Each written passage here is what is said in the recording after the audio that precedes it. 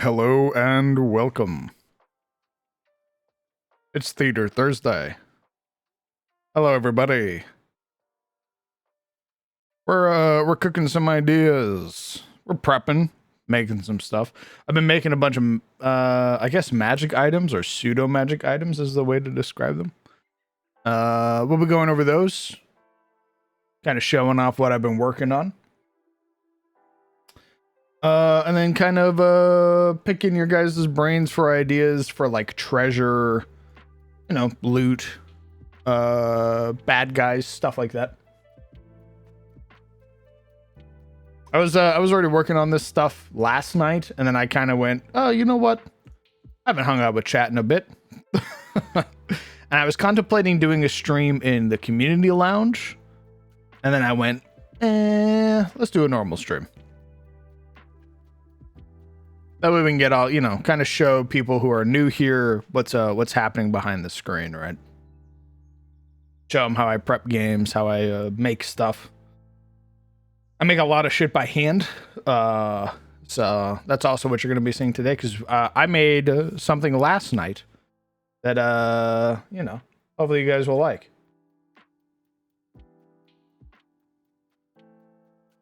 Okay. Oh, we already got people waiting for us. This is also on the wrong reaction. Incarnate, whenever you'd like to. Perfect. Stepping out of the kitchen, apron on. That's right. Sinju, thank you very much for 48 months, brother.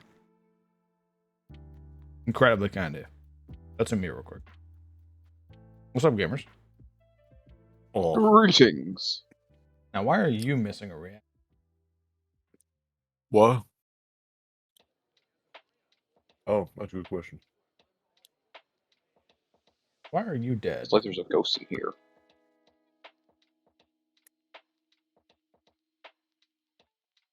Log in real quick. That's us.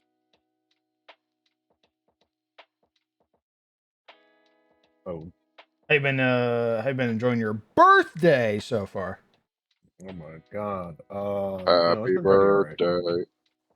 I grabbed the rat, I threw it out the window. Ah! Oh. Did it work? Am I here? I'm logging into reactive images as well. That didn't work. It shows you there. Huh. That's interesting. You're just like straight up dead. Okay, I just approved of some random pop-up on reactive. Did that do anything? Oh, I've reapplied your reactive, but it doesn't appear to be working. Do you need like the URL? No, I took it directly from the API. So yeah, see, you changed to the wizard. I can see that in the API, but it's not showing up on stream. What the fuck?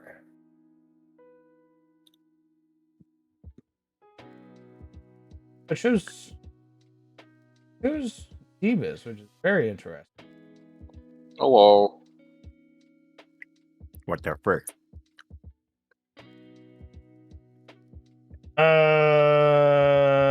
Yeah, something's wrong with your Discord, brother. Oh, Discord. No, that was me trying to apply the source to a different area. Oh. Okay, well, let me log out of Discord. And I'll be back, I guess. Smile. Mad Pop, first time watching a stream, came over from watching the first few episodes of Shadows of Thorland. Nice. Oh, hopefully you enjoyed. Yeah, Shadows is a fun one. I enjoy that game. Very high fantasy. We were talking about it the other night.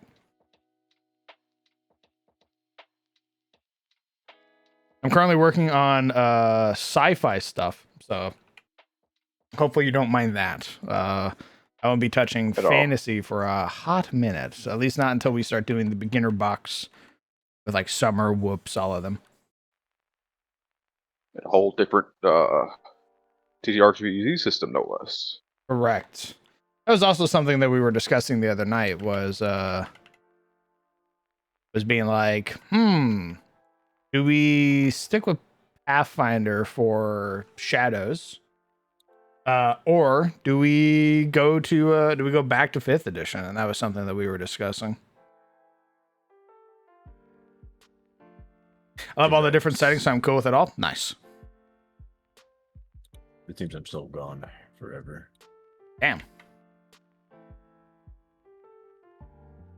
So what happened? Because like I was Dagger Sunday. What happened between? I have no fucking clue. I haven't streamed or opened OBS since then. So, and again, Zebus is there. If it was both of you, I could say, oh, maybe it's a reactive image thing, but it's literally just you. This stinks. I don't really know how to fix it. So.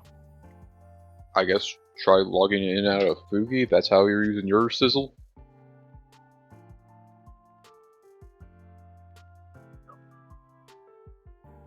Footies.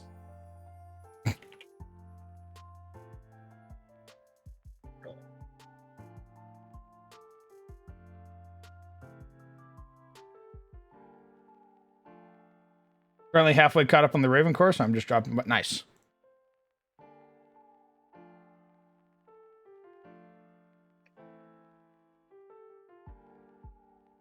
I like how in depth you go in the settings, mechanics, and world. I feel like I haven't gotten it.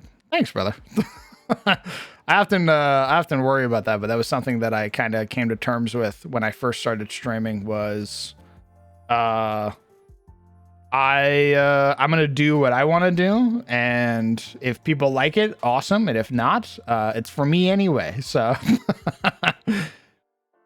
if people go, wait a minute, why are you making it so complicated? It's because I want it to be complicated. I want it to be crunchy. I like all the little minutia, the little effects and bonuses and everything, which is one of the other reasons we moved over to Pathfinder.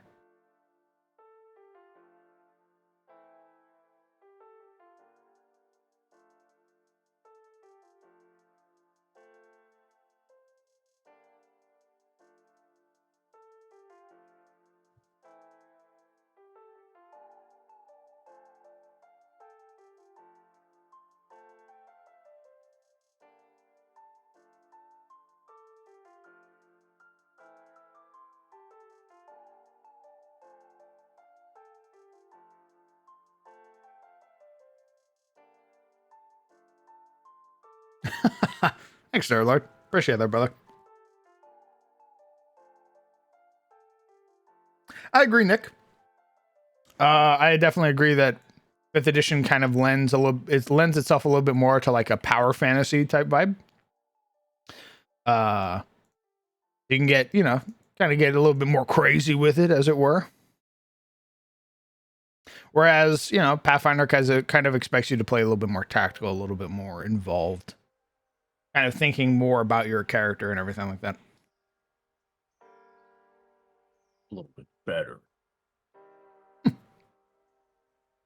What are you willing to give me? One of my favorite questions. I was considering changing that up recently too, making it like a Fear and Hunger coin flip. Mr. Ultimus has had a great effect on my brain.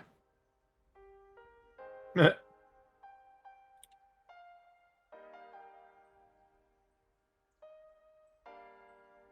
I don't know how this can be my fault if you can see the reactive image, but it isn't showing up on your OBS. I mean, I'll copy it again, and I'll try to update it again. Okay. Okay.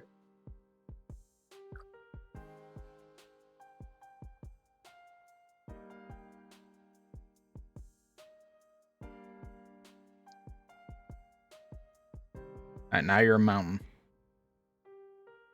Very good. I am there, though. The ominous mountain.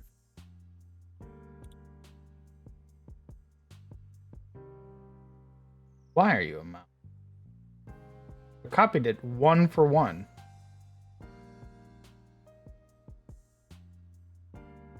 Let's just be something like, oh, gotta pay the premium. I think so. Reactive channel can see the channel you're in. Your voice is radio. Awesome. Why the fuck can't Sizzle talk? Wah, wah, wah, wah. Okay, what if I just delete you?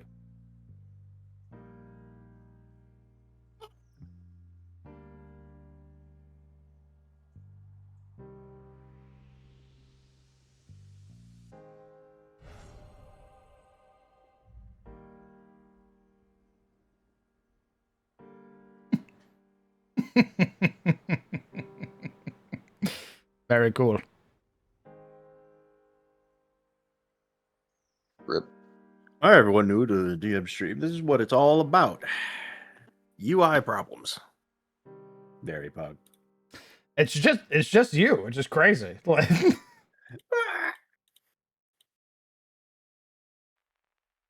let's see. What have I done?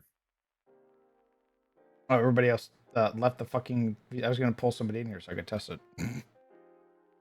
Unfortunate.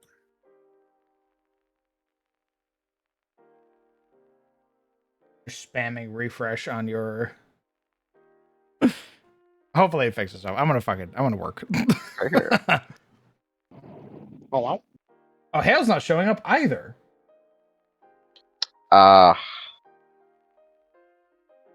What the fuck is happening? I see. What's happening? I am the god here. Hmm. All right, I'm logging out of reactive images. Logging back in. It wasn't my fault. I don't think it was your fault to begin with.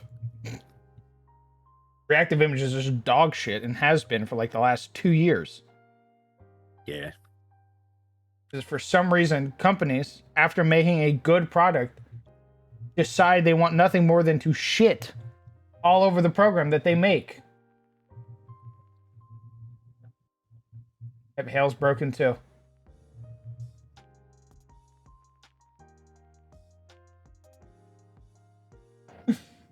Well, glad I could help. I gotta go now, though. So, bye.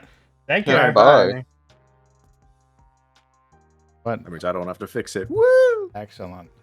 Very cool. Yes! The issue is that I don't know how to fix it. So Hmm. Alright, I'm gonna test it by switching my current Fugi. Let's see what happens. we go to rival object. Whoa. Yeah, is it a hype train? Don, thank you very much for 17 months. Hey, oh my god, a dog. I just run the mill D&D, but when you Yeah, I add know your own that. I spin know on that it- guy too. Appreciate it, Matt. That was a point of the conversation recently was that I'm a whore for homebrewing. I can't help myself. I physically cannot help myself. You can give me a perfect system where everything is put together, neat and tidy, and I will still want to break it and put my own things in it. So.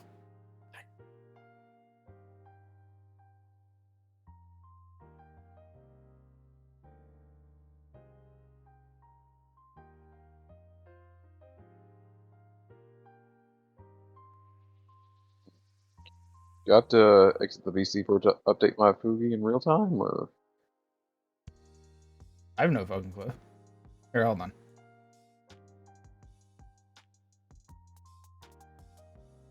This is still dead to me, apparently. Oh, still You booze did rat. to me.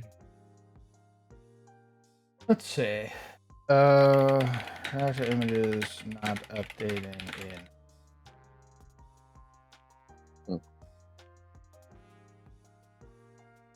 Relog to the Fugi, already done.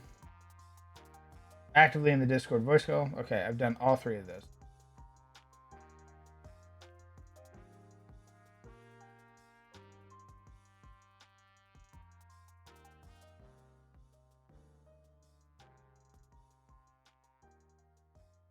Hold on. I need to test something.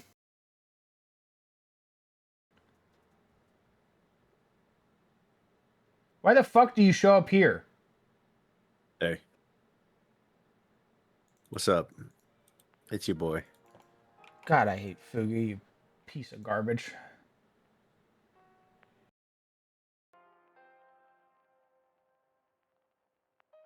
Oh, now you're. Whatever. Oh, hey, man. Whatever. Hey, guys. Well, that works. What's up, fellas? All right, hold on, let me. Wolfmaster, thank you very much for Oh, 53 months. Cheo, thank you very much for a gifted sub to Scroob. Carlton, thank you very much for a gifted sub to Shando.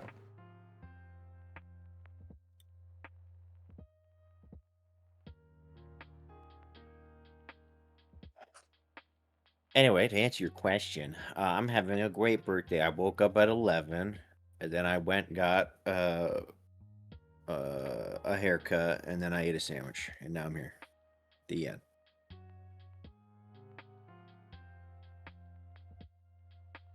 I got that sounds like a pretty feed. good.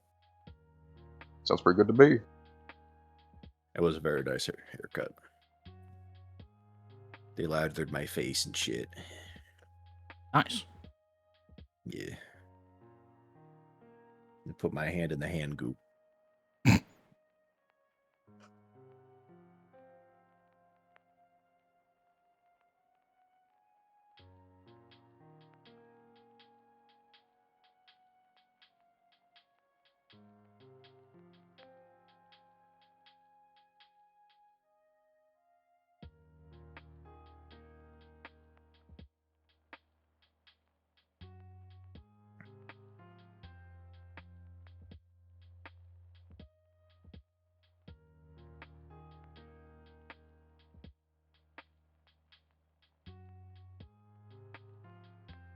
And now I have to get ready because I'm about to go to a birthday dinner. Smile. Oh, very fun. Oh, Dude. Going to an Italian restaurant. So I thought it'd be in here longer, but instead we did reactive shit. Now that it's fixed, I can leave. Smile. Very cool. wow. Yes. Anyway, bye guys. All I'll see right, you bye bye. again. Enjoy your dinner. Bye. Thank you. Fuck that guy. What the hell does he think he is?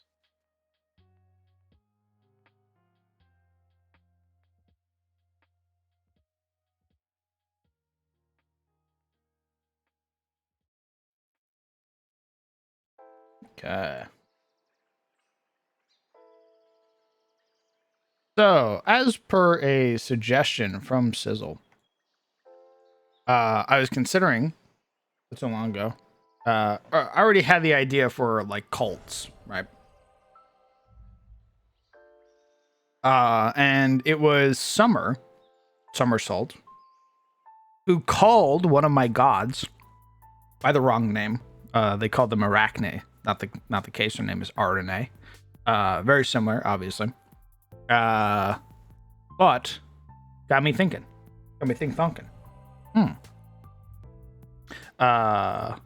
What if I did start introducing the cults? So I'm introducing the RNA cult, the cult of RNA, which are a extremist group on Ethanox, who worship the sacred thermodynamics of violence, of war, of killing. Yeah, they're followers of the old god.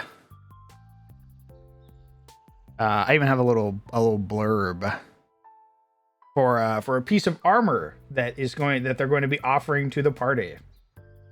RNA's Predator armor. A heavily modified Nox Sin jacket, re-engineered by the cult sects devoted to RNA, the patron deity of sacred death, ritual hunting, and intimate violence. Originally stolen from corporate black sites and covert retrieval divisions, the early Nox platforms were prized by RNA cultists for their mobility system and sleek profile. It's since been radically transformed, bathed in the blood of their hunts, worshipping the sacred thermodynamics of killing. So they worship an old god, a Volinar, a betrayer god by the name of RNA. This little armor gives you two benefits. It gives you violence, which is you gain a +1 status bonus to fortitude and will saves when you are bloodied. And you get Predator, which is a reaction that you can do. When an enemy adjacent to you strides or steps, you hone your focus onto them. Until the end of your next turn, you gain a +1 status bonus to attack rolls and damage rolls against a triggering creature.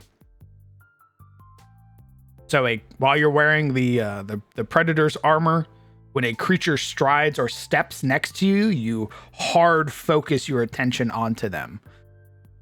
And tear into them. And obviously this is a low level item, right? This is like the baby's introduction to the gear. These gears get better. This is kind of the vibe that I've been cooking up recently.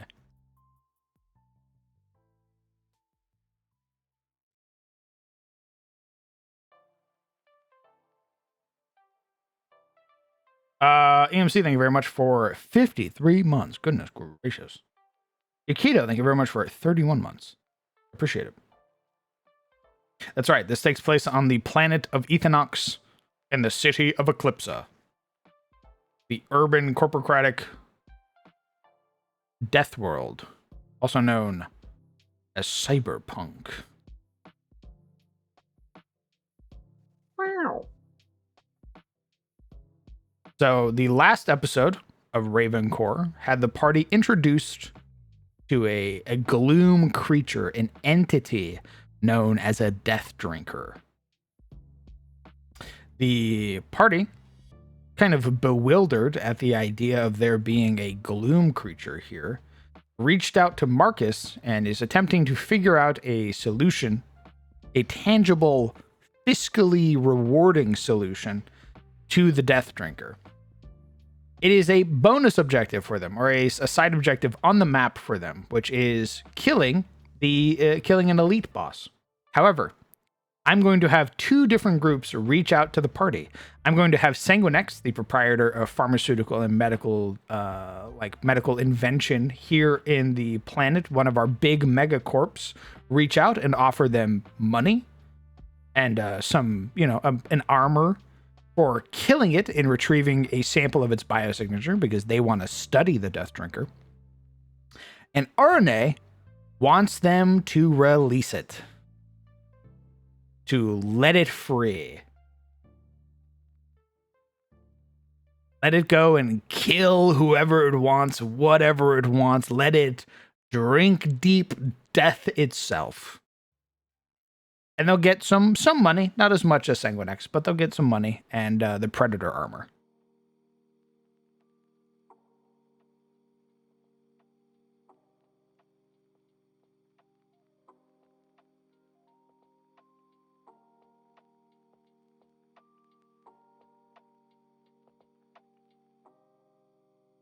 I think they'll both offer armor, now that I think about it. I think we'll get two different types of armor. I think I'm going to offer the Vita 12 Rapid Response. Yes, these are separate from their bonus objectives for the current vector for Cerberus. So I think these are the two armors I'm going to offer. I'm going to offer the Predator armor, and I'm going to offer the Vita 12 Rapid Response vest. This is a medium armor, very bulky, gives you a lot of AC. It also gives you the ability to heal yourself once per day for 48 plus 5. Pretty sick. And then obviously you have the RNA armor, which gives you your ability to hunt somebody.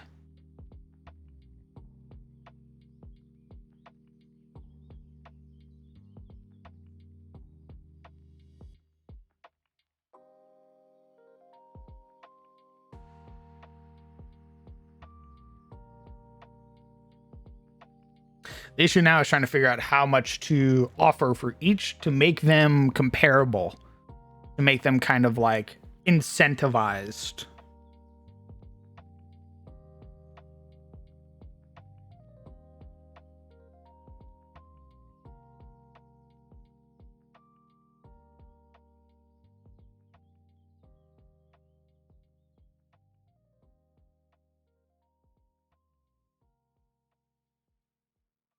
I think I might have it be like a rep thing, maybe, where, people aren't too happy that you've let an evil monster free.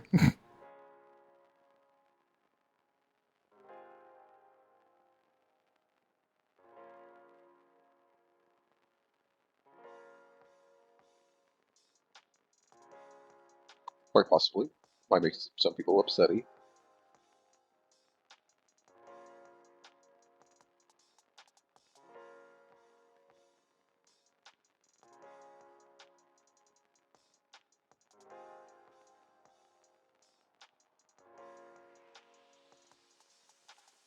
What if RNA doesn't offer cred, but they give the armor and information that maybe... Oh, nice. That could be fun.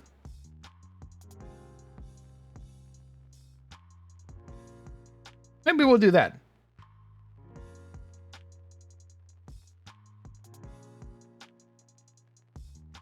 I think it's dark gray grass. I don't even know if there's grass out there. I mean, if there's grass, it's probably black. Or like, you know, something fucked up and evil.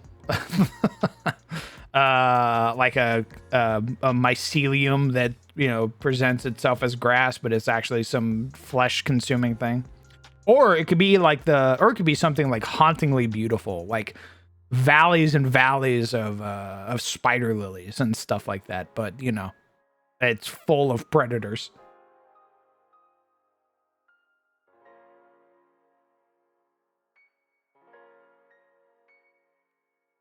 It's all razor sharp. Yeah, probably that too.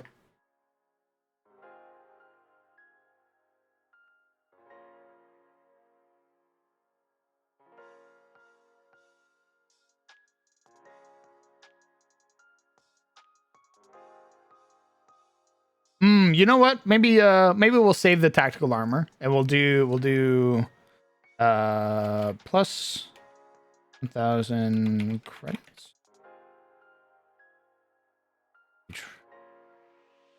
There.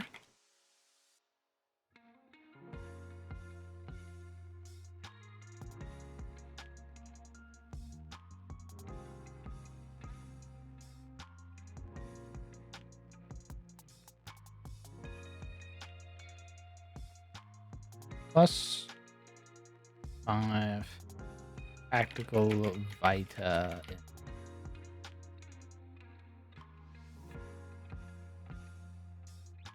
So, our Sanguinex people are willing to pay 1,000 credits to each redliner, plus 5 tactical vita injectors. I feel like it would need to be just a little bit more.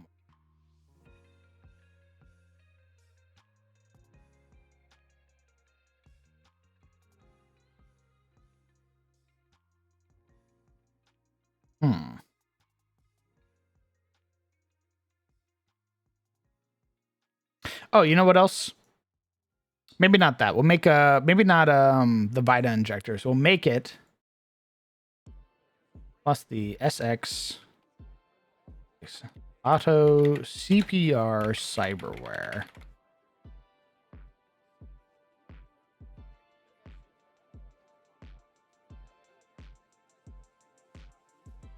Plus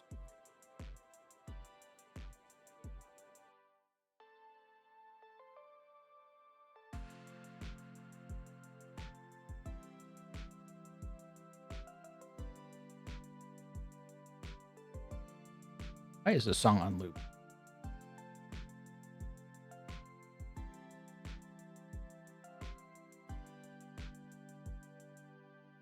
Oh, excuse me.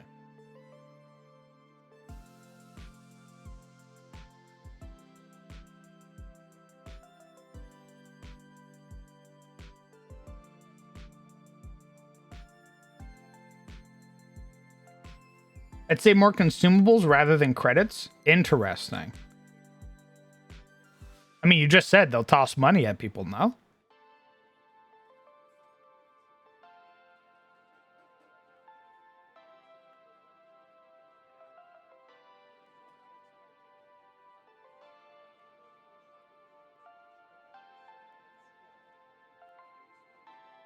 Oh, unless you're talking about like adding on to this reward.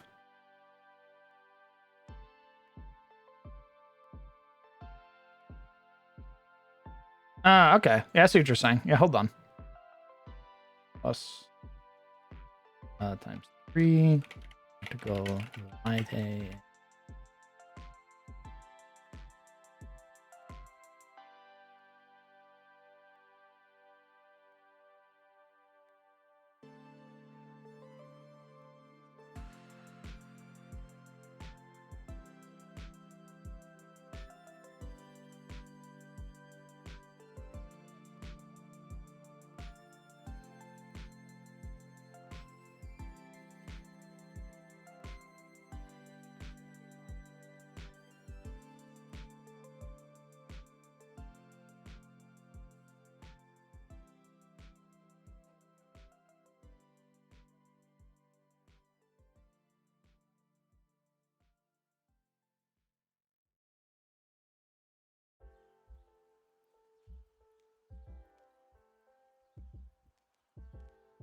All right, so we have two.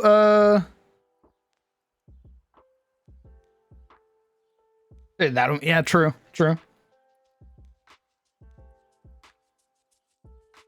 You know what? We'll do 300 credits each redliner.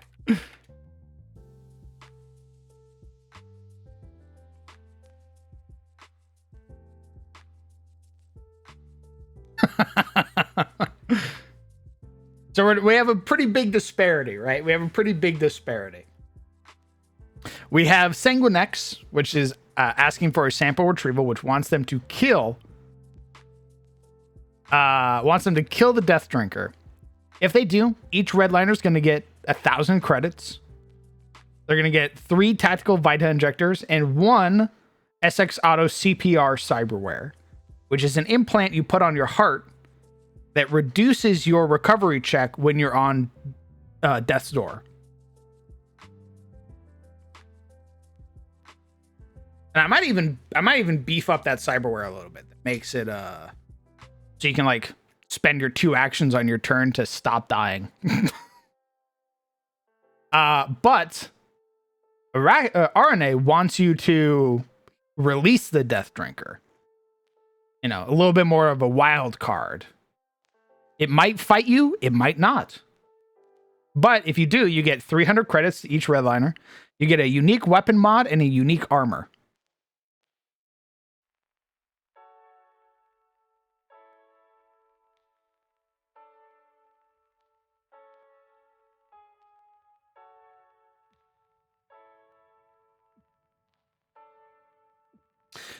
Maybe not. I mean, they might. What I want to give them is the choice. I want to give them the option.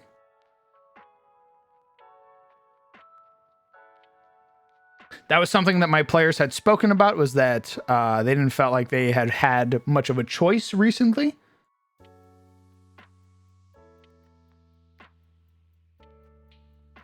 You know, I wanna give them a chance, give them an opportunity to kind of make their own choices here. If they want to continue to be good, sick, awesome.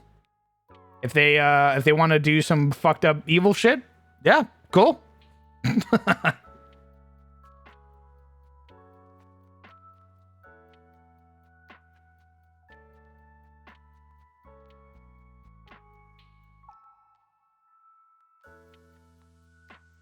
Oh, you know what? Actually, yeah, let's not do the money.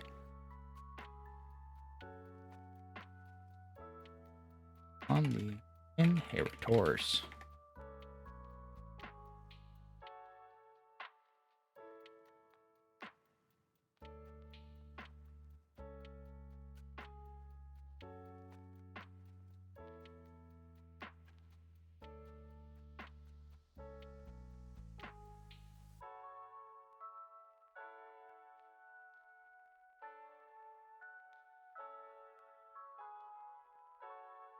I think what we have here is pretty good, pretty tempting, honestly. The money's good if they want to focus the level up. That's cool. But they'd be giving up a unique weapon mod and a unique armor. As well as, you know, learning more about the main kind of bad guys, right?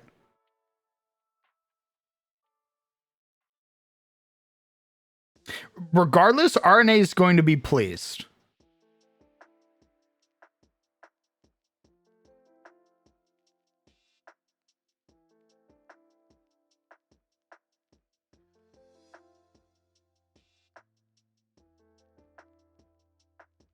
I think another quick option would be an in-the-moment offer. Like, say they are fighting scavs, and one of them goes, "Hey, we're making this much. We'll give you a cut to fuck off." I look around. I make sure there are no plays here. Actually, this is a great test. We're gonna see if I get banned right now or not. Oh, Yeah, we're gonna see if I get a ban or not.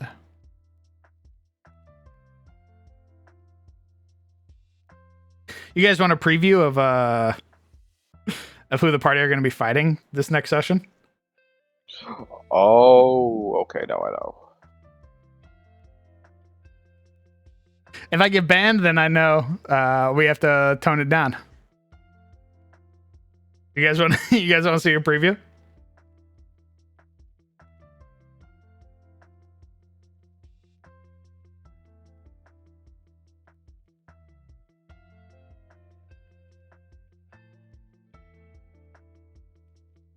Oh, that's the line. That's basically what we're finding out. We're gonna find out if it's the line right there or not. Okay. So here is. There are two things I'm about to show you. I'm about to show you the Death Drinker, and I'm going to show you the Scav Silvertongue.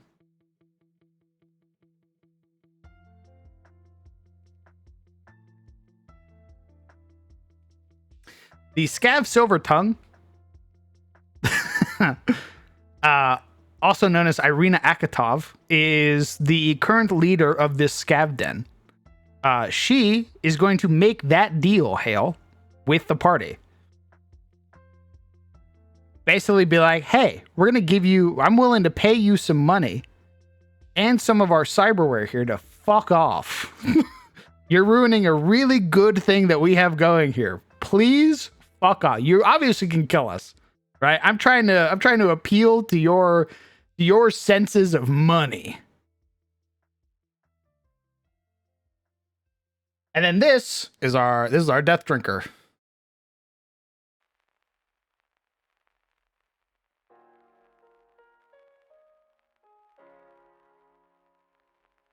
Yeah, compared to before, where the last group kind of was like, leave or we kill you, this one's gonna be like, hey, chill. I can pay you money. I can pay you money if you fuck off. Please.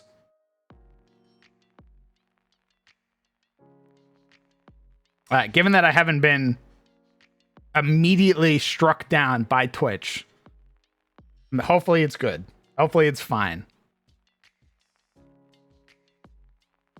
Yeah, that's our Silvertongue. That's our Death Drinker. This is our Stalker. I can be convinced, don't need the money. Nice. That's exactly what she wants to hear.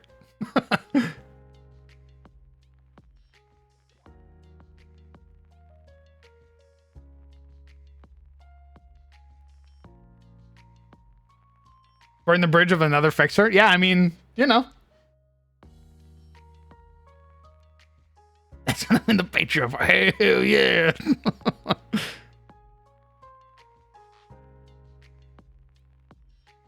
Who knows? Maybe they'll hear from her again if they agree. I mean, yeah. So what I would do is I like making characters for the party to interact with.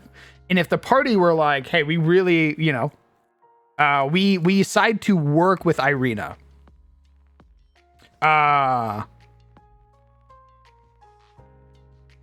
And eventually Irina would reach out to the party with a vector. Because there's a scav that you work with in the Phantom Liberty DLC, who has like missions and stuff for you to do. So I would turn into that. I would turn Irina into like a pseudo fixer. She would turn into a handler, basically, which is like a lower version of a fixer. So she would turn into a handler and would offer the party jobs. But I highly doubt that the party is going to be willing to work with her.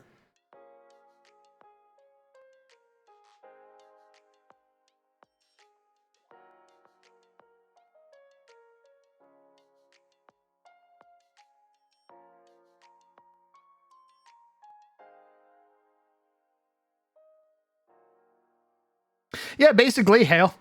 Basically, it would be like a, hey, we got a job. Or I have a job. I can't send my boys because they're gonna get caught by the police basically instantly. It's real dirty work. It's off the books. But I got good money on it, so.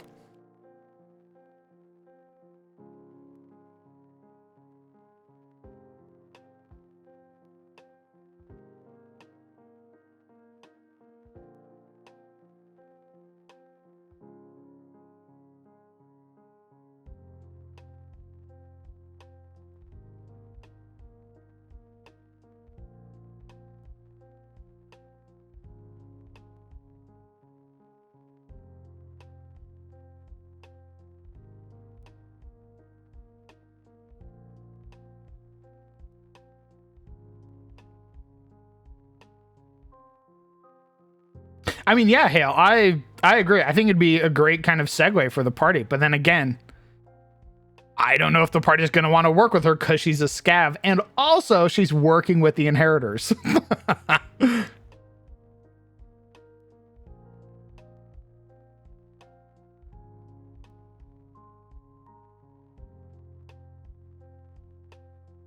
But if they recruit her, if they spare her, that'd be crazy.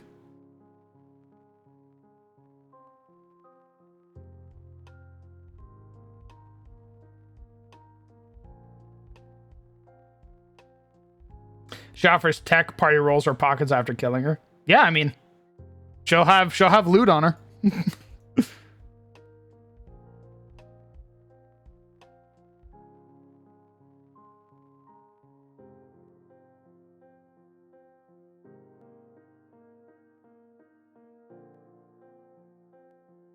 What I plan on doing, I look around. If either Arlo or Dager kill her with a bite attack, I'm gonna give them the Silver Tongues aura.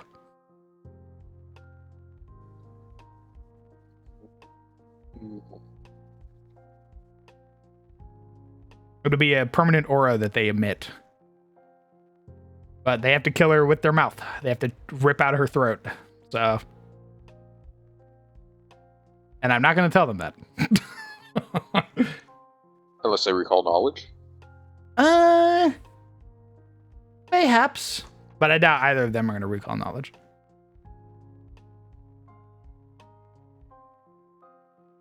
I kind of, maybe if they do, because she does have a trait called Dampier's Upbringing. So I kind of hope that maybe they'll recall knowledge and try to figure out more about her. But if not, that is fine. So be it. It's just kind of like a bonus thing, like things I've thrown in the past, like in Shadows, where Kellen makes that Rylan makes that deal with a certain entity. I give him a little bonus for making that deal. Completely unprompted. He had no idea what he was going to get. I want to do stuff like that. I want to set up like little situational things. Like, oh, if you kill them like this, you're going to get a little bonus. If you let them go, you're going to get a little bonus maybe.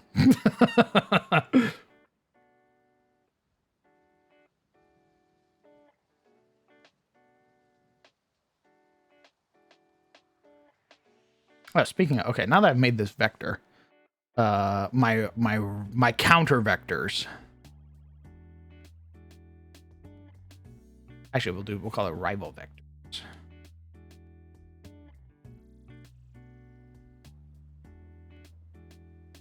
Actually, I'm not even done. Fuck.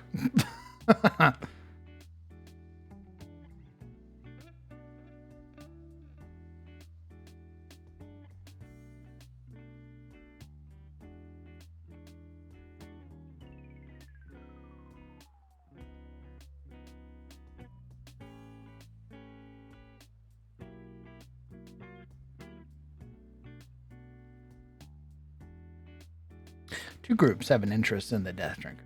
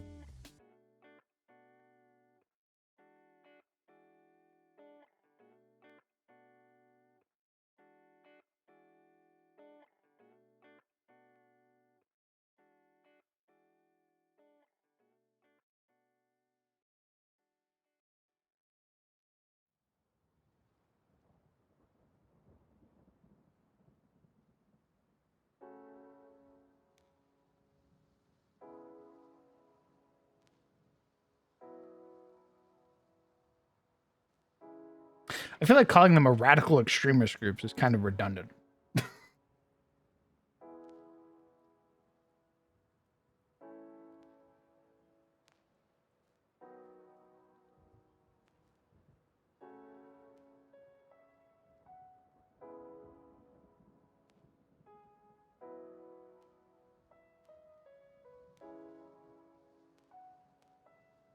I mean, yeah, the maybe they'll let it go and then they kill it, right?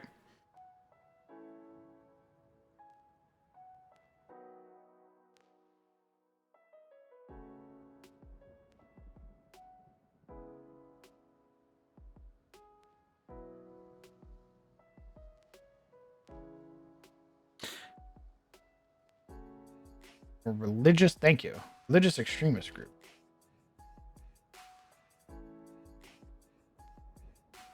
More religious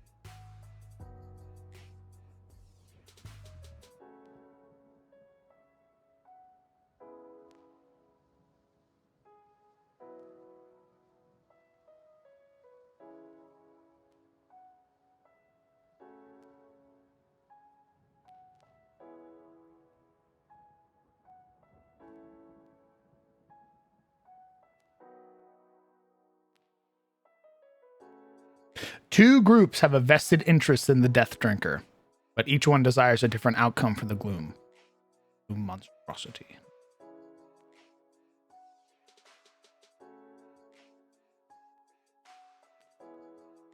But each one has a different outcome for the Gloom creature. Sanguine X, the largest medical megacorp on the planet, wants to study its remains, meaning you'll be fighting that thing. The other group, a more religious extremist organization, wants you to free the Death Drinker, claiming its want for bloodshed and violence is a nature that cannot be stifled. One is offering Noct, the other is offering information. The choice is yours, Ravens. Choose the Death Drinker's fate.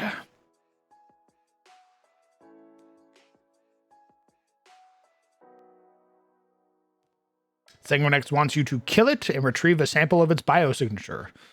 RNA wants you to free it, so it might feast in kill.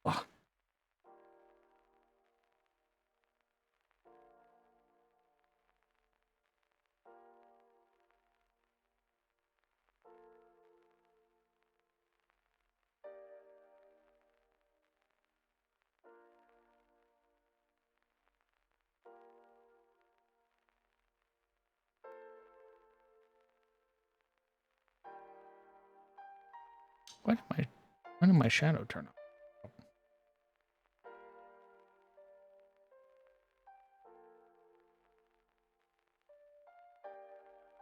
What's one more fucked up monster in the Gloom?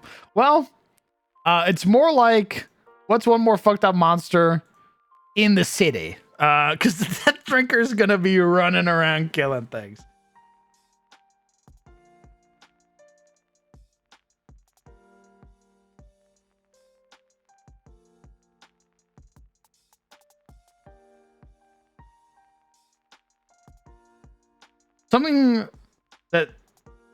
Something you should think on, Bossman, is proof that RNA may have that their information is actually valuable.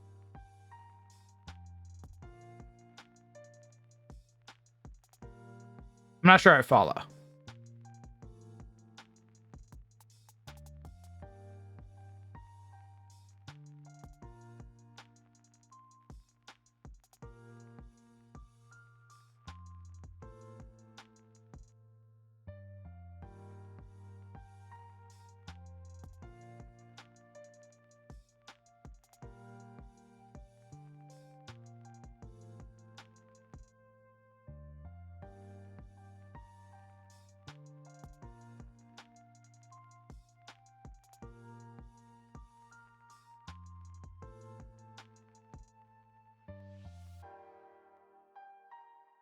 They're just saying, why would they take a job based on information when that info could be something they would.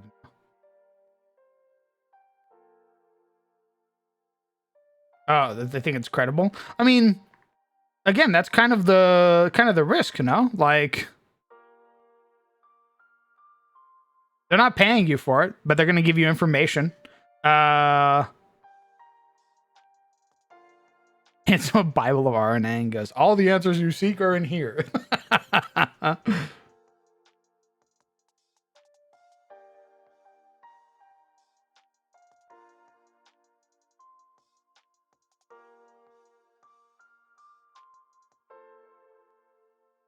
I think it's a gamble. But I would make the information worth it. I would hit them with they wear white masks.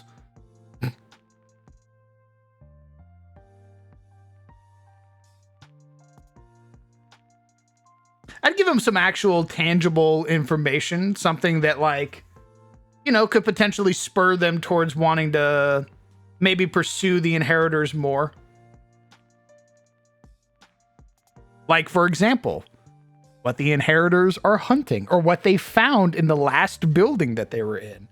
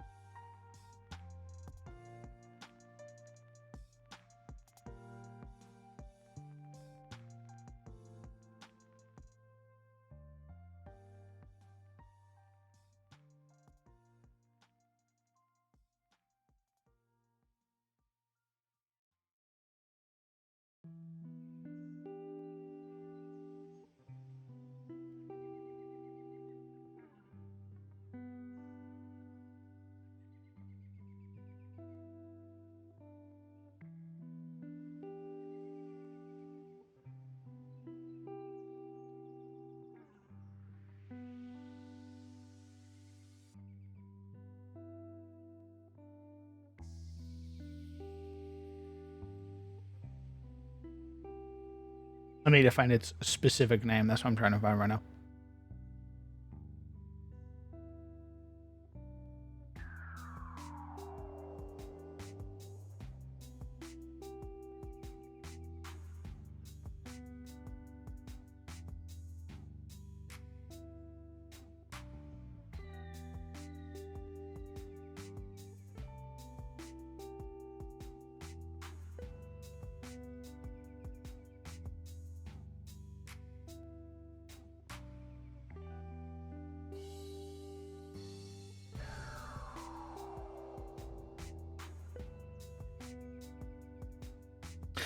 It's the Cyberpunk vibe to see how far. Exactly. That's why I wanted to make it the offer, right? Of like, how far are you willing to go?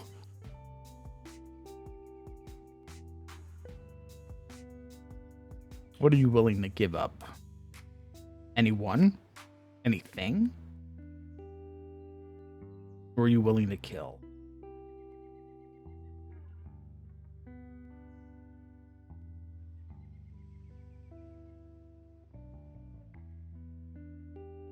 Where's my write-up? The fuck? I don't know.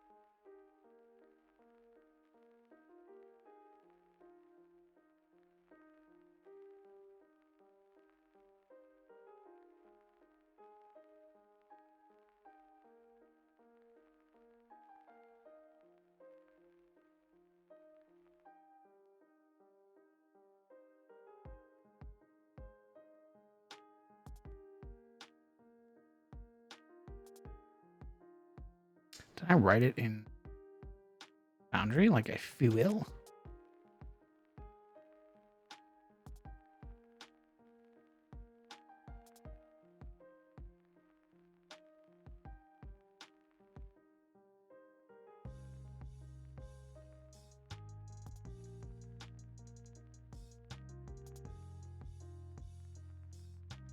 Where is my write-up?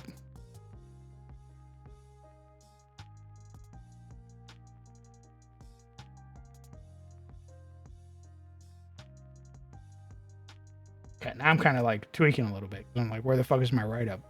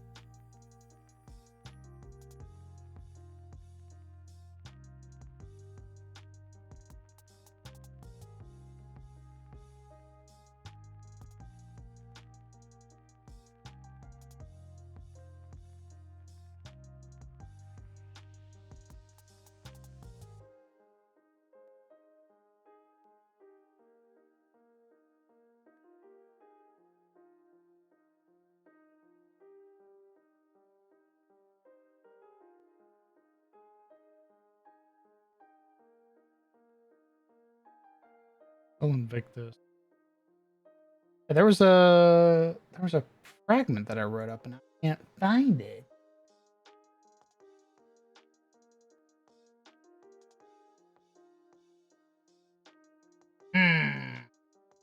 Who can I blame this on?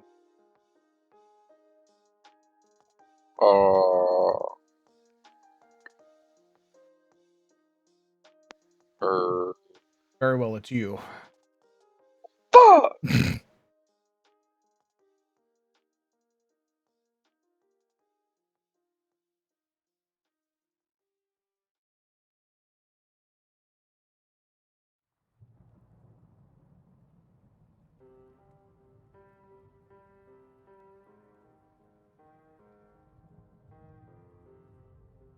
Apologies. I know it's not. I am trying to find my fucking notes right now, and it's kind of pushing me off.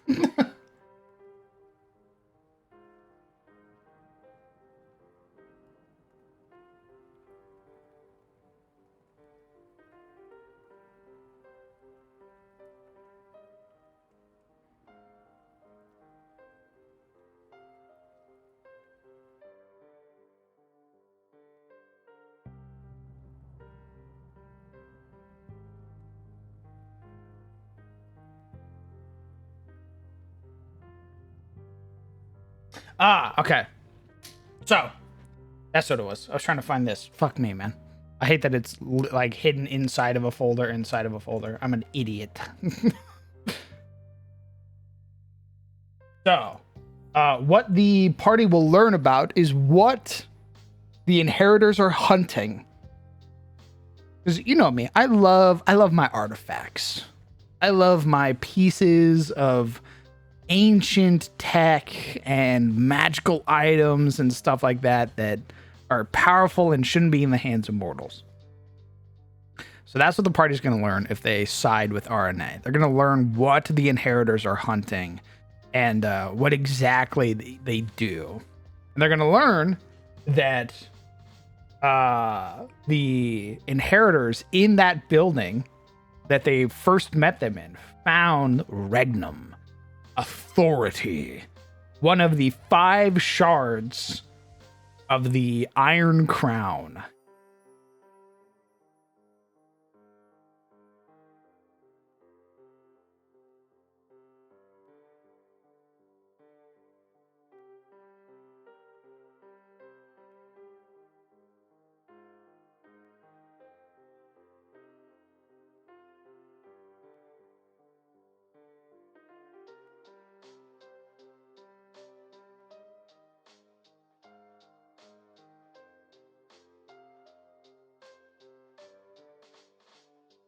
All right, now we're going to edit this in my...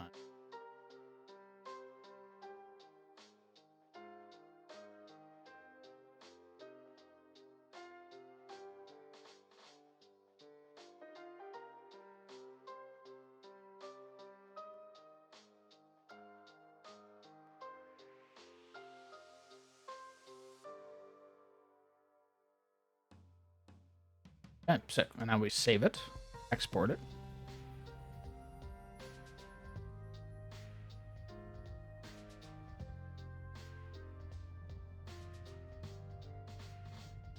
Ah, our first rival contract. Very fun. Wow.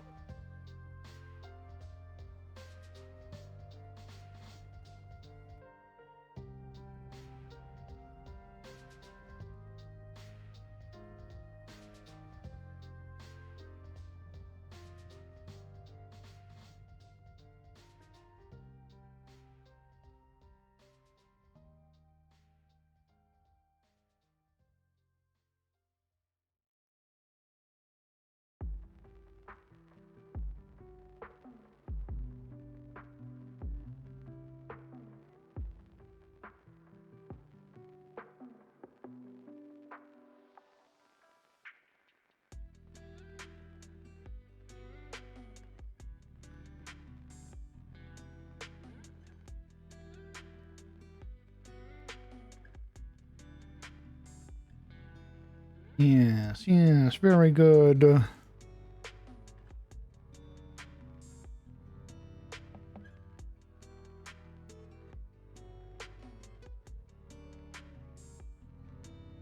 Look nasty.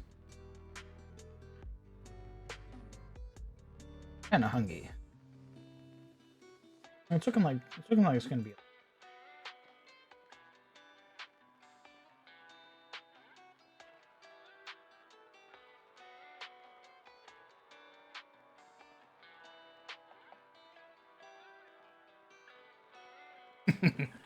Something to think about.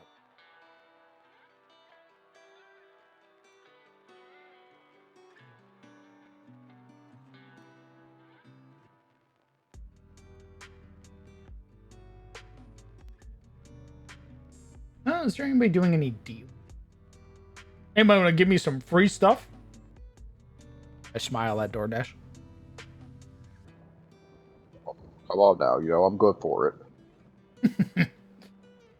Come on, somebody want to give me some good stuff? Come on.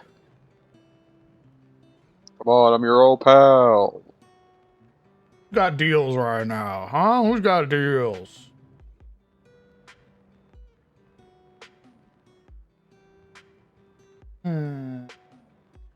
Wendy's, why is it only the spicy chicken? Isn't the regular chicken? Asterisk. Who else? You beast. Who else got deals? Who else got deals?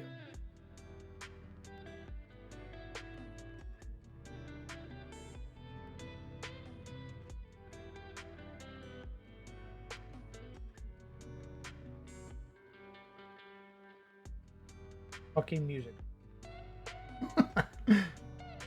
Who is this? Who's singing in my ear right now?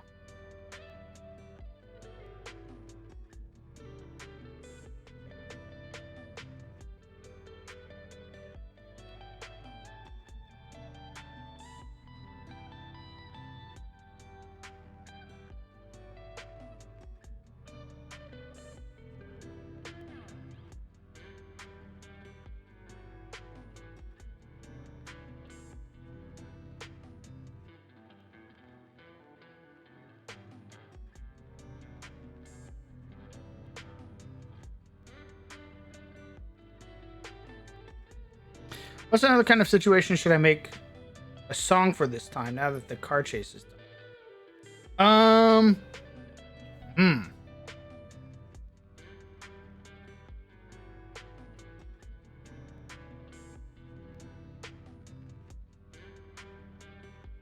That's a great question.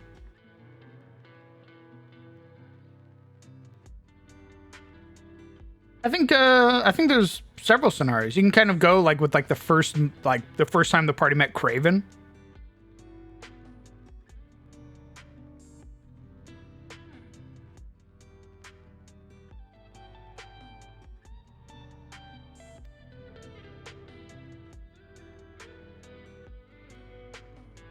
That kind of strikes me as like an iconic moment. The whole party kind of shitting their pants.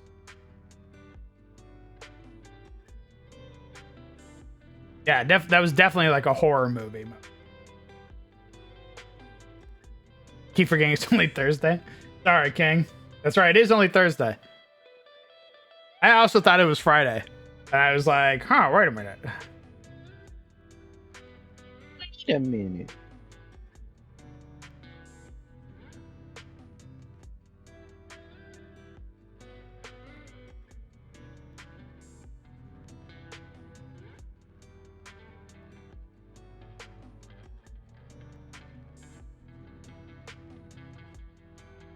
I mean, if I'm getting $8 off on this offer, holy, that sounds bussin'.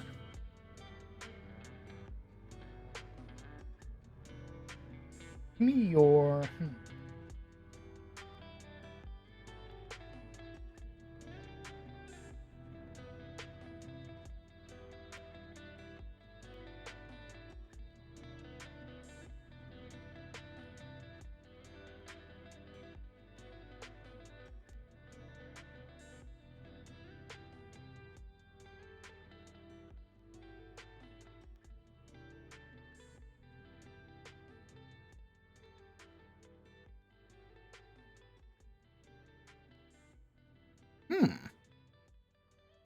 There's a Chinese place next to me that's giving me $8 off of my my order, so we're going there.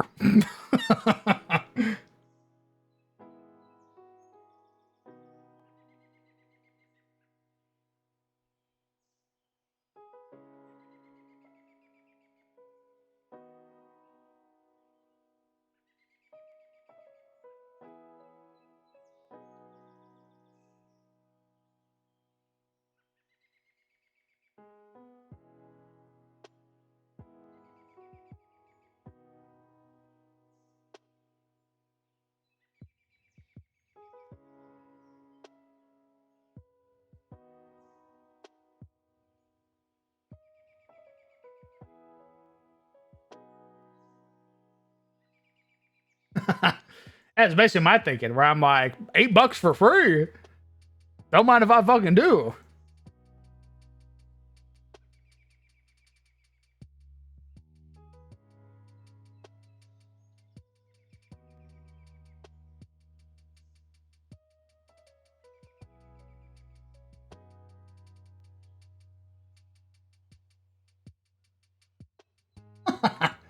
That turns. I'm actually getting off. I'm actually getting way more off than than just $8. Whoa! What's up, Lux? You caught me in the middle of ordering food, like the fat bear that I am. That's a Whoa. $30 order down to $16. Holy. That's pretty fucking pog. That's pretty fucking awesome, actually. We're getting a local Chinese place. They're basically giving it to me for free. How kind of them.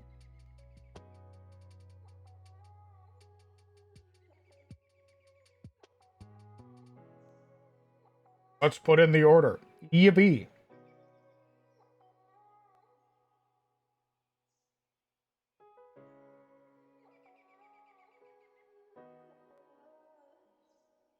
Hell yeah, I agree. It does taste so much better when it's practically free. So true and real. Not only that, I'm getting a big thing of fried rice, pork fried rice, and then I'm also getting a thing of chicken on the side. And that's only $16. Oh.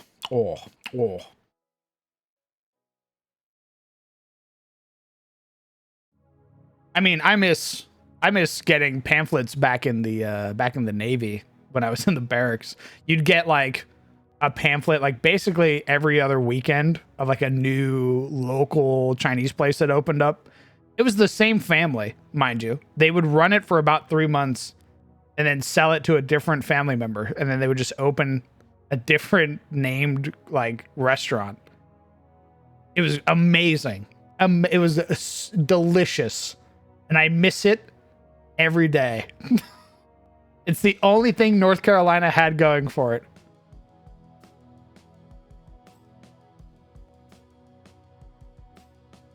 Oh, that knows you by name, dude. Hell yeah. I miss the bento place that I used to live next to in Oregon. They knew me by name, and the old lady who ran it was super sweet. She would call me handsome and would give me basically double orange chicken whenever I ordered. It was fucking awesome. I miss it every day. And now I live in the middle of nowhere. We're out of money. They don't have any good Mexican food. They don't have any good Chinese food. The only thing they have going for them is Culver's.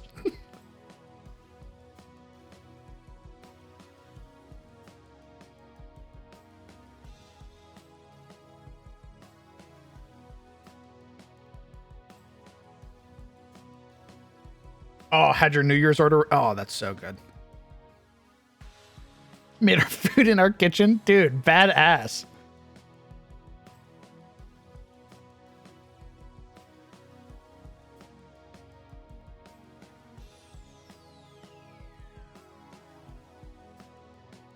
Yeah, I mean, Culver's is okay.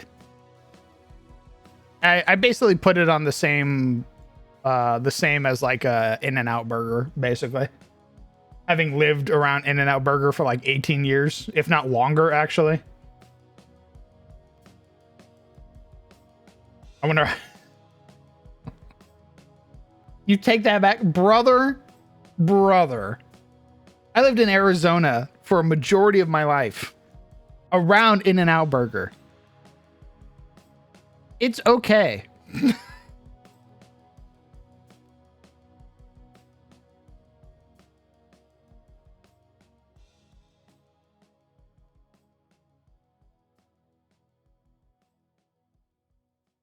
It's I can assure you, surely not worth the wait in the drive-thru or the like laps around the building that people put in.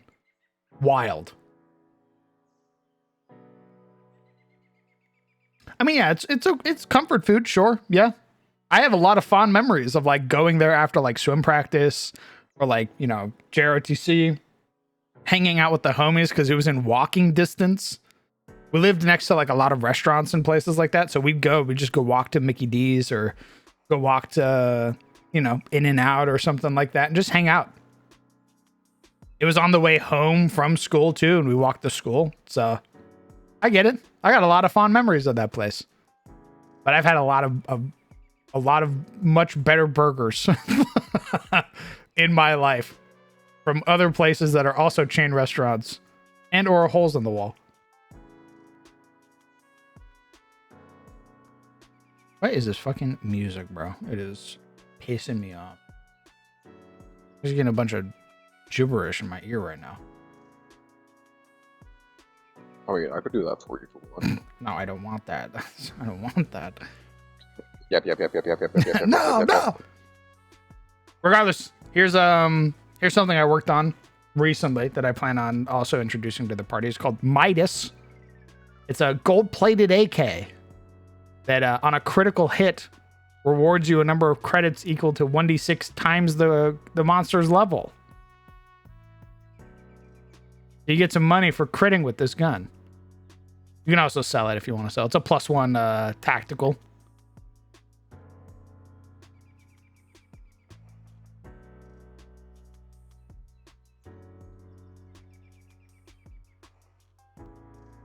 Oh, they're picking up my order. Oh. I want to make a bunch of like video gamey stuff like this because this is the stuff that I've been missing. That's why I was making some of the armors recently, like the Vital Response. The Vital Response giving you 48 healing. Pretty pog, pretty sick.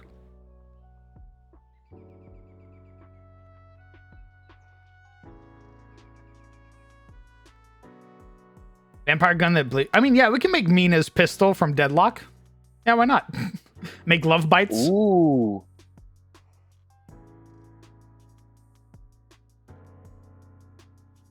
Could make it just like Mina's thing where you land like 3 hits against the creature and it procs a bleed. You apply a dot on the 3rd hit, it procs and they bleed to death. Where's my bullet deflecting sword? I look around. What? Are you That's- talking about the cyberpunk thing where like he uses the sandy and can deflect bullets and shit? I mean, in Pathfinder, that's just a weapon with the parry trait. Oh, can parry weapons deflect arrows and shit, I assume? It's more so you get +1 for using the trait to your AC. Okay. Yeah, why not? We can make that. That sounds fun. The grenades gun. It's a gun, but its magazines act as grenades, so you reload, you throw the grenade. What is that? God, what's that from? I feel like there's a game that's like that where you throw the empty mag and it explodes.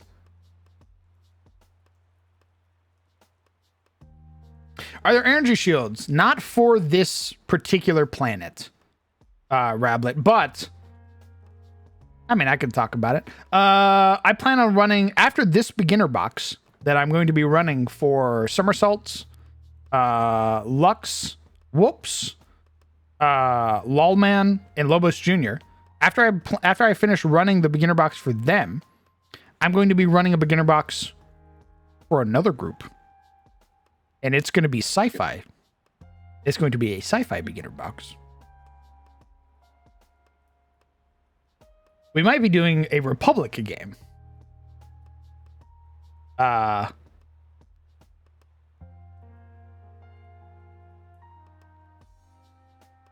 might be running it in the Republic, or I might be running it in Ethanox.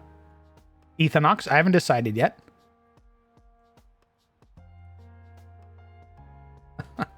But if we do the Republic, they'll probably get energy shielding because energy shielding is very common in the Republic. It's not common here. That's like a experimental tech.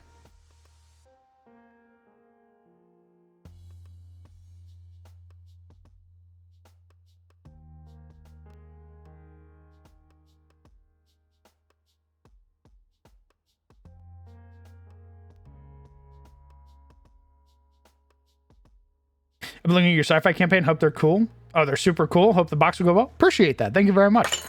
As I drop my fucking pen on the table. Oh. I appreciate that. Thank you. How silly.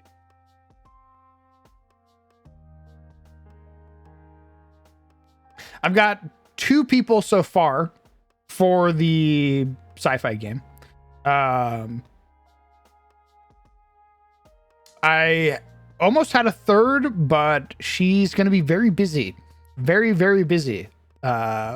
Being a super cool, like, archaeologist, basically. So, we won't be seeing them for a hot minute, I imagine. And I'm going to poke through it. I'm going to find some other folks, do the same thing, find 5 people, and then run that, and then go from there.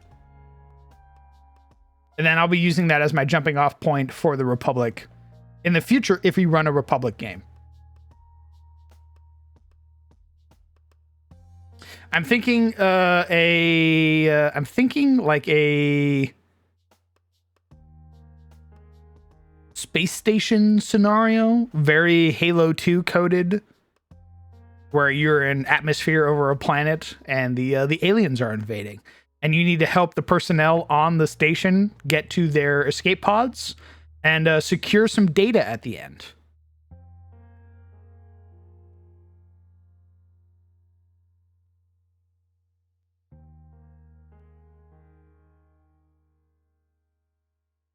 Give the Covenant back their bomb.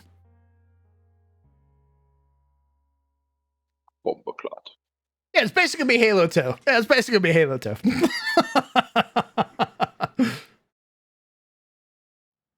Except instead of playing Master Chief, you're playing the Marines.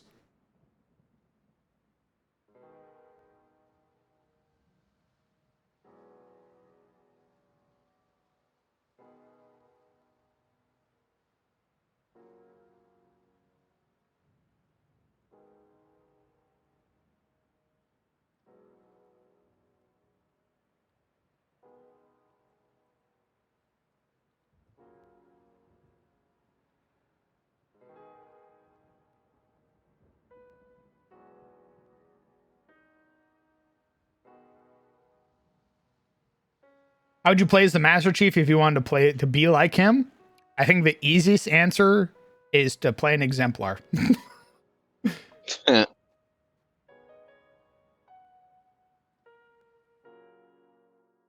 No, I mean the easiest answer is literally soldier, probably like action hero or something like that.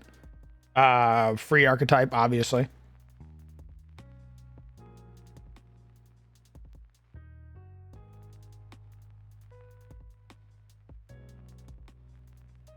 The big thing for Master Chief is the Mjolnir armor. Like,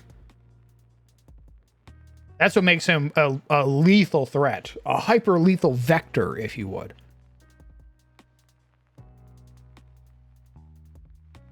It, you know, it also hopes that he's a tactical genius.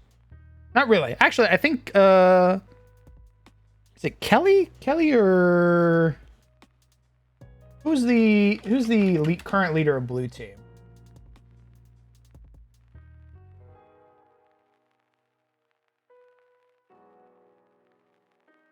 Fred. Yeah, Fred. Sorry, Fred is the actual like genius of the group. Fred is the actual like tactical genius of Blue Team.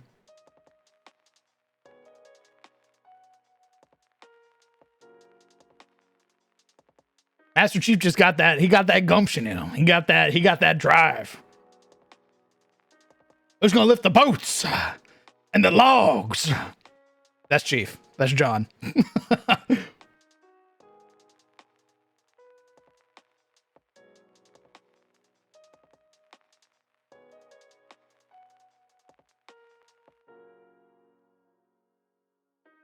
I saw a really great picture, and I definitely want to use it in the beginner box. I want to give them a Spartan laser. I saw a picture of a ODST at like a Spartan laser encampment. Like he had like the Spartan laser like mounted on a platform and had like the little tracking computer in front of him and everything like that. It looked like an actual like weapons platform. It looked fucking sick. I loved it so much. It gave me so much Halo whimsy. And I was like, I want to see like an ODST, like a Marine, basically carrying this massive fucking weapon and needing somebody else to support them as they rip a Barathu in half.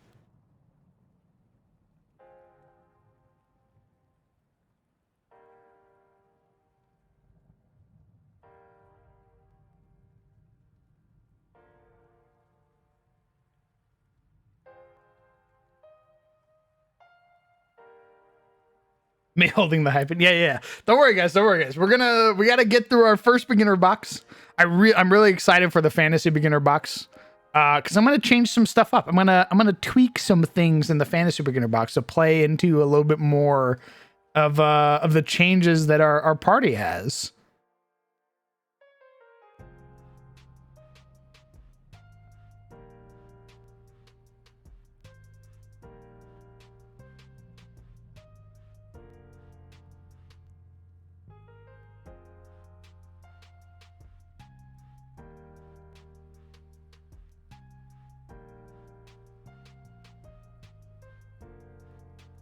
Just to kill it from the inside. My first time watching your fantasy stuff live. Oh, did you join after we were done with Chaos and Kalodor, Shando?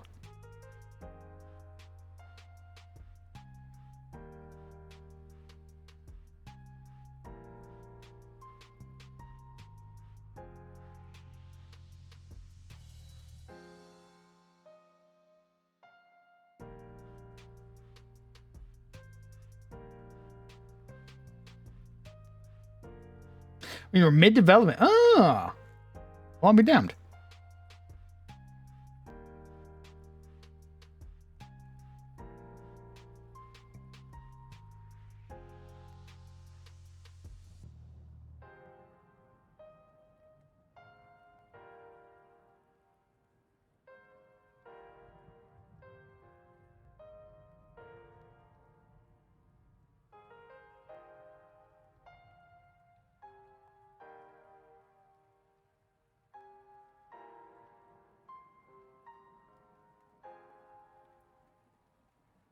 In some ways, a fresh terraformed sci-fi planet could set out as a fantasy world. Roller. That's Adis. Adis has terraformers and Archotech and all that stuff on it.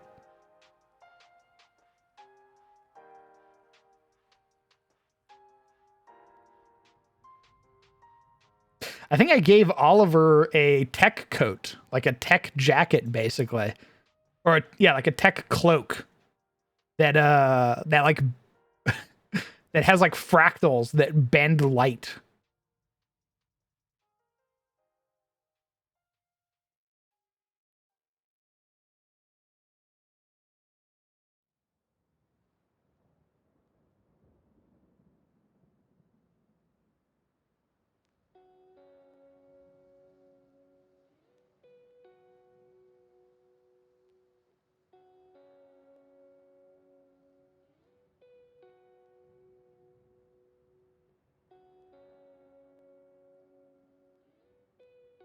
Do we make love bites a simple or martial weapon?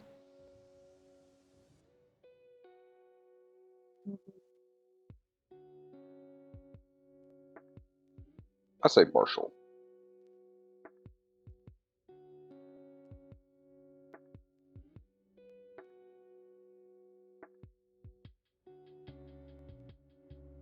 Martial simple.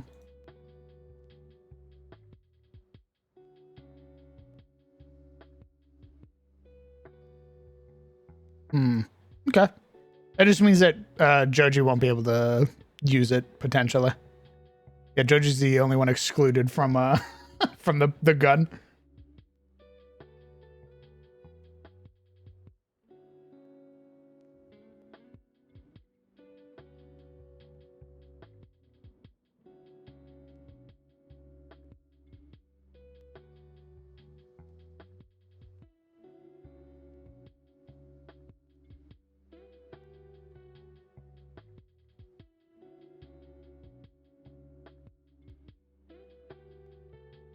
Oh yeah, Shando. It's gonna have some unique effects to it.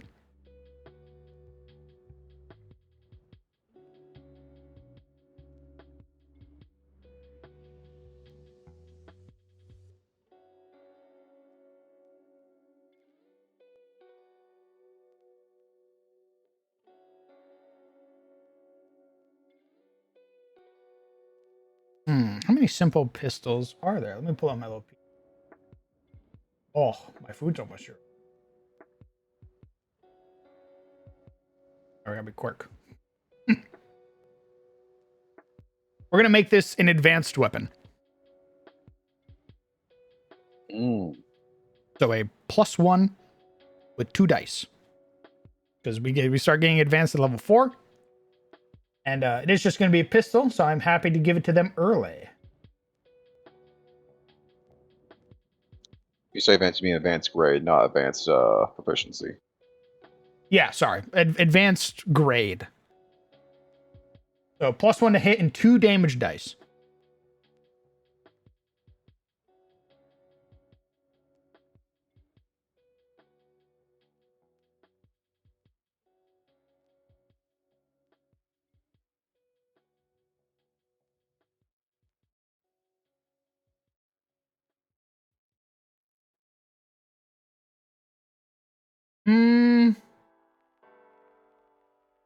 I think I am going to make it simple. The semi-auto pistol, the laser pistol are both, and the zero pistol are all simple. And those are the ones that are used the most commonly.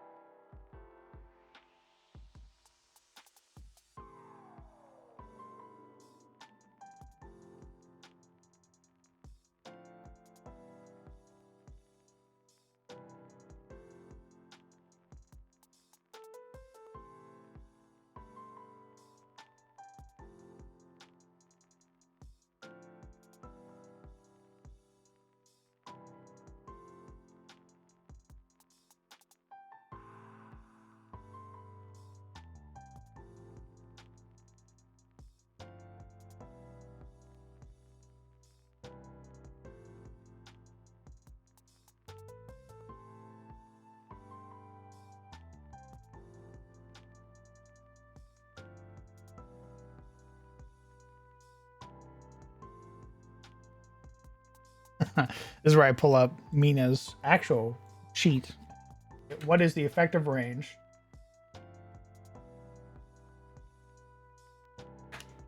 I can make it 1-for-1.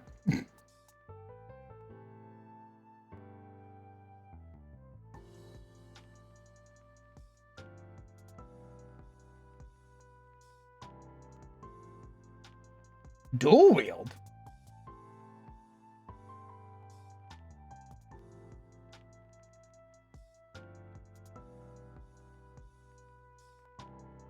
Meters. Okay, so about 70 feet. Okay, so we're probably basing this off the Kurosai then.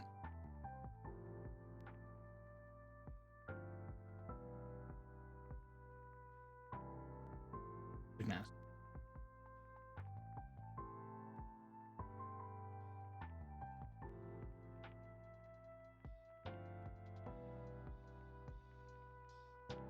Heck. Nice. I like being able to like copy stuff 1-for-1. That's always very fun. Oh, my food's here. I'll be back. I'm gonna eat it as fast as I can.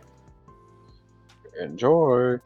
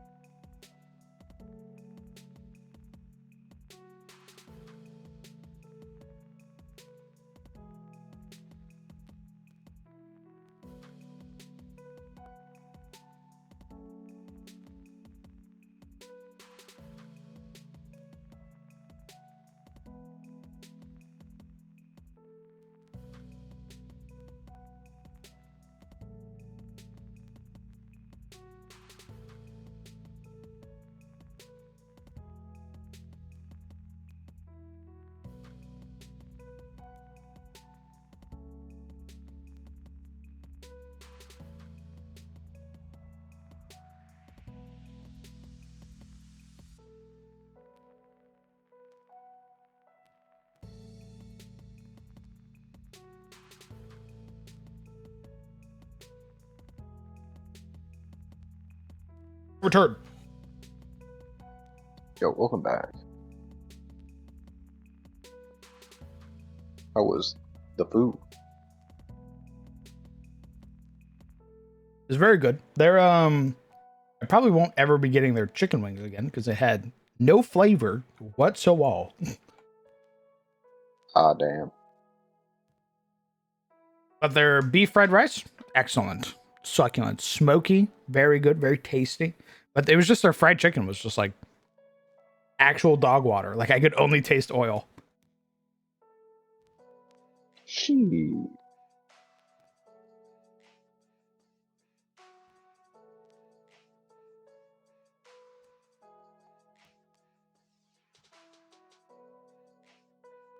Yeah, I mean the main thing I was going for anyway was their fried rice because their fried rice is always good. That shit fucks. But I was like, oh, they do chicken. You know, maybe I'll try out their chicken.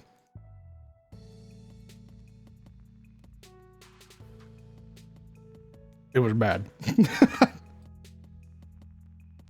Rip.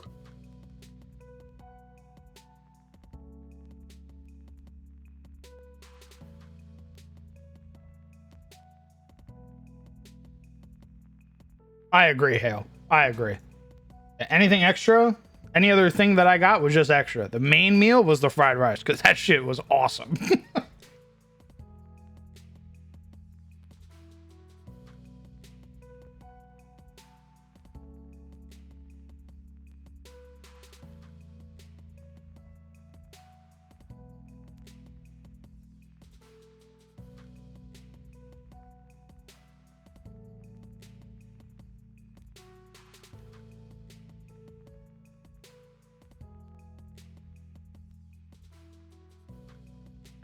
And how much is a advanced weapon?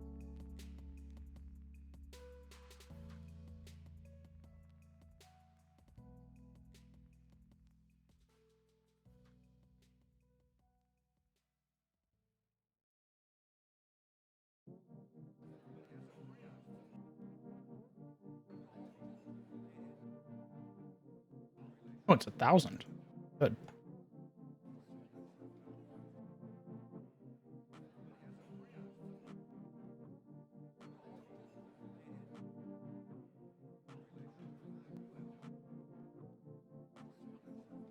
Yeah, there was a that was kind of my test. Was they give you a little serving if you order like their like sesame chicken stuff. They give you a little serving of like their regular fried rice. Doesn't have any meat in it. It's purely veggies. And that was really good. And I was like, damn, this place knows how to make fried rice. Holy fuck. If you can make your veggie fried rice good, then that's all I need to know. I will be purchasing from your store again.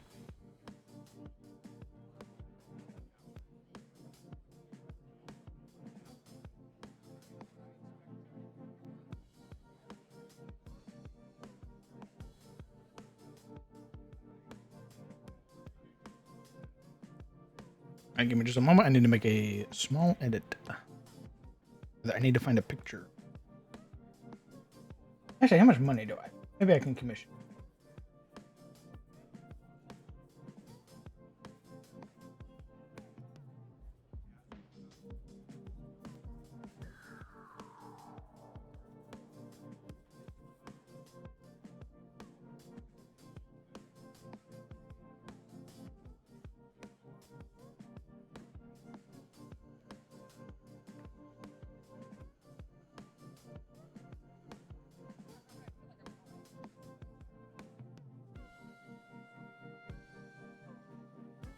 Oh, 100% hail.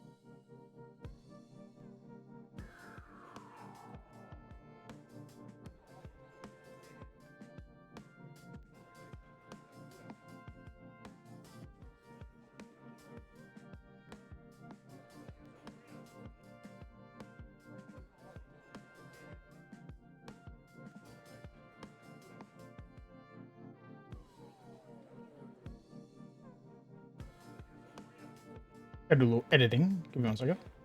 The Throngler plus 1 striking photon. Advanced Fang Blade. All right. The Throngler. We're making unique weapons right now.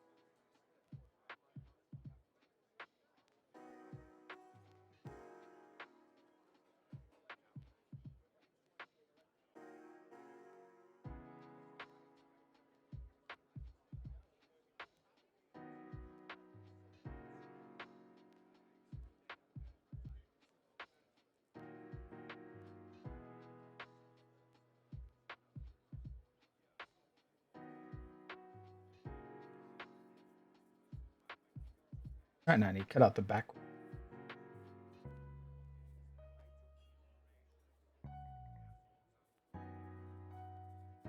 We have some energy weapons, Shadow, but they're very experimental.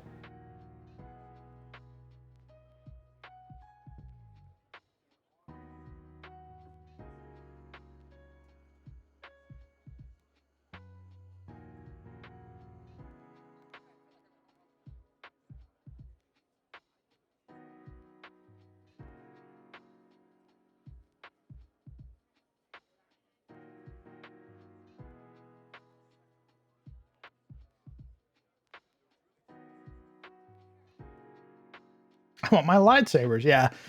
You're thinking of the Republic. The Republic will have stuff like that.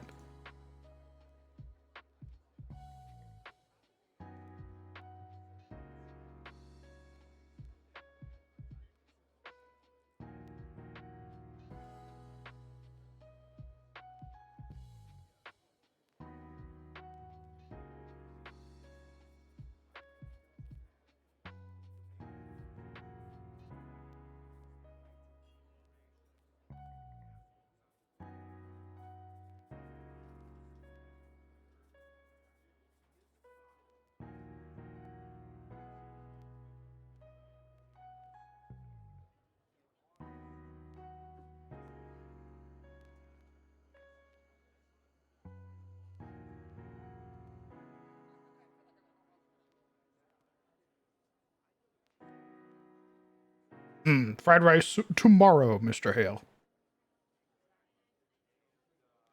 Tomorrow.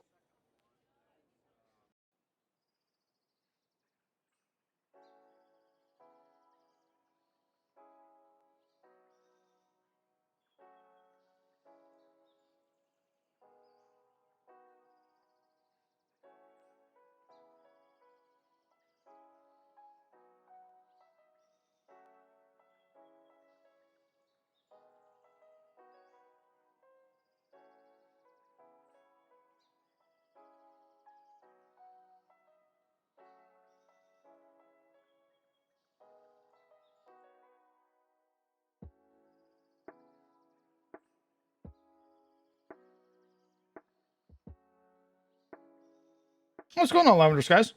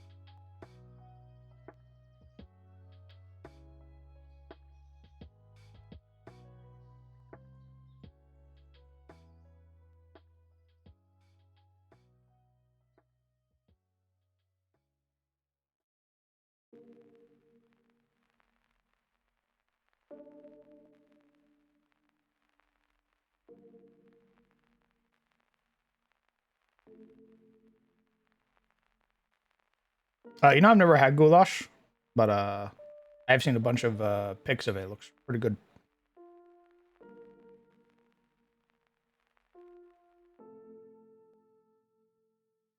Need a pistol with frangible rounds? Well, brother, we have frangible rounds.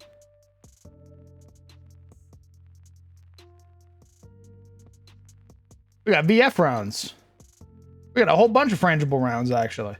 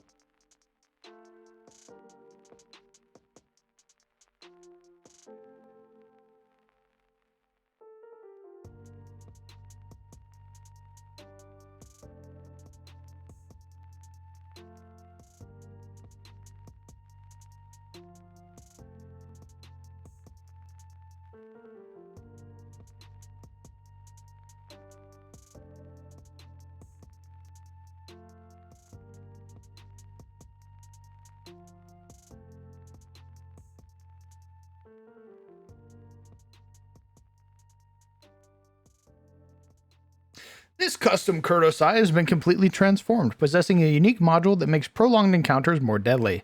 An engraving pressed into the slide of this bright red pistol reads plainly, "My heart bleeds for yours with every shot." It's unclear who commissioned or made this firearm, but when held in the user's hand, they feel an overwhelming sense of mourning.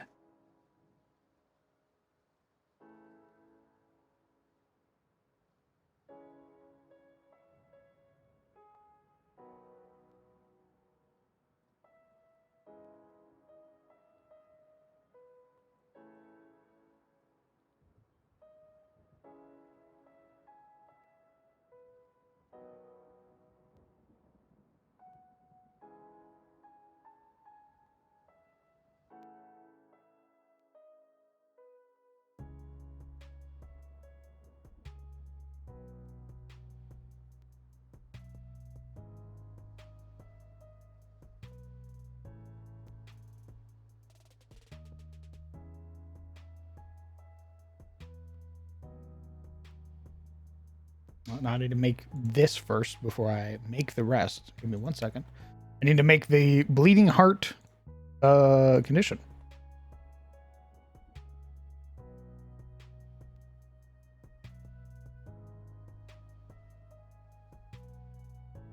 Should be effect, right? Yeah, it's an effect.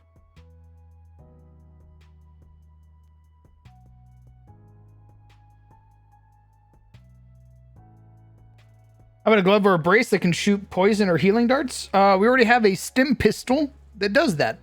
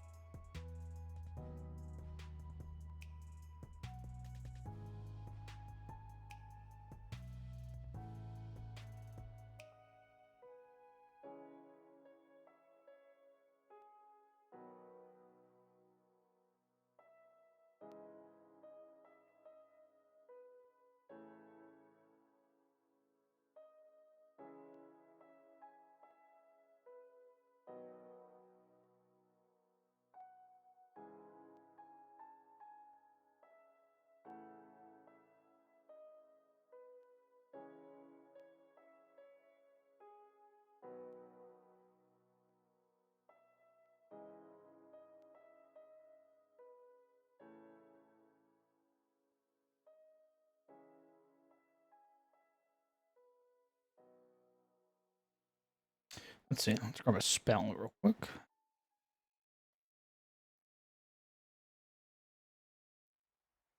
There's a spell that does.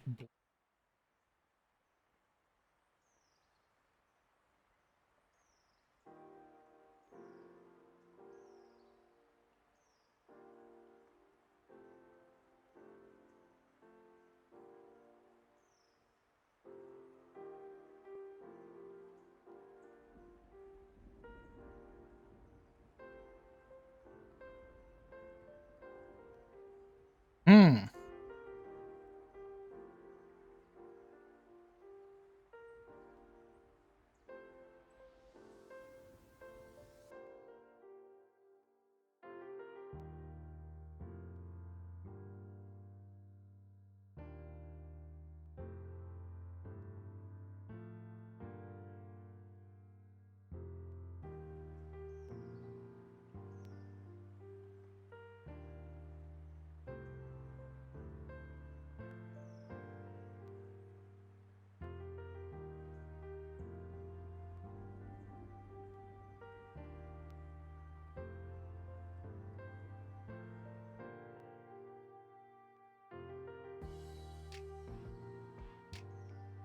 Bleeding Heart.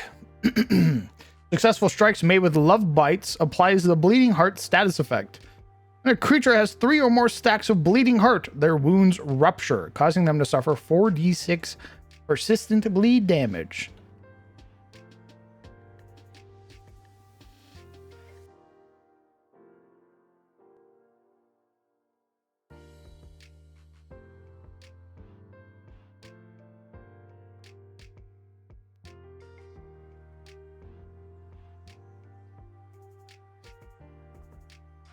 And their Bleeding Heart stacks are reset.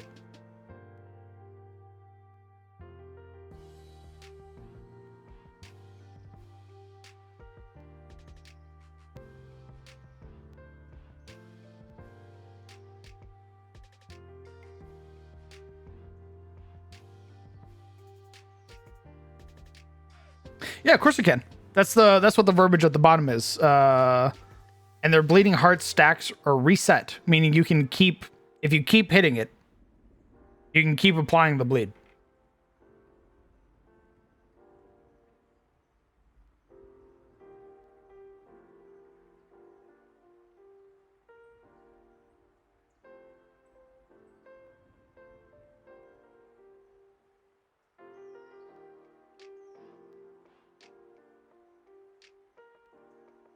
Although, let me double check this real quick. Building a monster.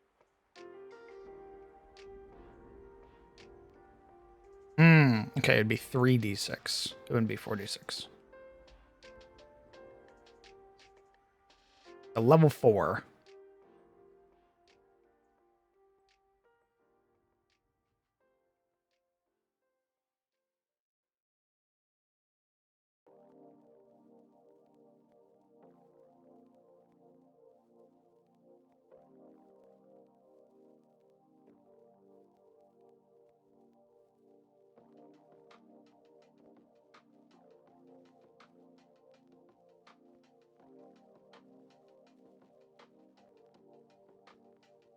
Nerfed in real time.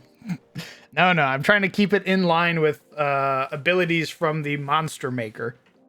Well, the ultimate thing to throw on as an arm weapon would be the Pile Bunker. True, but I'm saving stuff like that for the Republic game. Because that's where you're going to see Armored Core. You're going to see Halo, Armored Core, Gears of War, all that shit. That's all in the Republic.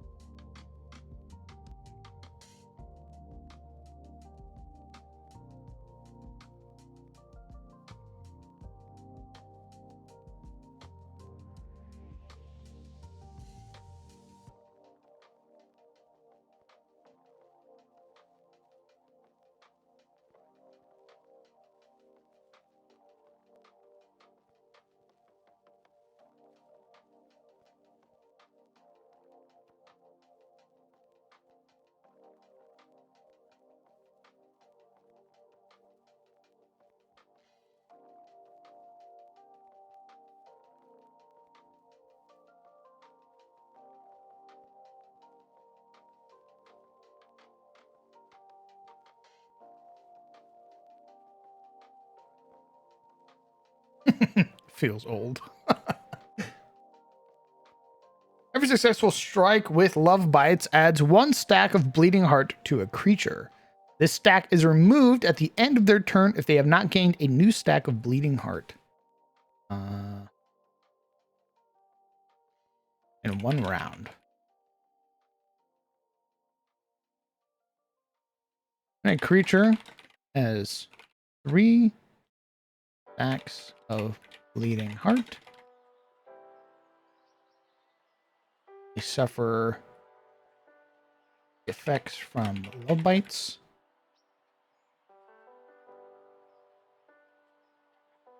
Is reset back to 0.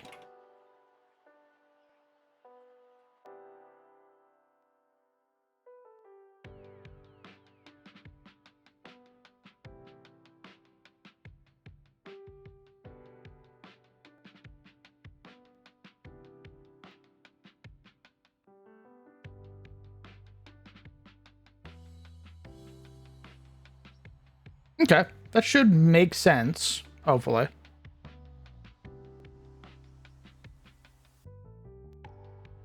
I shoot you with Love Bites, I apply a stack to you. Next round, if I don't hit you with Love Bites again, meaning I haven't hit you, I failed to hit you, or what have you, the stack of Bleeding Hearts goes down by 1. Actually, I should have it go down by 1, not back to 0.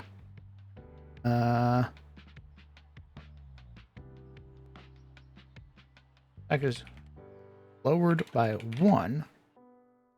The turn. So I shoot you, bang, Bleeding Heart 1. I shoot you again, bang, Bleeding Heart 2. Next turn, I don't shoot you. Your Bleeding Heart goes down by 1. I don't shoot you again, it goes down to 0.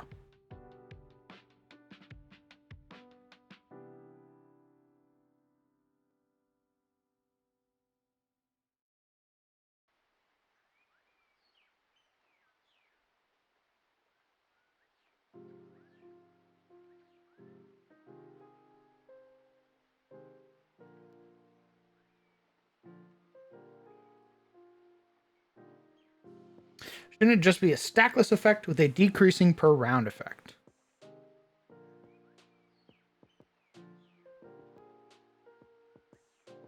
I would say yes, but our automation has kind of been a pain in the ass lately, and it kind of makes effects expired and like drop off of people way earlier than they're supposed to.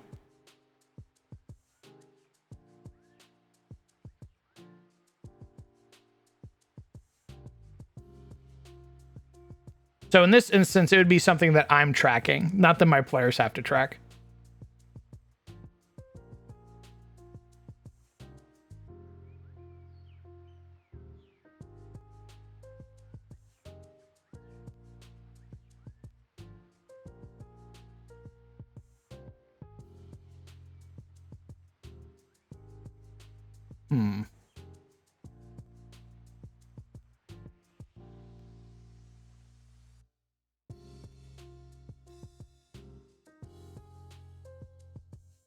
We can test it though.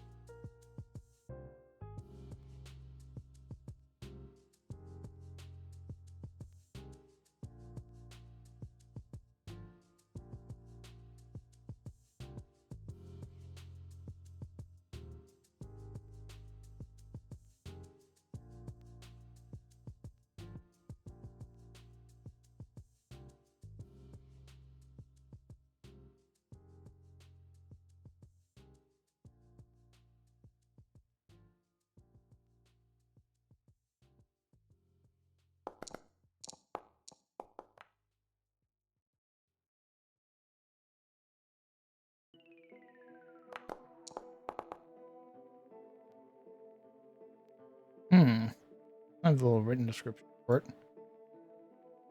That's kind of obnoxious. Okay.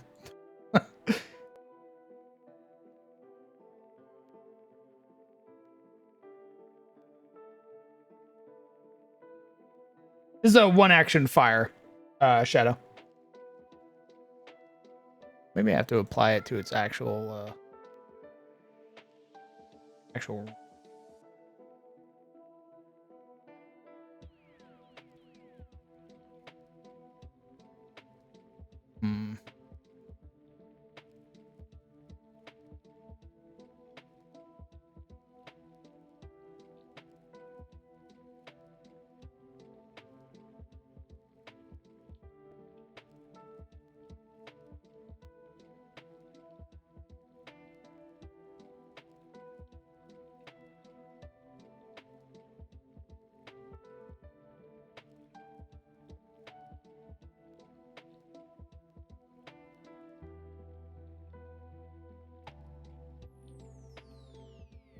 Hmm.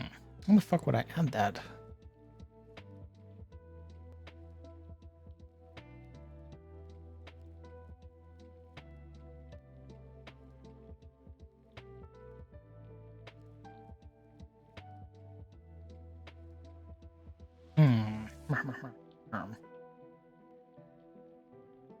Rabble.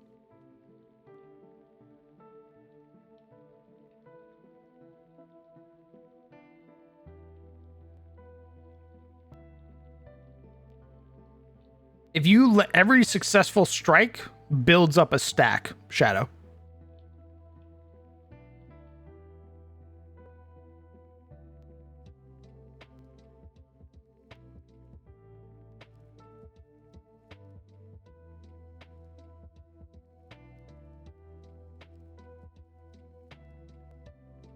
Well, the issue I'm running into now, it's not letting me apply it. If you want to be real funny with it, you could give it the agile trait.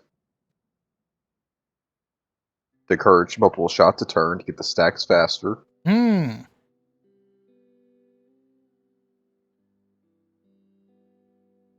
course I have Andra? Oh. The rotating pistol has agile if you're looking for a gun with agile.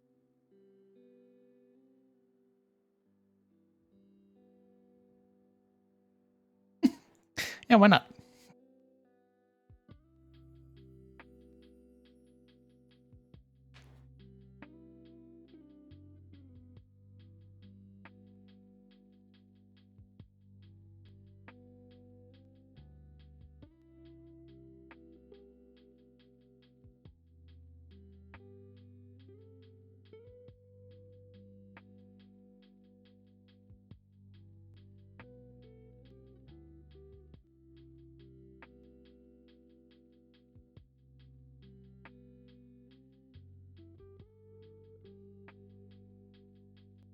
Oh, okay. I need to adjust that. It's not letting me. Oh, here we go. Counter.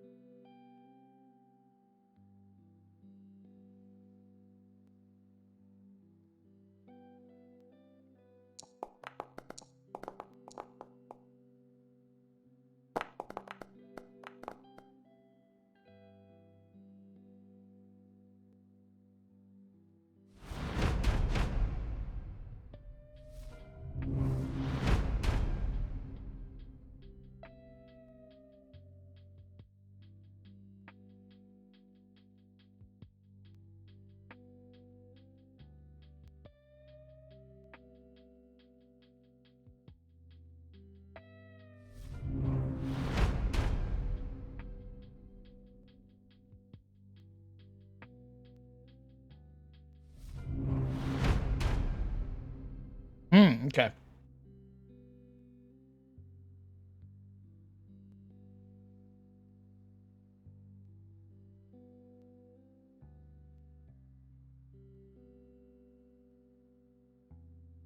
Otherwise, frightened. Different. How does frightened get to do one?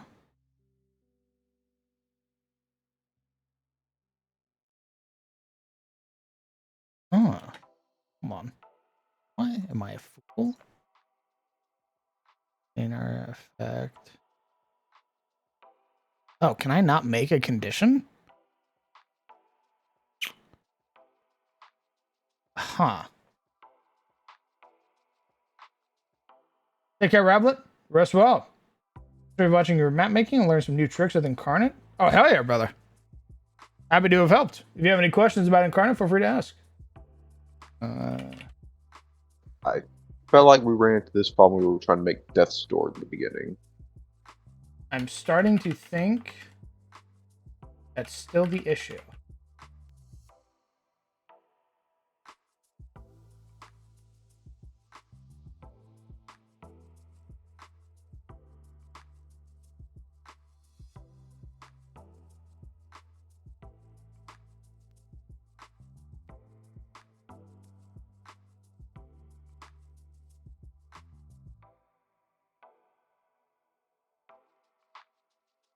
Oh, okay. They haven't released it yet.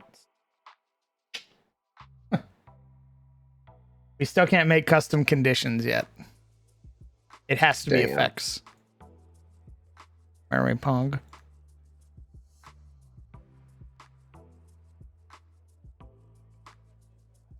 Bizo, why don't you trust us with this power? Yeah, it was while I was searching, I was like, that's right, we have had this conversation before. We had this conversation a year or so back, actually. They just haven't given it to us yet because they don't trust us. I grit my teeth. No, my son. The balance.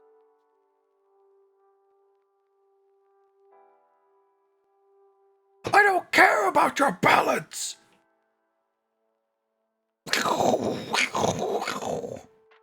I want to kill.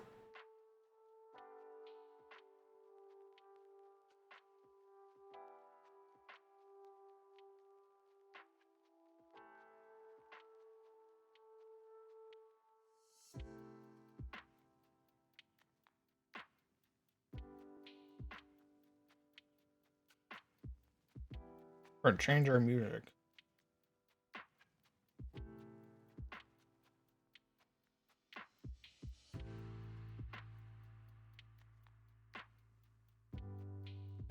Yes, we have some energy weapons, but again, energy weapons in this particular setting are experimental. So they're not as wide scale and available. We have a lot of experimental weapons.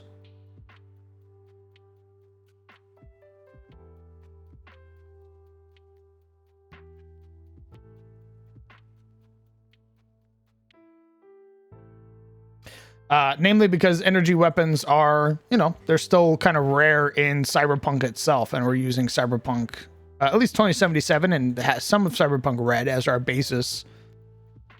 So we have a lot of if there's something that projects energy or, is capable of shooting out energy in any sort of form, it is usually an experimental weapon. And it is usually guarded by the cores. So no corporation wants to get your hand on the Fang, for example.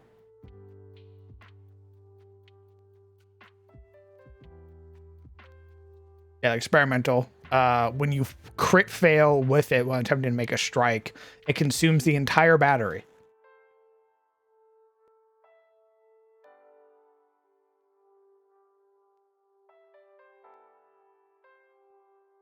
Although we have a lot of tech weapons. We have a lot of smart weapons, like tech weapons and stuff like that. The Ashura, the Kiba, the Zuro, the Yukimura. All of these are tech weapons that you can interface with by having a particular piece of cyberware.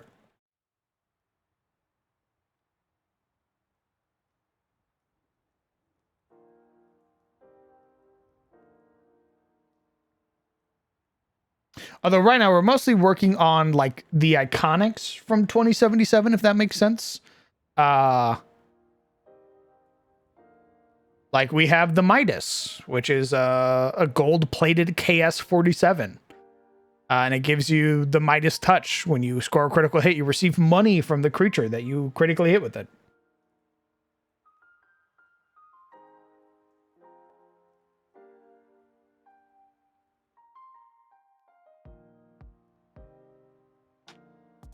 You might make energy weapons that are less experimental, but also bulkier, like a two-handed weapon with a backpack. Ah, interesting. Okay, that's something to consider.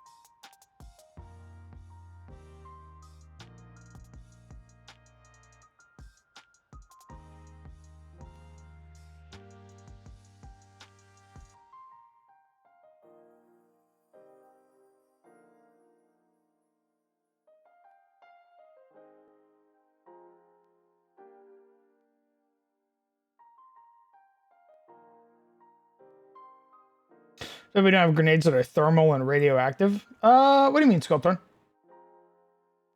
Star Wars blasters are more plasma weapons if you go by the old encyclopedia. I'm not the biggest fan of Star Wars. I do like bits and pieces of it though. I love Andor. Andor is the whole reason that I even started doing sci-fi stuff recently. We're gonna kind of stick with fantasy for a hot minute. But then, Andor came out and I watched the whole thing. Some sci-fi just came off the back of an End of Shadows episode. So this is a nice contrast. Yes, sir.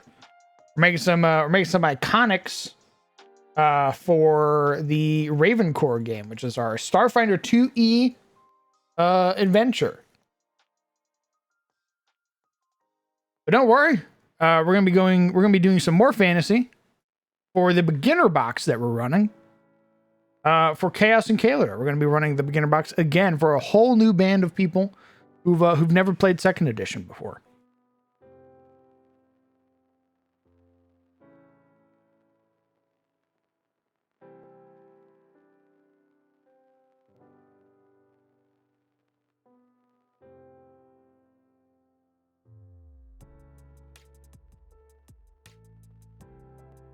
They use exite gas in a power pack, so basically turn the gas into plasma and then fire it at a coil gun tip. Looks super interesting. Nice. We're about 13 episodes in right now. Don't worry, Skullthrone, you're not alone. There are a lot of people that like fantasy way more than sci-fi.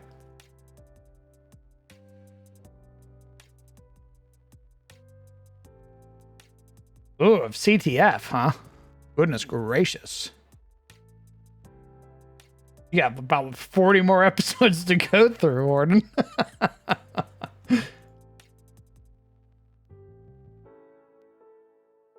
As well, I'll let you guys know. I've kind of decided that, if the party wants to go back to fantasy, they want to go back to do Shadows, for example, we'll probably just be sticking to Pathfinder. And I'll just be, crazy and quirky like I was back in D&D, just making a bunch of crazy shit like I always do. So this is kind of the experiment, making all these items and, unique stuff, kind of getting a feel for it, getting a test for it. We have Tachakomas. My goodness, sir, do we?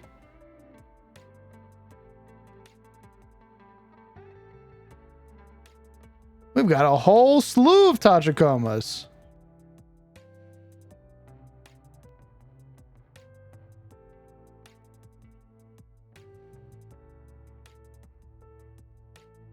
I even have a EPD Tachikoma if I can find it.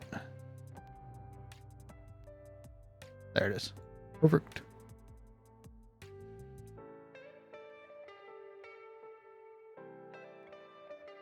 We've got a whole slew of Tachicomas. I love these little guys.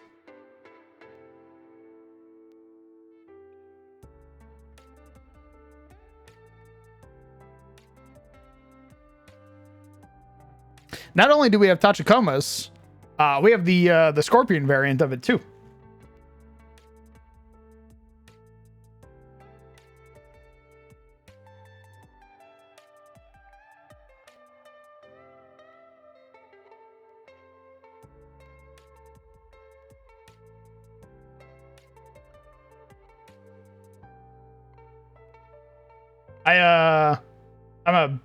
Yeah, it's the rogue tank.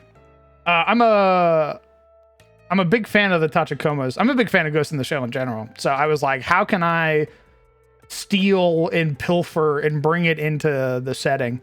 And because Ghost in the Shell is basically like a progenitor for Cyberpunk, it just made the most sense to bring them in. That's what we did. We made a whole bunch of them. And that little guy right there, Legion 0819, is the motherfucker who drew him. So he's the one who draws all the art for my game. Yeah, that guy right there in chat. Point at him. I also prefer sci-fi. I feel like sci-fi has so much potential in terms of like what it can offer. Even just genre-wise. Like you can have subgenres in sci-fi. Whereas fantasy, you kind of get pushed to one particular type of genre.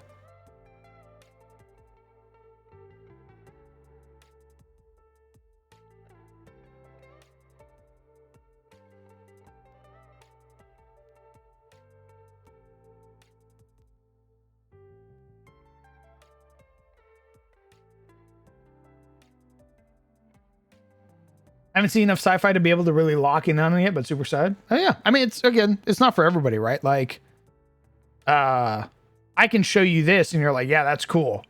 But give me a horse and armor and I'm way happier. Like, to each to their own, right? I just like shit like this. Like, I love Halo, Gears of War, animes like Ghost in the Shell. Things like that, that kind of encompass these very broad sci-fi, like space-spanning situations. And you can example, Vampire Hunter D is another great example of like this kind of fucked up futuristic vibe.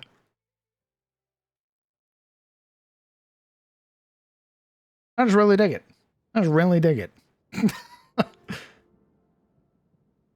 I'm also a huge, fan of military stuff. So you will see a lot of military shit if you are around here. That's right, Wrecker and all the homies. We have Otto and Ingrid and Stefan. And over here we have Ludwig.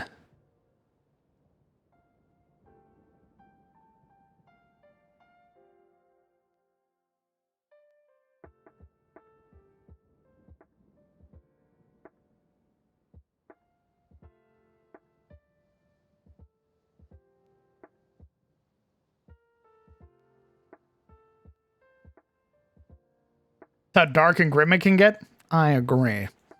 Become a mill chud? Yes. I've always been a mill chud. Even when I was in the military, I was a mill chud.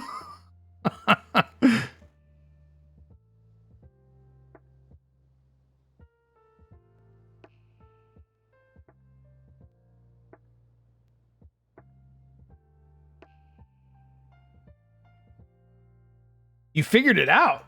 Oh, goodness.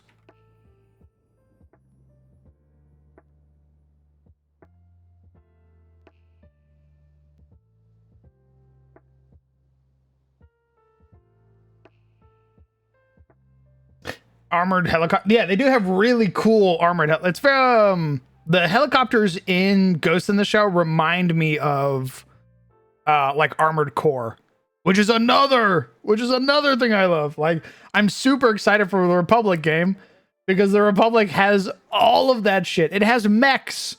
It has a bunch of chuds and military gear. It's got aliens. It's got spacefaring.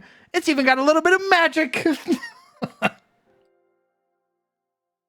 Does the Vertex drone have a name? No. So the Vertex drones are SFGs. They do not have names. Unlike Otto and Stefan and all of them, these guys are just like programs.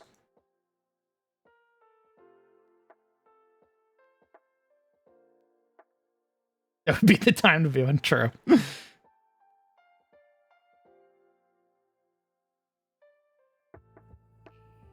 That is something, man. There's something about wearing in-dubs that were just... it'd be like summertime, you have your sleeves rolled up.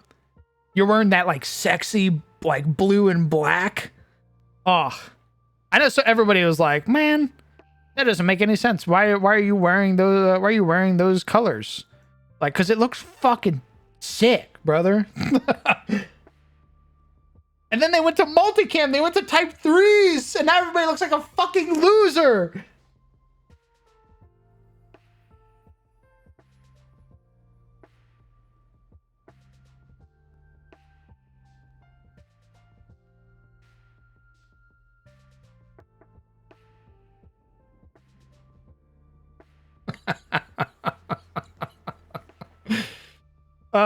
I remember seeing Type 3s when they were being introduced and being like, oh wow, like that looks kind of gross. Like, I think the only people that were wearing it at the time were warrant officers. Marines were still wearing like Markham and all that stuff. They were wearing their forest and deserts respectively. And then you start seeing warrant officers started wearing multicam, and people were like, what the fuck is that? Oh, those are Type 3s. That's the new camo that the government came up with, that the military came up with. And it looks fucking lame. It looks fucking lame. And then they put it on everybody.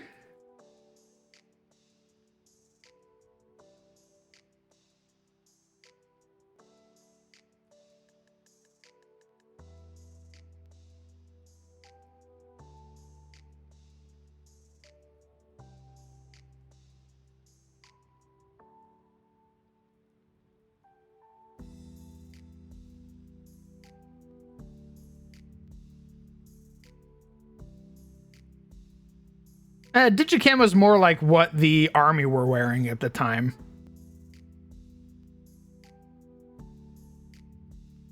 Was it like ACUs, like army combat uniforms?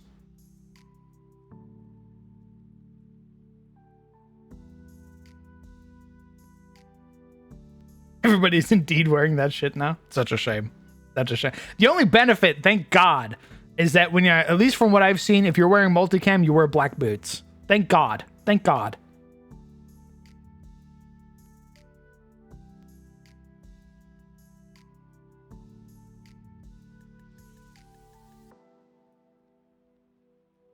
Oh, ACU was before. Oh.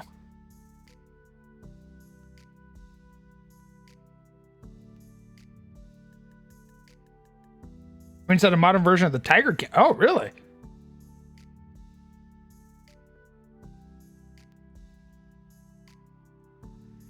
Oh, that one. Oh, dude, you're so right. That shit does fuck.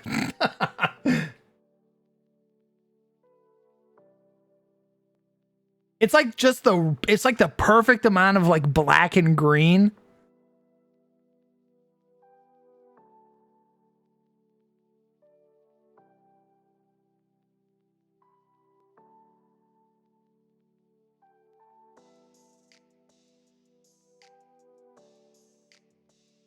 I see some black boots, tan boots here.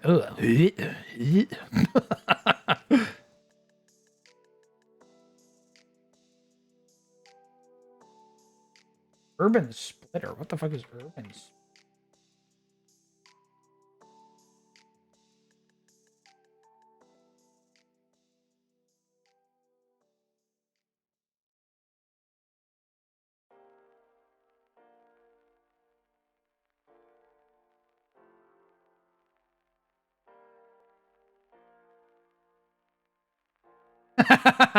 Look for the Republic infantry. Mayhaps thoughts, opinions. Mayhaps discuss.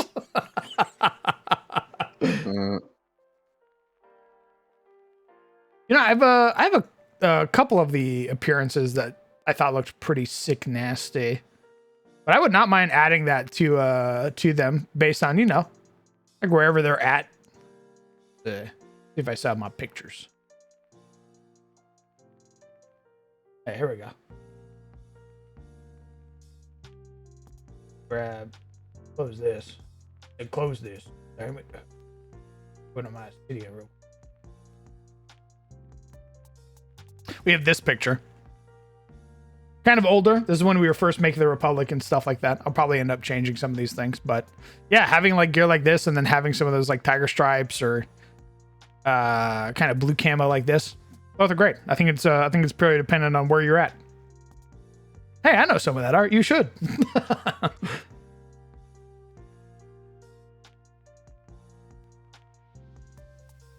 Yeah, I think if we do a Republic game, we'll probably have them be RDF.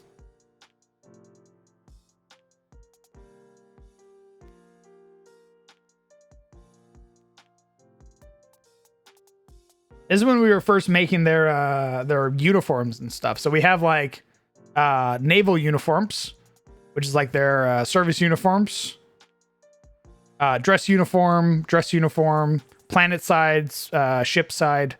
And then you have your two forms of combat gear because we have naval linemen. So we have our combat gear, ship side, combat gear, planet side. And then we have our defense force uniforms, our working uniforms, service uniforms, dress uniforms, and then our combat uniforms or combat gear. And then we did the same thing for our golems when we first figured out how the golems worked, or the Einherjar, the single function golems, also known as SFGs. And then we have our multifunction golems, which are our MFGs, our big ass robots. And then we started figuring out how rank structures worked. What type of rank structure we wanted to go for. Did the same thing for the officers, figured out what their insignias look like. Did the same thing for the enlisted, figured out what their insignias looked like. Did the same thing for the RDF, figured out what their symbols look like. And then we broke down how like fire teams, squadrons, platoons, companies, battalions, regiments, and divisions worked. We even figured out their guns, how their guns worked. We have their designators, their numbers, all that fun stuff. So we made a shitload of guns, which I will be saving. I will be using all of these.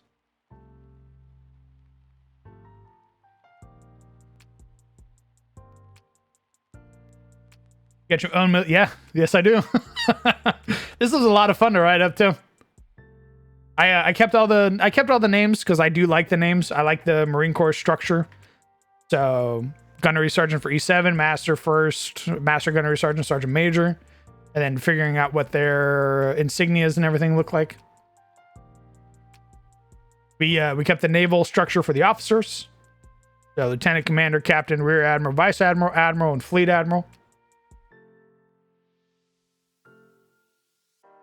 I got rid of the fucking lower rear admiral, upper rear admiral. I thought that shit was fucking... even in the Navy, I thought that shit was dumb.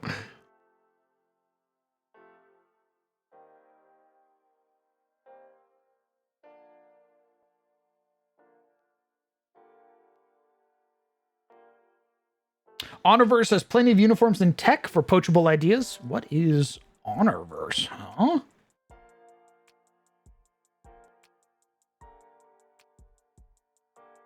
A mood board for the artist, mayhaps?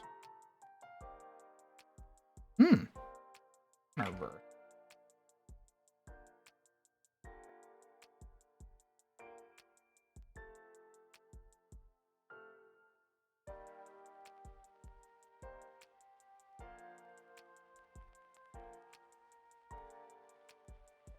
Oh, interesting.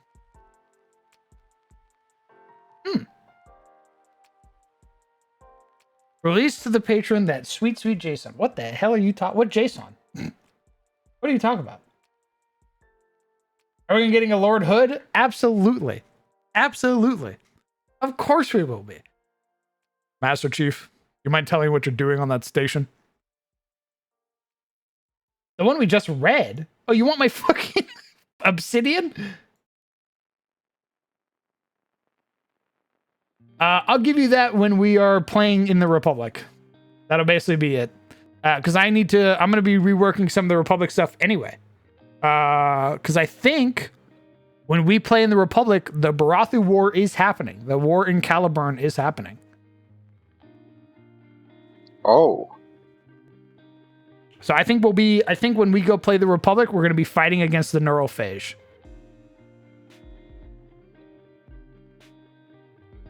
that's going to change Sizzle's character then, because if they're fighting the Barathu and he's a Barathu, that's going to lead to some questionable things. Correct.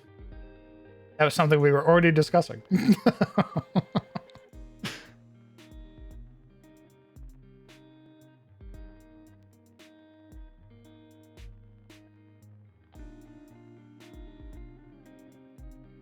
The big thing is mostly going to be figuring out like the RDF and stuff, if I want to keep the RDF and everything.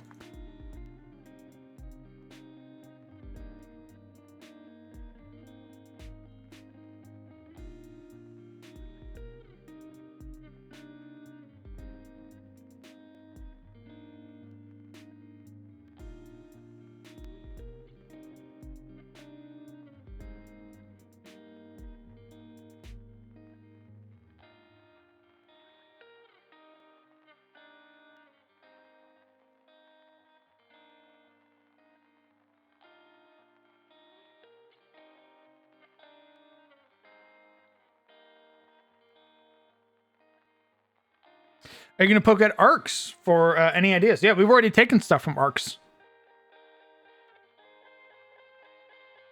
Admittedly, some of the drones I'm using currently are very heavily inspired by Marathon and Cyberpunk 2077, like the Vertex drone and everything like that. But the plan is to have a corporation that uses exclusively robots in the Republic. So I'm going to be poaching from ARCs when we get to that point.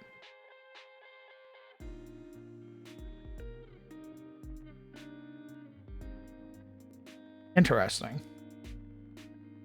Where do I apply this, Lore?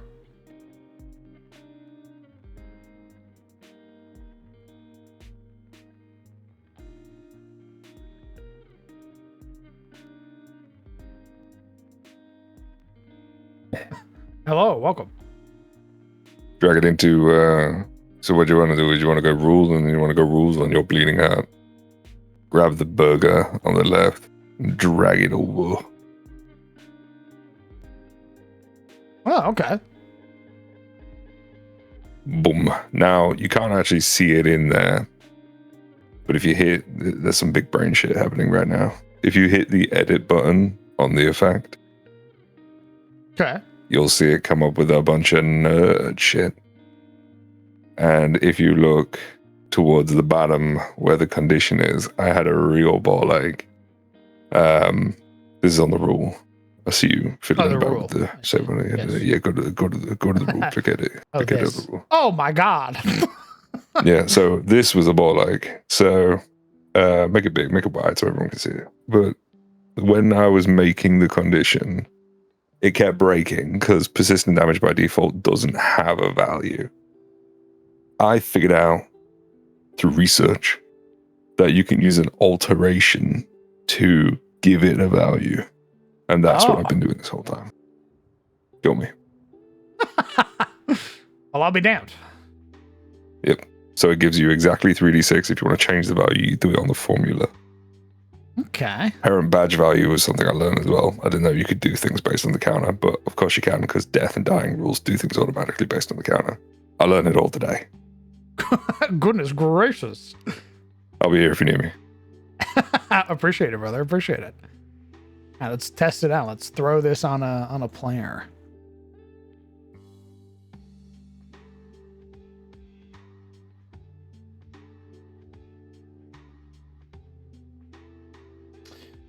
The rolling balls in Arc are nasty. I agree. The little flame spitter ones, the ones that like open their panel and they fucking douse you in napalm.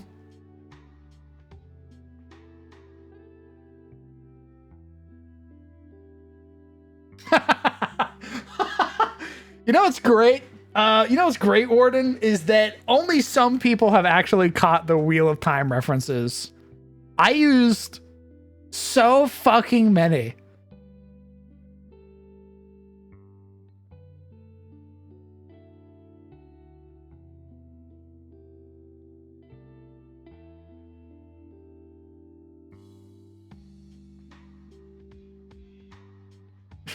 I almost exclusively used like the Two Rivers to make Eliond. The whole idea of like an elected mayor like Gerald being again from the Two Rivers, like wisdoms also being like a huge thing which have persisted through like all of the games now. Dark friends as well. There are so many things where like if you're even remote, like slightly familiar with Wheel of Time, you'll be like, wait a minute.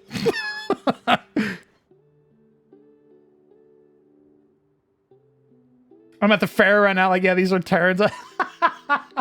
Yes. Thank you, Warden. Thank you very much.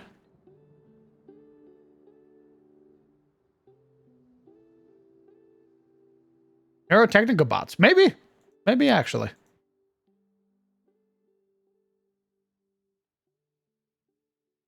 right, now let's shoot Senna. Mm-hmm.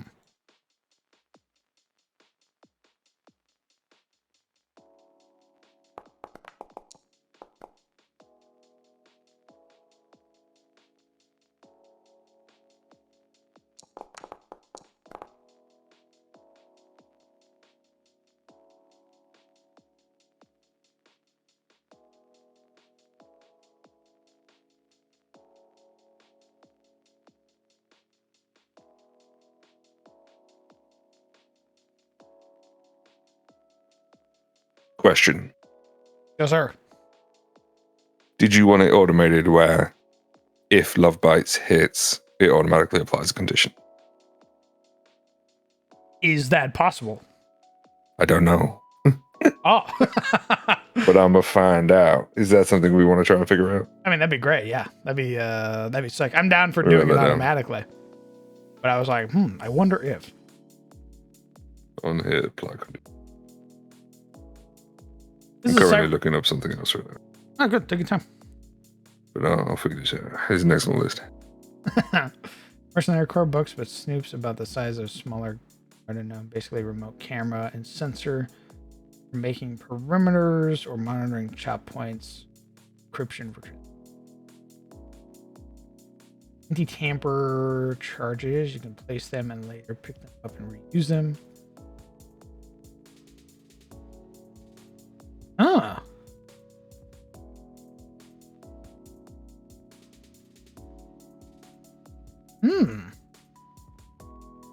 Urgent mercenary core boats. Okay.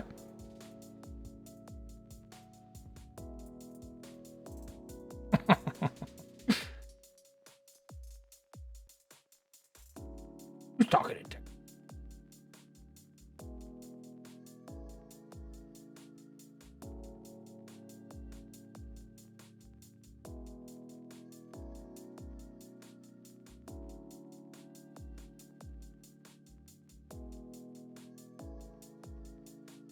Oh wow, yeah. Looking at that, your guys's army dress uniform now, that kind of looks a little old school. Like that looks like that's like an older vibe almost.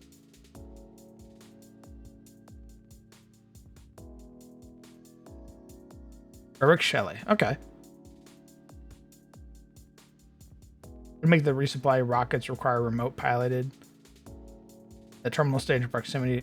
I mean, that sounds very Lancer. That's very Lancer. I'd love to also run. My plan initially was to run two systems at the same time. Was to run like Starfinder, and then if the party got into mechs, we pop over to Lancer. But they take 900 years to update their Lancer module in Foundry because it's like 2 people working on it.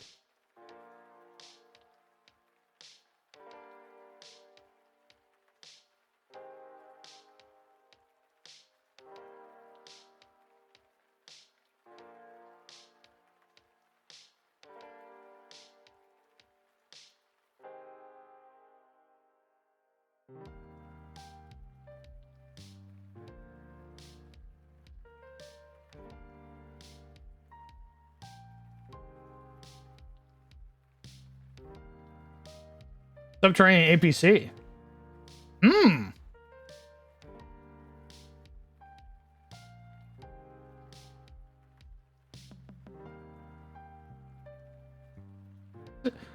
What Legion?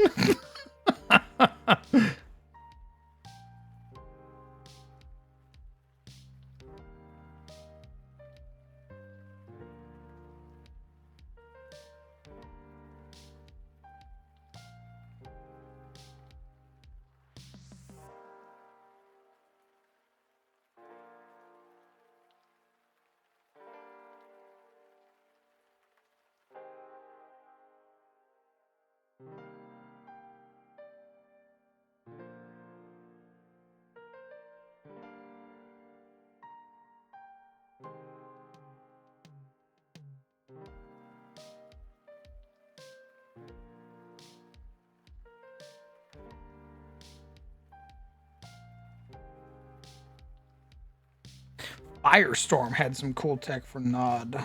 Laser fences, stealth tanks, stealth generators, cloak base inside. Although again, that is all sounding very Republic-like.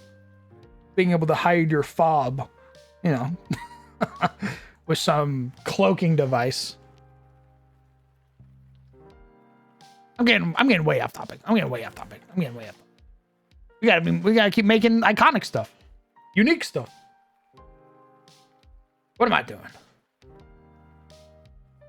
We just made Love Bites, which is a unique pistol. It's an advanced pistol, so it's a level 4. It's a custom Kurosai that's been updated with a module that allows you to apply the Bleeding Heart status effect. And after 3 consecutive hits on a creature, you will proc the bleed, and they will suffer 3d6 persistent bleed damage. And the stacks of Bleeding Heart are reset.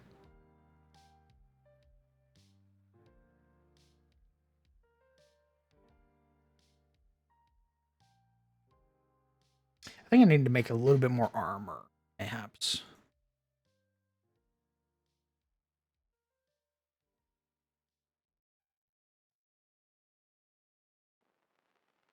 I think I'll change the I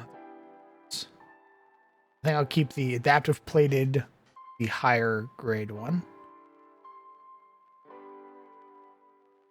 Wait. Yeah.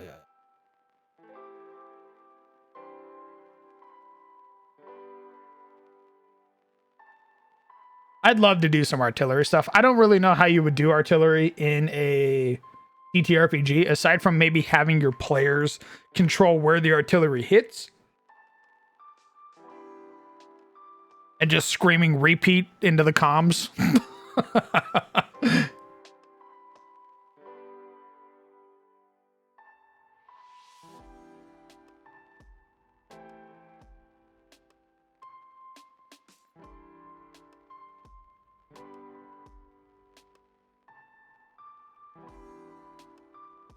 Give me 1 second. I'm gonna look at this little effect real quick.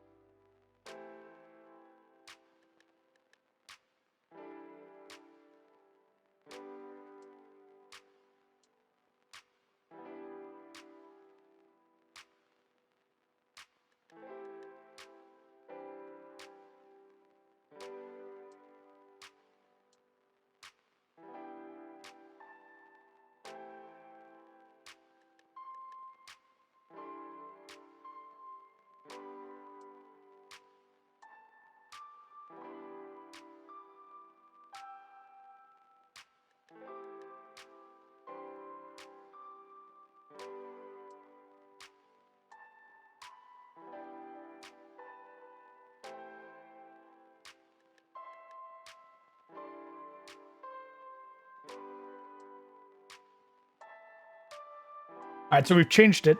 The Vita 12 response vest. We've changed it from also giving them a +1 to AC.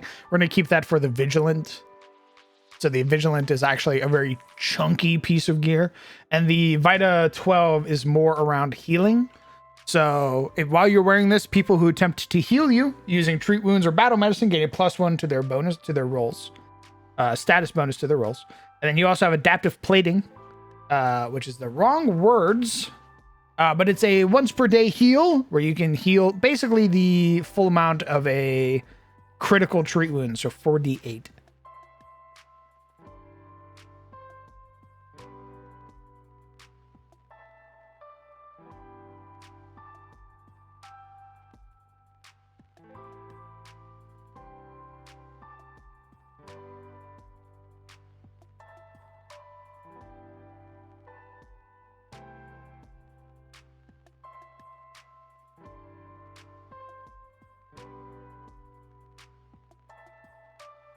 Okay.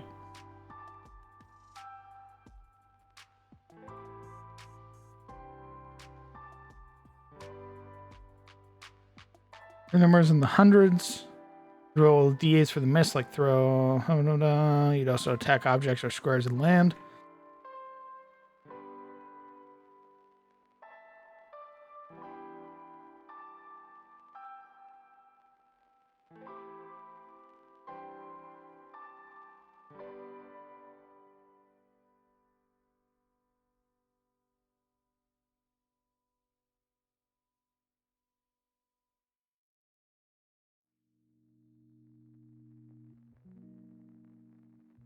Oh, you know what?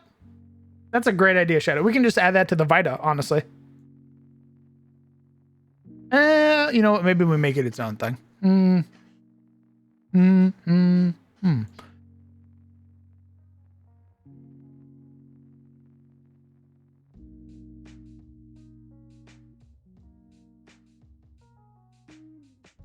Yeah, maybe we'll make another version. We'll make another Vita response vest.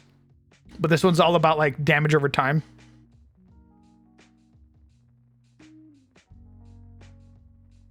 So instead of 1 5-foot square, you do a 2x2 and a 3x3. Oh, okay. Like honing it in, basically.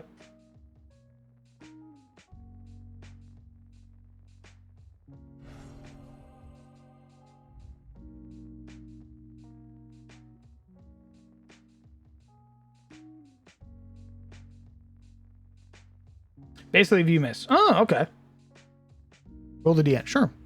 I'll roll the D8. Why not? A 1.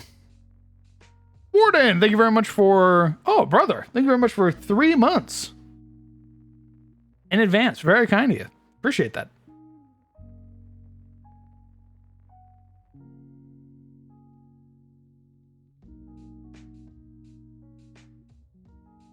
It would miss north by a 3x3 or a 5x5. Oh, interesting.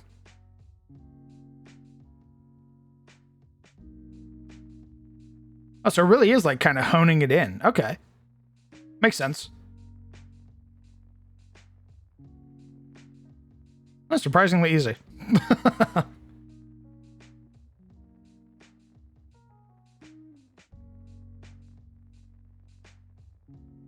Using Heroes of Battle from 3rd edition for artillery. That's what I love about older editions, is just how kind of almost like system agnostic they are.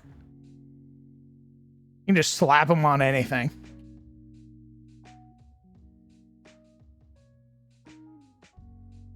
I've discovered an issue with the bleeding gun effect thingy. Oh, fuck. Okay. It's a good issue, but it's a bad issue. You know what I mean? So, the only way that we can have it to where the effect applies the condition is to use in memory only, which basically means that the condition that we're putting on isn't quite on the actor, it's on the thing that's on the actor, right? So the actor gets to see it, the actor's affected by it, but it's not on the actor, it's on the thing that's on the actor. So that's basically how we're getting it to apply when we get the badge to 3. That's the only way to get it to apply when the badge gets to 3. Well, it's also tied to So there's a little thing on it, basically called where is it? It's called, I've forgotten the name of it. Let me look at my note. The grantor and the grantee, basically conditions that give other conditions and conditions that, or effects that give other effects, are grantors and grantees. So the idea is that you can marry them so that you have to have one to have the other. You can have them detach. You can have them sort of, there's a bunch of things that you can do where one goes away and the other sticks around. And I was trying to figure out how to make that work with the condition, with the badge. It doesn't. So unfortunately, the wording of the effect where it's like, after you hit 3, they bleed and it goes back to 1, you would have to reapply another version of the effect at 1 and keep the one at 3 in order to keep them bleeding. Because if you just turn it down to 2 and then to 1, the second it goes to 2, it's going to remove the bleed. Oh. Yeah. So you'll have to leave it at 3 and put another one on, or we can't have it tied to the counter. Well, shit. I know. Everything. When you go deep enough, there's little fucking problems. So I've just been trying to fix it, and I did a bunch of reading on the GitHub for the sort of quick start for Rule Element. And unfortunately, it says in memory only, tells the system to grab the condition loaded in memory instead of adding it to the actor proper. This lets it grant it to a changing parent effect badge value. However, these grants also cannot be further altered. So granting frightened will lock that frightened condition onto the actor until the predicate is not true or until the granting effect is removed. So only grant things that should be immutable in this way. So there you go. Fuck us. So that means. God damn it! You always find these fucking magical effects that break the rules. I don't know where they come from. It's amazing. It really is. Turns out, by the way, conditions, like part of the reason why conditions are so like hard to fuck with is that they're really, really old code. And they've done a bunch of stuff using the word conditions since then. And because it's really, really old code, if you fuck with it, it breaks a lot of shit. So it's because of the word condition. Because it's in the coding language. So that's why they don't let people fuck with it. You can, however, edit them using the alteration selector, like we did in there to change the damage number and type. So you can kind of do some fucking stuff. Fuck! Fuck! Obviously, if you're not automating it, it's easy. If you're automating it, it's just a little bit annoying. So either what I would recommend doing is just have it where if it gets to 3, it stays 3, they're bleeding. If they ever lose the condition, then you can start reapplying it again with gunshots. Or have it where you put a new condition on them, and it should be noted as well that bleeding does not stack. So even if they got the second one to 3, like even if it got to 3 again, they would not increase their amount bleeding. Oh, it doesn't? I know obviously you like, no, bleeding always takes the biggest number. Same with all persistent damages. But I know you like to edit that, but there's no automation that can be done for that. I see. Yes, of course.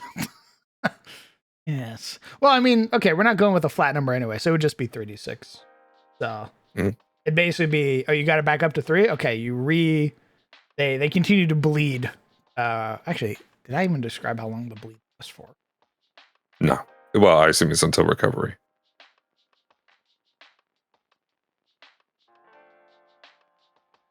Persistent damage doesn't have a duration. It's until you recover. Really? I've been too generous. Or until you, or in case, you might bleed out, but that's the only other option. Yes, of course. Yes. And we can totally change the DC of the recovery check too, because there's stuff already made, like Bearded Devils, that make the, how like a bleed DC is 15, same as fire, same as acid, everything is DC recovery 15 on a flat check. Yeah. At the end of your turn. Well, the Bearded Devil makes that DC 20 on their bleed. So if we want to, we can do that sort of stuff. Yeah. It's called Infernal Wounds. It's great. I killed a player with it. You ain't never recovered from that. You're never recovering from that. No. It also tries to counteract any healing that you do. So. Oh my god! Yeah, it's pretty great. But yeah, so we can do stuff like that. So we can alter flat checks, we can alter values, but we can't like stack it because it's not designed to be stacked. Okay. Like poison, exactly. Yes. Yes. Hmm. Yes. Hmm. Hmm. Yes. Hmm. There is. My brain Also, we is have artillery massive. in Pathfinder Second Edition. It's in Guns and Gears. Oh, really? Yeah. Not very creative though. I was about to ask, how simple is it to use? I mean, like a ballista is like 3 actions to reload, 1 action to aim, 1 action to fire. And it's got its own range increments and stuff like that. Oh, okay. I mean, if it follows those rules are very simple. So,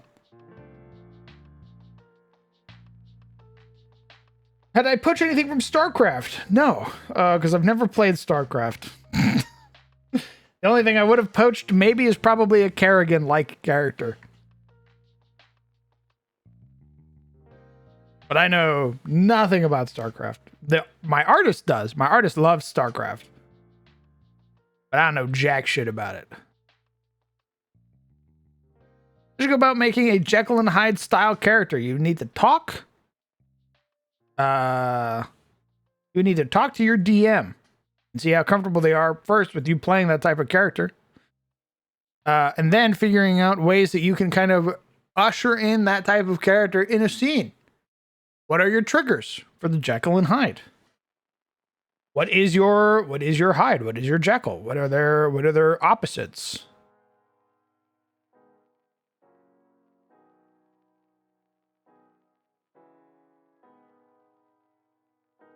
I do want to play. Listen, Skullthorn. I want to play Dragon Age and I want to play Mass Effect, but those are like 100-hour games.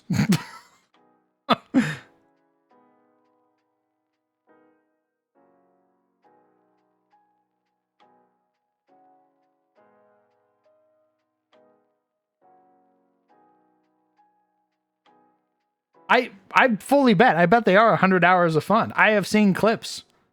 They look great. I've seen a lot of like Shepherd clips. I've seen a lot of I forget her name, but the goth sorceress from Dragon Age. I've seen a bunch of clips of them too.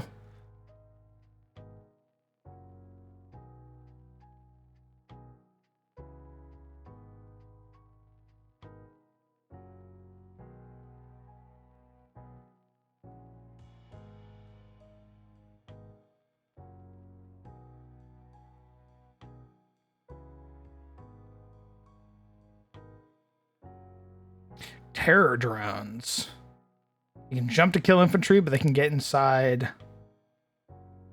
vehicles. Terror drone. Terror.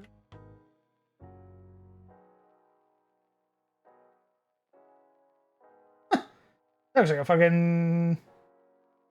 My God, it's a spider.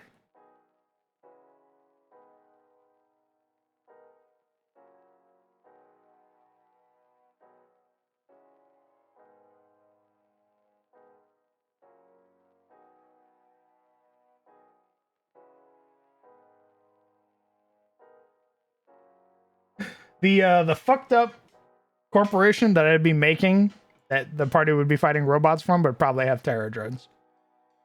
Oh, hello, Legion. How nice of you Hi, to join Legion. us. They're fucking muted. This sucks. They suck. Ah, they're fucking driving, aren't they?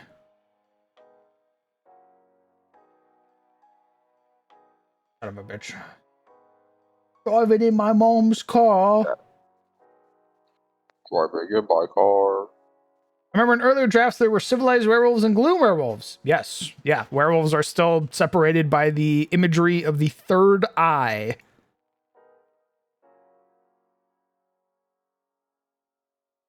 I believe, if I remember correctly, it's ferals do not have their third eye. Ferals only have 2 eyes. Awakened or fully cognizant werewolves have all 3 eyes.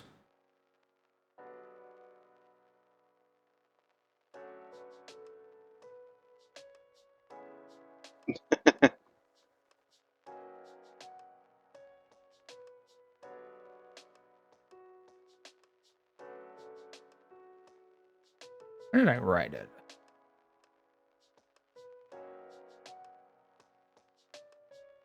Oh yeah, they have diamond pupils in both of their forms.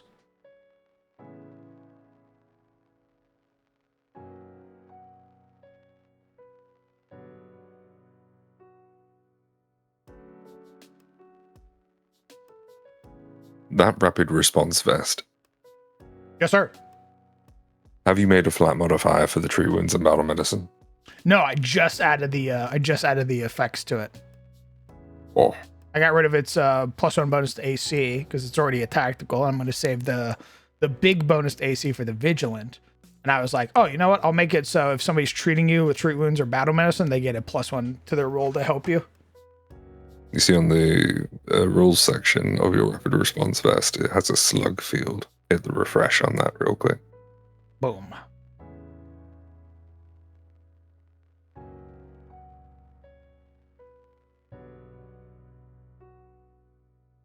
You always want to give it the correct slug. 'Cause if you're ever doing like predicates or anything like that, you want to make sure that you're using that slug for the predicate.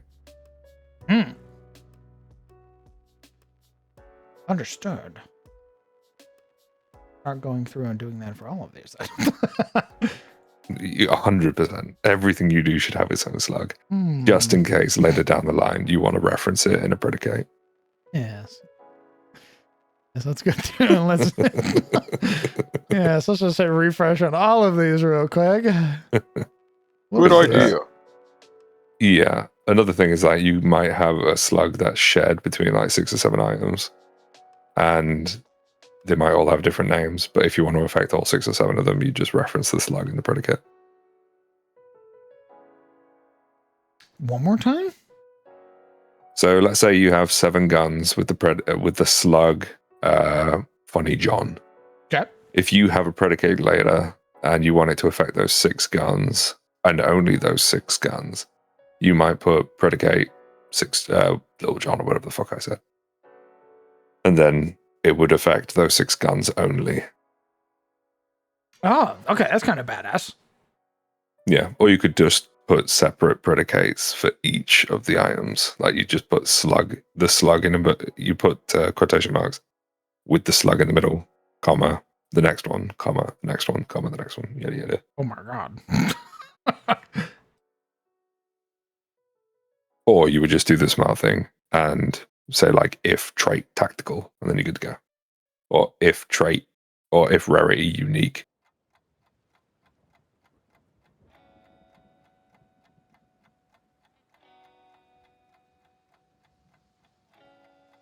Where the fuck is my... Huh? Where is my planet map? What the fuck? Where's my planet map? Oh? Well, shit. Give me a second.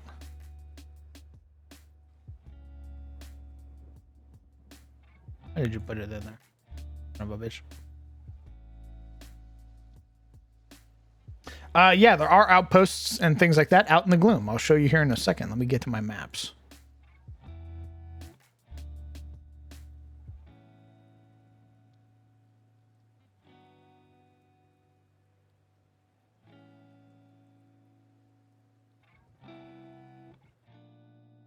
Because I'm not manually. Or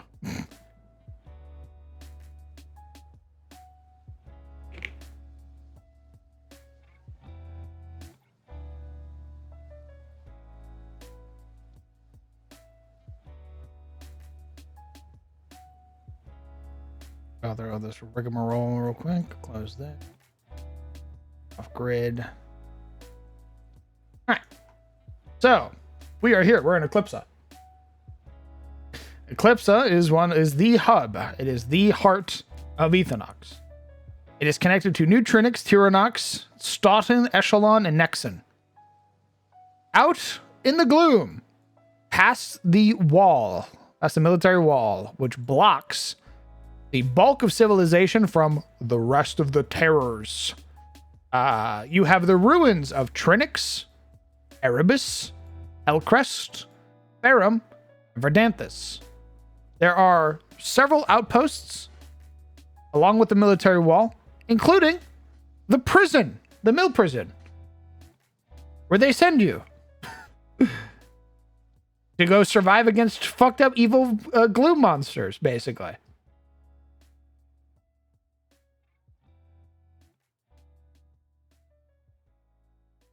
Sounds sick. I want to make an adventure at Mill Prison.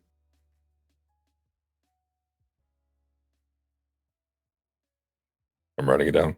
Yeah, it's basically where they send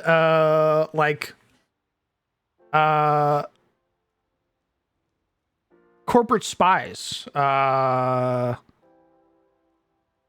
Like if you get caught for like corporate espionage, they'll send you there.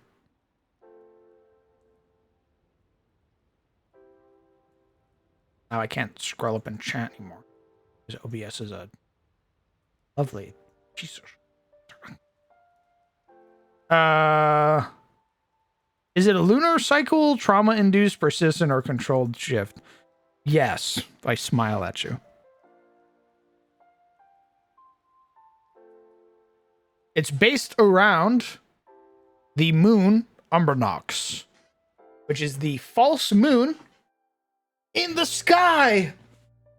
It is an Archotech moon that's responsible for a lot of the fucked up evil things on this planet. It has this planet has 3 moons. You have Sanguinox, Vironox, and then Umbranox. And Umbranox is this hulking jet black moon in the sky. This darkened abyss, this hole in space-time.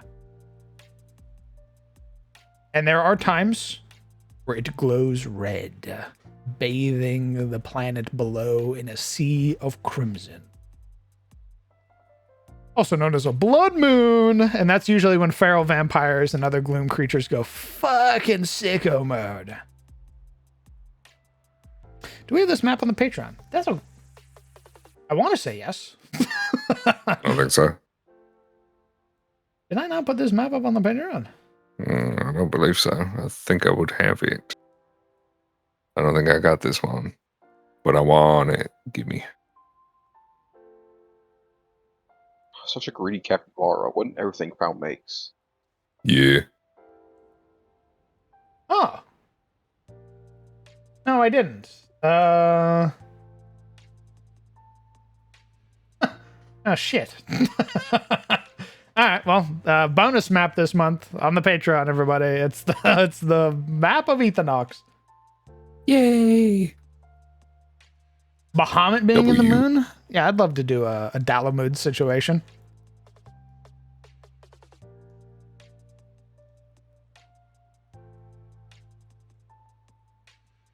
I got a question. What's up, King? During 10K, I described a small silver contraption that had been sort of built around by people to control gloom creatures. And I described it as coming from Umbranox. Is that canon? Question mark. Smile. Understood.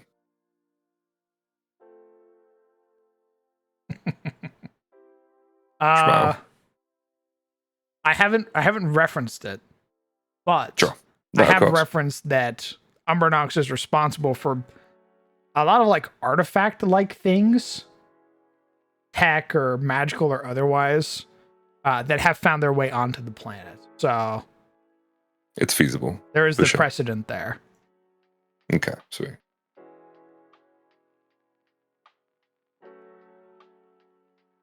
Watch Bossman do a 1.0 as the moon gets closer. Yes, yes. Don't spoil anything now. A wink at the camera. Don't spoil it for it. Or Oreo peanut butter ice. Do I want $1 or $2? Yeah, man, get the Oreo peanut butter. What's wrong with you?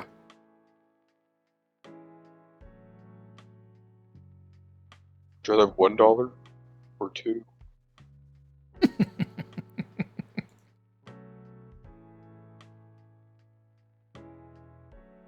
Screamer Factory AI were installed underground in remote regions. It's the that are birthday war. bacon. Sure, book 'em in. Oh, I like that. I like the I like having a little signifier on the armor that like wards friend or foe. Like a C-130. Hey, chat. I point the bacon in the couch. It's that guy's birthday. Say happy birthday to them. Throw rocks at him. Happy birthday. Oh. Oh, bacon bits. You get cake? You can keep the rocks. What kind of cake? Creme brulee. There was no cake. There's no cake yet. Ugh. Party. I think there might be cake tomorrow. Mm-hmm. Post cake. I went to a fancy Italian restaurant where I ate red snapper instead. It was delicious with Gulf shrimp. Oh, Good heavens. it was Full of the ocean. delightful. Yes. Straight up surf and turf. They have their in-house pasta. Oh, Oh. oh, Oh. oh. We made a gun since you were gone and had a bunch of other discussions, but we've made a new iconic. I made a weapon. It's based off of Mina's new money. Who's Mina? Mina Ha from Deadlock. Oh. Oh, it shoots you enough times and then kills you. Gotcha. Correct. It's called Love That Bites, piece of shit. and it applies a stack of Bleeding Heart. And on 3 stacks of Bleeding Heart, you suffer 3d6 bleed damage. All right, so where's the Mirage weapon that it shoots you enough times? For the jet!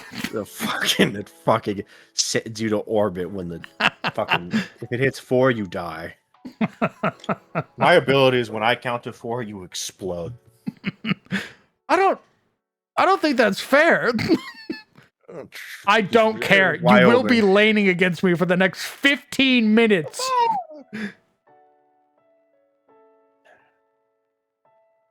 Me getting hard countered by the Vindicta and Mirage, who can run away from me as Calico. Oh yeah, you definitely you're fucked if you play fucking against Vindicta. I'm sorry, bro. Yeah, I hate my life. I've had that lane several times, and I fucking go. You don't pause and you're like, please get me out of here. No, because I always try to think that I'm cool, and I'll do my dash upwards and hit Vindicta and stuff, but then she just starts flying higher.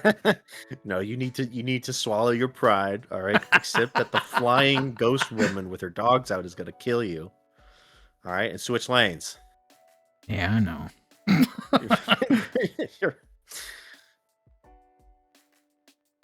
At least you send the invite so that when your teammates reject it, you can be like, you have an excuse. You can be like, well, guys, Nice. look. You are the reason I went 1 and 19 in lane. Yeah, now exactly.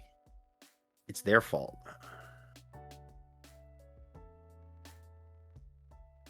You can be like, I'm warded you. We're gonna leave lane. We're gonna lose this fucking guy. We're gonna lose this guardian. Gone. Okay. Put me in the victor lane. I will fuck him up. Get me out of this evil, fucked up lane that I'm in. What is that? Is that a Grey Talon and Vindicta combo? Guys, I gotta get out of here. I'm begging you.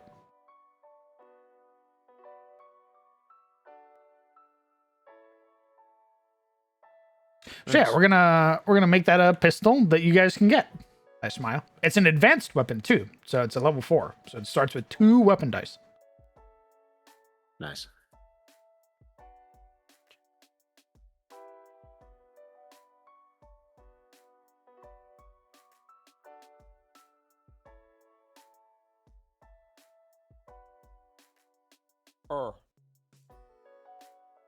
Oh, hello. Sorry, music's blaring. What's up? What's up, man? What's up with Hey, you? fam. Vibing currently. We're making iconic weapons. Iconic weapon? Yes. Unique weapons. Basically, only one of them exists. Oh. Artifact? Not artifacts. I'm borrowing from the iconic system in 2077. Boy. Oh, I see. I see. Because I think artifacts work a little differently in Pathfinder. I borrow. Did you borrow? I borrow. That's what you said. You said you were borrowing. Oh yeah, I'm stealing. I conquer everything. Did you guys figure out the +1 item bonuses stacking? Hmm? The armors that you made yesterday. I think Lore pointed it out, and then I kind of went, Dodoy, wait a minute. Oh, These that was armors say they intentional. Well, I was like, what's the question? Wait, that's intentional. Yeah, that was intentional. They're pointing out that one of the armors that I made, the Vigilant Adaptive Plated Jacket, is already a tactical armor, which means you get a +1 bonus to your AC. However, I've given it reinforced, which means it gets an additional +1 bonus. So you're technically rocking a +2 item bonus to your AC. Oh, it does say additional. Okay, then we're good. Yeah, Do, I didn't read the additional part, so I'm like, don't these cancel each other out? But Do you do named bonuses? Named Pathfinder? bonuses. Yeah. So how they got around the stacking issue in Pathfinder, and then they got rid of it in D&D, which was fucking dumb. Is everything had a named bonus. So that's how you how you stacked. We have item, status, and condition. circumstance. That's what it is. Yeah. That's in 3rd edition. It was like insight bonus, magic bonus. And like unnamed bonuses were fucking crazy. You know, those were the ones that were like the ultimate stack because it's unnamed. So you could just, hey, you got an unnamed bonus to this, and then you get another unnamed bonus. Yep, they stack. Yeah. You will have +99 by the end of this encounter. You could absolutely do that. I had one of my first players was trying to get his AC up to 90. What? Jesus Christ. Well, that's because Moradin, the god of dwarves, in 3rd edition had a stat block in the book Deities and Demigods, where they gave the gods stats, which were fucking. They were godly. It was definitely like godly, and there was like dietic feats and shit like that. Oh, so fucking awesome. It was pog as fuck. Oh my! These were like this. This was sort of like answering the question, like, what happens when you encounter a god, like kind of deal. How fucked are you when Bahamut shows up? Yeah, Bahamut's one of them. What's artifact? I guess That we must be could nice make for them DM, artifacts. because I It was imagine anyone. actually the first supplement book I ever bought in D&D, which was Deities and Demigods. Nice. That's pog. You don't have to worry about balance, right? Because they're gods. Smile. I think that was Yeah. the reason Gygax made Tomb of Horrors. So Sick fuck. he was tired of players See. coming up and being like, I killed all the gods. I have all the god weapons. And he's like, oh, yeah? You die instantly. Fuck you. Oh yeah, fucking hits you in the head. Yeah, gods didn't have CR; they had Dietic rank. Jesus. So the higher the Dietic rank, the quote-unquote level of the god. Plus 900. God. It's God himself. Our Lord and Savior. If this god grapples you, The other thing is that they were just stealing from IPs. Yeah. That's the other thing with that book is that they released like Thor, Odin, oh, nice. and they didn't own the IPs or rights to them. So Oh yeah, 3rd edition they definitely did not do that. they made it more, the publicly available ones. Actually, now that I think about it, I think they. Let me double check. My bad. No, they did have Odin because they also. So essentially, I totally forgot this. Deities and demigods, they were like, hey, here's the D&D pantheon. You're like, cool. You're like, here's all the deity stats. You're like, great. You're like, but what if you wanted to run an Olympian game? Now here's the stats for Zeus. You know, what if you wanted to run a pharaonic game? So like Egypt, you know, like all the Egyptian gods, like Bast and all that, Mhm. and Isis. And then they had the final chapter was the Asgardian pantheon with like Odin, Balder, Hel. And it gave them all stats. I don't think those are copyright. Honestly, I don't think you can copyright Odin. I think Oh, Odin's in the it was, public domain now. It was also them using from like other TTRPGs or like other Yeah. sort of like I don't think they owned Greyhawk and shit like that at the time. Oh, I see what you're saying, but they were like, too bad. Too bad. She's in there. Yeah, what are you gonna do? That's Sue too me? damn bad. Yes, we are. How do I make a fucking artifact again? I'm too stupid. I'm too oopid. Stupid. I'll make First, you make a artifact. crafting check. Let's see here. I want to see Odin stats. Oh yeah, they had Odin's a- maps. They had maps for Asgardian temples and shit. And God, it's just they don't make them like they used to. Old people noises. I remember. Me turning the Odin- page in a book, a modern D&D book, ripping it in 14 pieces. Me turning the page of an older book, cutting my hand right open. Ah! They don't make them like they used to. Yo, the blood detail art in this book is so realistic. How'd they do that? Getting a little cold. Odin was a level 20 fighter, level 20 wizard, with a divine rank of 19. So effectively a level 59 character. Nice. Jesus. Only 980 hit points. Yeah, 20 levels of outsider. 20 levels of 20 hit die of outsider, 20 hit die of fighter, 20 hit die of wizard. Hmm. AC only a 79. Oh. How am I so... Oh. That means I have to Fair. roll at least a 12 or higher to hit him. Gungnir is a +5 distant ghost touch, holy, keen, returning, wounding short spear. Nice. I think ghost touch meant ignored armor.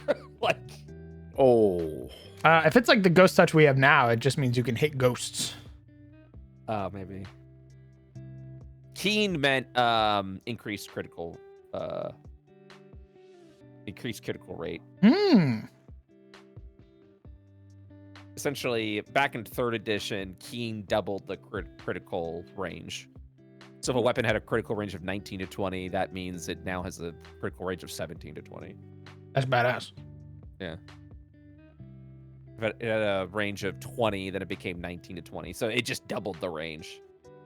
That also meant there was a way to get, I want to say, like, I think with a rapier, if you got like the improved critical feat and you slap keen on it, then I think, no, 18, 17, 16, no, 18, 19, 20. Scimitars were also like that. Like, Scimitars, yes, yep. Yeah. Just being fucking gross crit weapons. Yeah. Well, also in 3rd edition, criticals weren't just double. They actually told you like how much extra damage. So, for example, scythes had like an X4 critical damage, but also, you know, so like it's really fucking sick. But I mean, their damage was dog shit. I but take your mean, head right off your fucking shoulder, actually. the damage was dog shit. But you had an X4 critical, which was pretty fucking sick. Yeah, you can get like 16 to 20, 15 to 20 on certain weapons. So you're just always critting. But it was Jesus like an Christ. X2. It was only an X2. I think standard crit was X3 back in the day, and X2 if you had a larger range.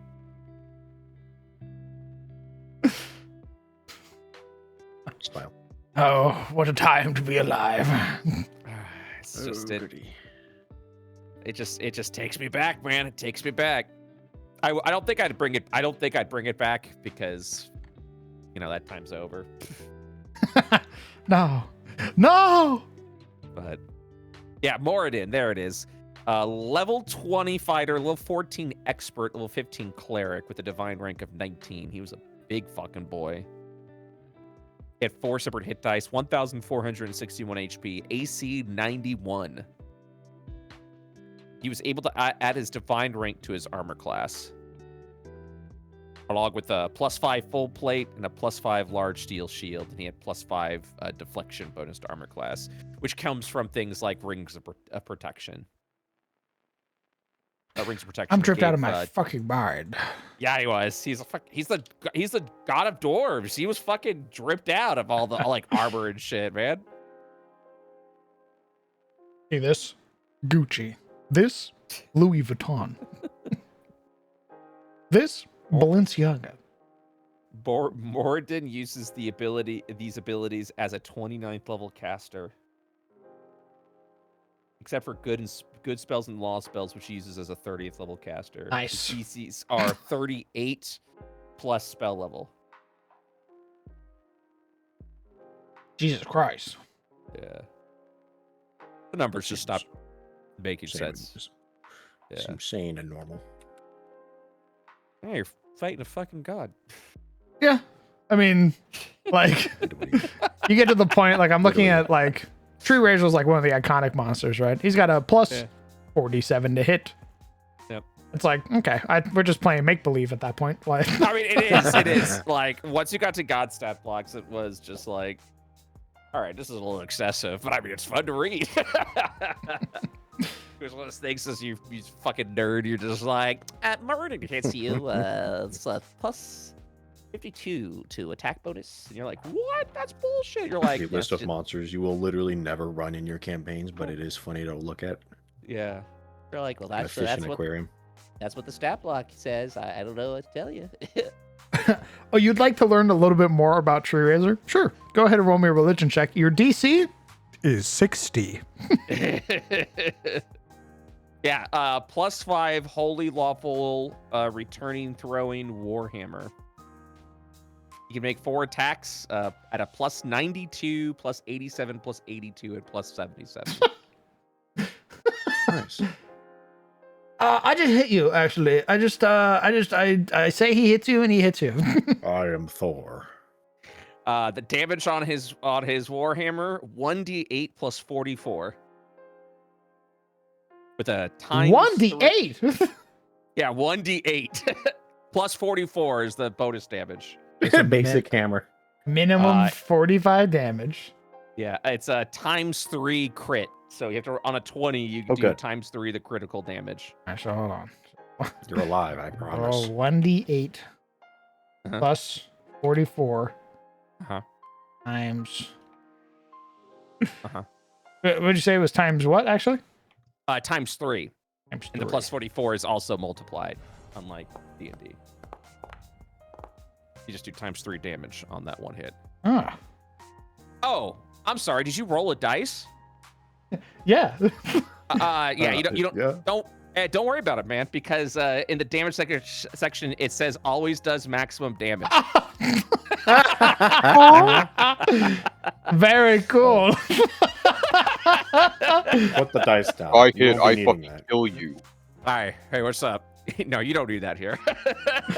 I deal 156 damage on a critical hit because fuck you. It even says parentheses Warhammer 52 points. Just does 52 points of damage. Yeah.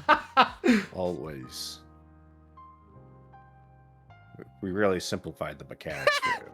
Oh, I totally forgot about damage reduction being linked to how powerful the weapon is if it was just flat out DR. So damage reduction of a /+5 means you need a +5 weapon to pass the damage reduction. Anything lower than that, damage reduction applies.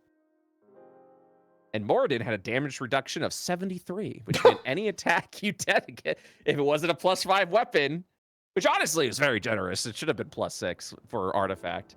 Yeah, anything that wasn't a +5 weapon, the damage got reduced by 73 points.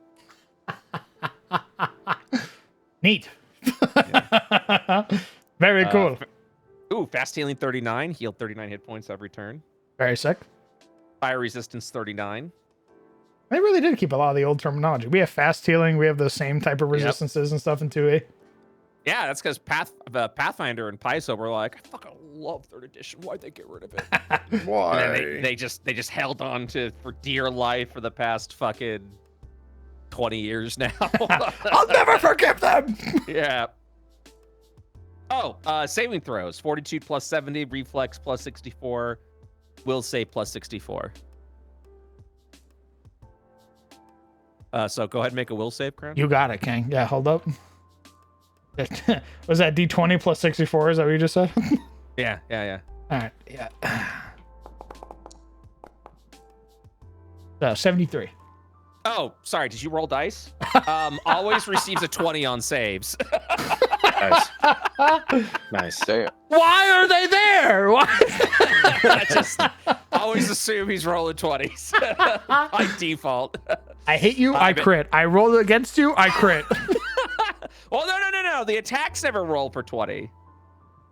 Oh, sorry. No, I was mistaken. Yes, the attacks always receive a 20 on attack rolls. If I roll a 20, you die. But you do roll the die to check to see if it's a crit. That's the only time you roll. You go, did I roll a 20? No? Oh, all right. Well, I still rolled. I still rolled 84.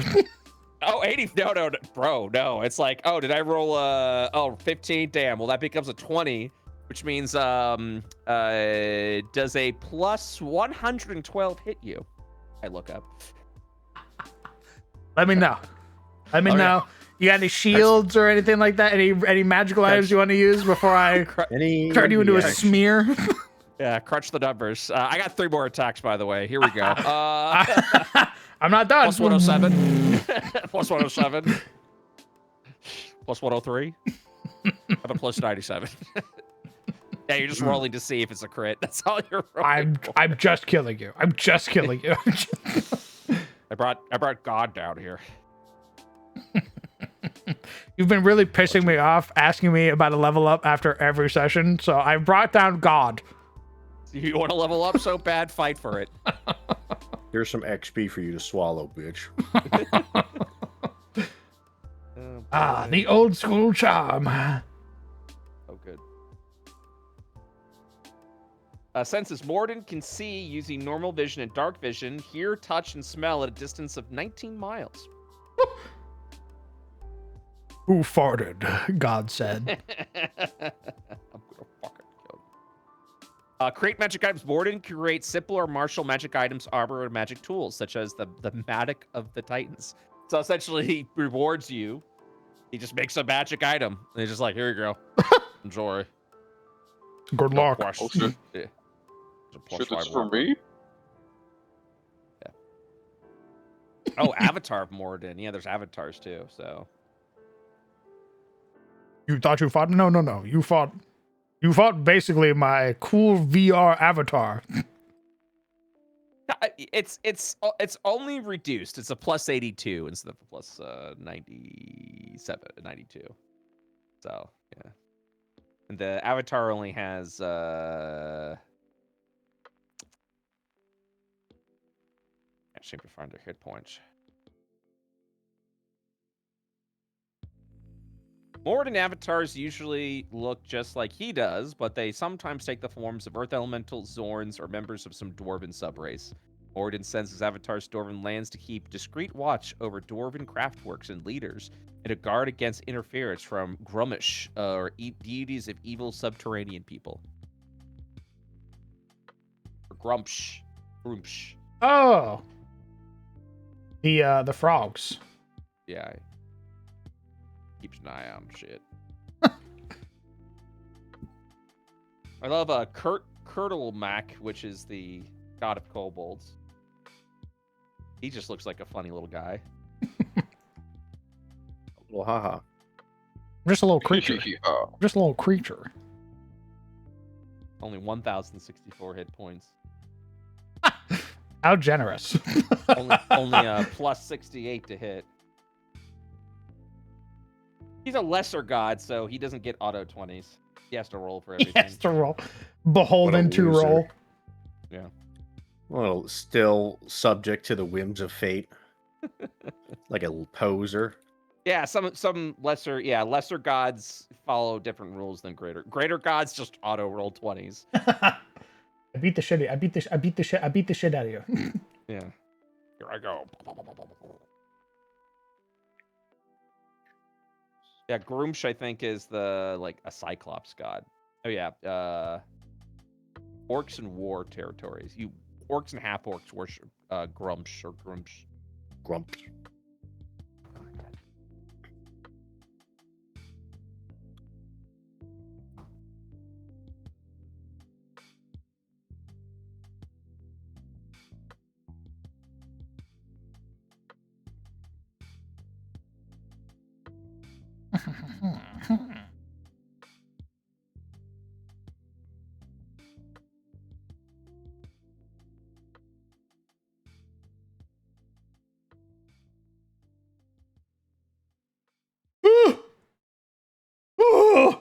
Oh.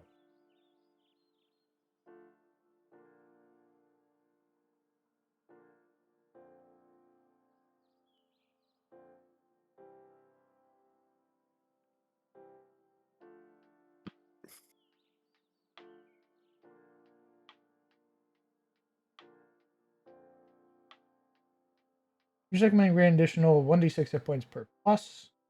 Your dwarf, you can use this action. I don't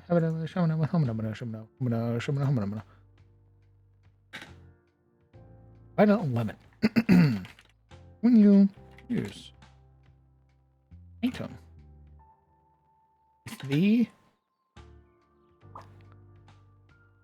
what is the appropriate? I assume it's just gonna be healing, right? Yes. Healing trait.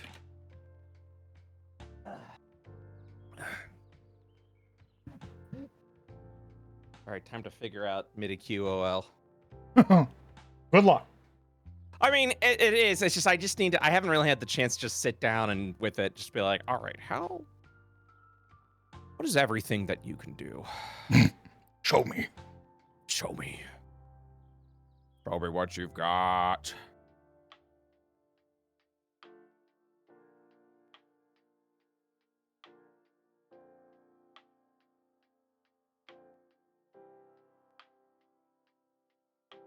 Okay, so that's not it. All right.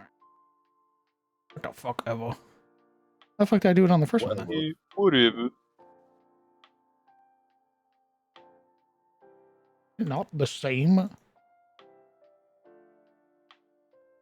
not so different. We're just normal men. Stupid.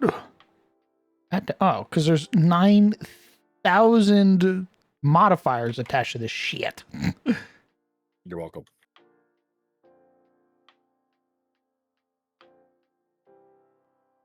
All right, I'm off. I'll see you tomorrow, Crown. Sounds great.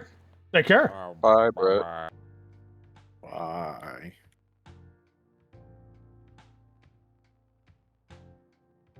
We already have a defib item. It's a cyberware. It gets installed into your heart. Dummers.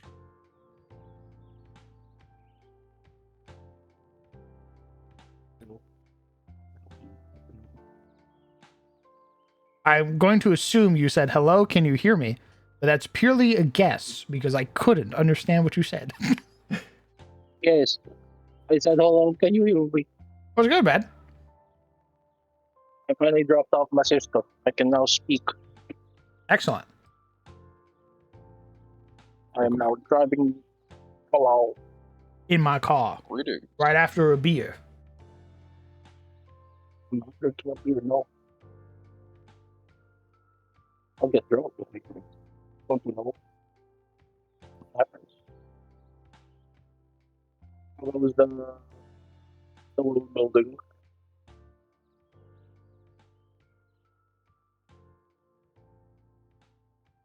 Sorry, I'm blowing my nose. Give me 1 second. What door?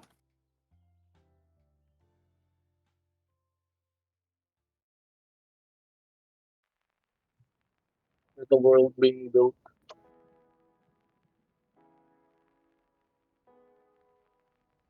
Oh, okay. Mhm. All right. Okay, hello. All right. Going pretty good, honestly. Made a unique weapon. Pretty happy with it. Thoughts on traumatic response, which is while you are bloodied in an encounter below half your hit point maximum, you gain physical resistance 4. So bludgeoning, piercing, and slashing, you are resistant to while you are bloodied. For how long? As long as you're bloodied. Oh. Okay, so when you get healed, you're no longer bloody. Understood. That sounds pretty good. I like physical resistance 4. That's pretty pog. Yeah, that's the that is the physical Well, you know. resistance listed in the book for level 5. Resistances and weaknesses. And because it's the level 5 armor, that's what I'm using. Little damage off the top, never hurts. And then I Until they do have 54 damage. the Vita 11, which is anytime you use an item with the healing trait, you restore an additional 1d4 plus 1 hit points. It makes your healing, like Vita injectors and stuff like that, a little bit more impactful. +1 status bonus. Yes, this all seems quite nice. Yeah, the other one is So the gun the. you made. We'll get to the gun in just a second. The other one's the Vita 12 rapid response, and this one's Doctor's Favorite, which is when people attempt to do treat wounds or battle medicine, they get a +1 to that roll. And that's against you. So it can be if somebody's using, like Senna is using treat wounds on you, she gets a +1 to her roll to treat wounds you. And then you have Vita 12, which is a 2 action once per day that heals you for 4d8 plus 5 hit points.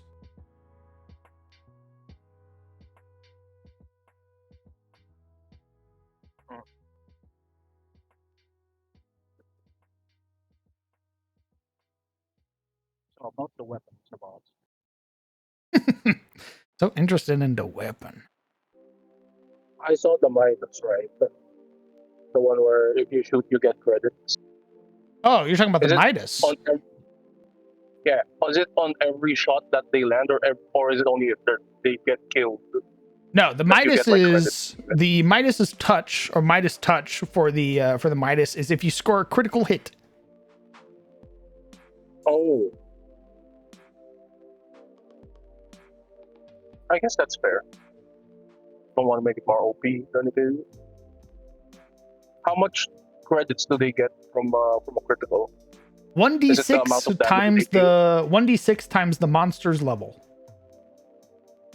Oh, okay. So it's not the damage they deal. Okay. Have you considered making a melee variant, like a dagger or a knife, for the Midas touch?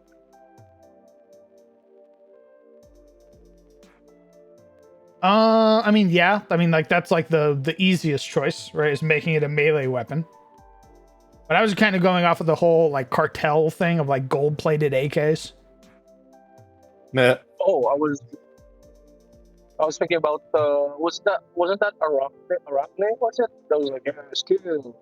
Your rewards for killing more. Yeah, RNA is like all it's about doing that. I don't think they would have the Midas stuff though.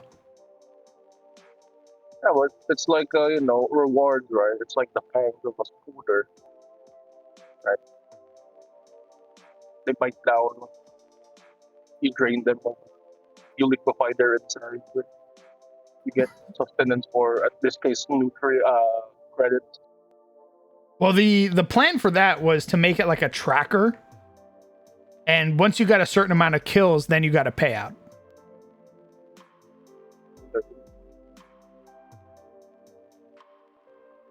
All right.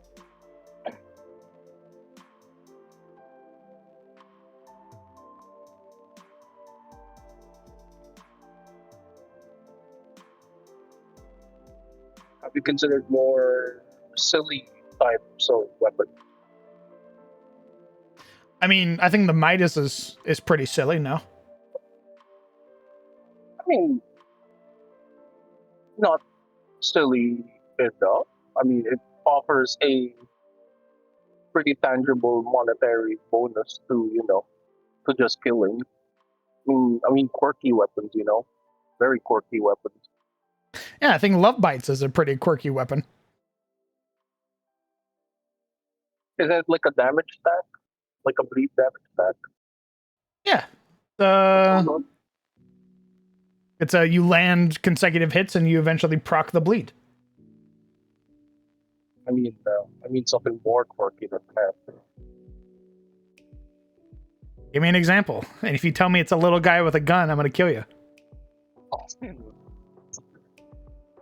Okay, so imagine like a double barrel, like a double shot, right? You shoot one, you shoot another entity, and they kind of like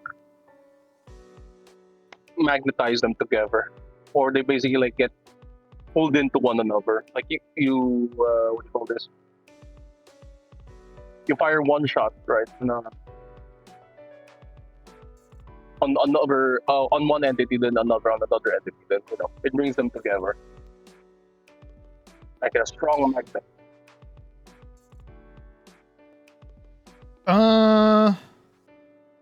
Okay, where are you getting that from? None.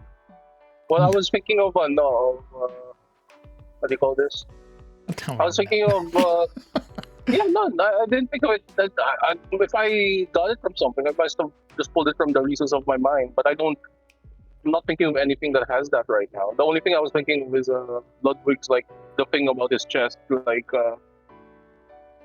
it just mag locks onto their chest, right? I was like, oh, something like that. You are big on Ludwig's fucking metal plating. No, just the magnet part, So I was like, no, it's just like that's on the forefront of my mind right now. I was like, yes, what if we do that? But it's like, condensed to two points, right? It's for what do you call this? Repositioning stuff. Makes it easier to, I guess, bring enemies closer. I guess, so that they're not more spread out. So you can combo it with like area fire.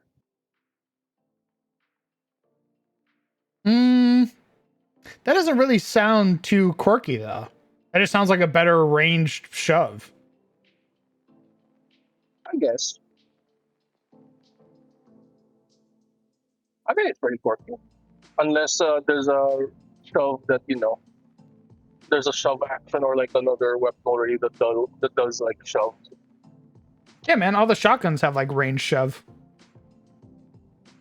Yeah, but it pushes you away, right? If you shoot someone, it pushes the enemy to the opposite direction instead of like, you shoot one to the left, you shoot one to the right, and then they meet in the middle.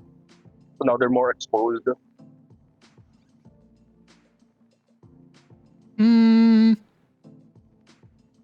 Think about it.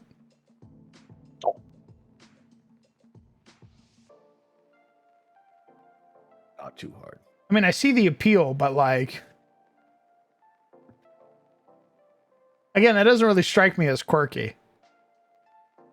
Really? Oh. Okay, well, I guess working off of magnets still, because my mind's like thinking of magnets. Magnets, how do they work? You shoot. It's okay. This one's borrowing a lot from the cons for Ludwig, right? The maglock for the knights. You fire a magnet and you make that enemy like a more what do you call this? Like when you throw a grenade, you get bonuses like because it like auto locks on the person, I'm experiencing like grenades magnetism. or bullets. So just making them more susceptible to bullets. Bullets and Very cool. I guess like grenades as well. If you get if you manage to get a land on, it's like but I guess it's less like a full-on gun. It's more like a what do you call this? The underslung like grenade launcher attachment to like another gun, or like the underslung like breaching shotgun thing. It's like something that you fire first to Except make it shoots a easier. magnet. It shoots like that. Yeah, some sort of magnet. Yeah, it digs into the it digs into the flesh of the enemy. It makes them more susceptible to Oh my like God. It's like a more basic spark fire thing, wherein instead of like little gyro jets that auto lock onto an enemy, it's just bullets locking, being pulled in by a strong magnet. I guess it could also give the penalty onto the person that gets hit. The bullets, like when they fire their gun, it's there's a penalty because again, the magnet in their chest is basically like making the bullets maybe veer off course when they fired from their gun. This is too many words and you've lost me, so I'm going to offer a different idea about shit digging into your enemy. Oh.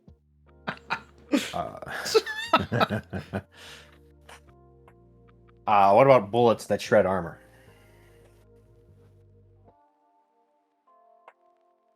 That shred armor. Yeah. Go on. You should.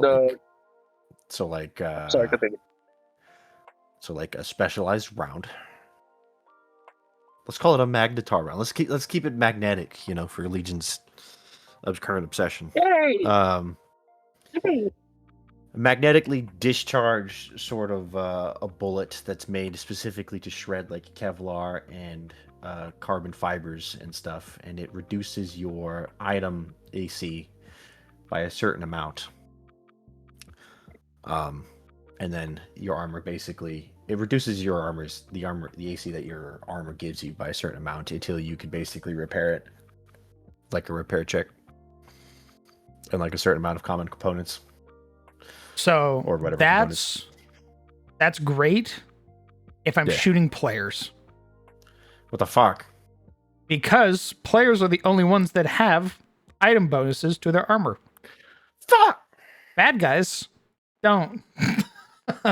The bad guys have a flat value to their AC always. Well, an item bonus will still affect their AC.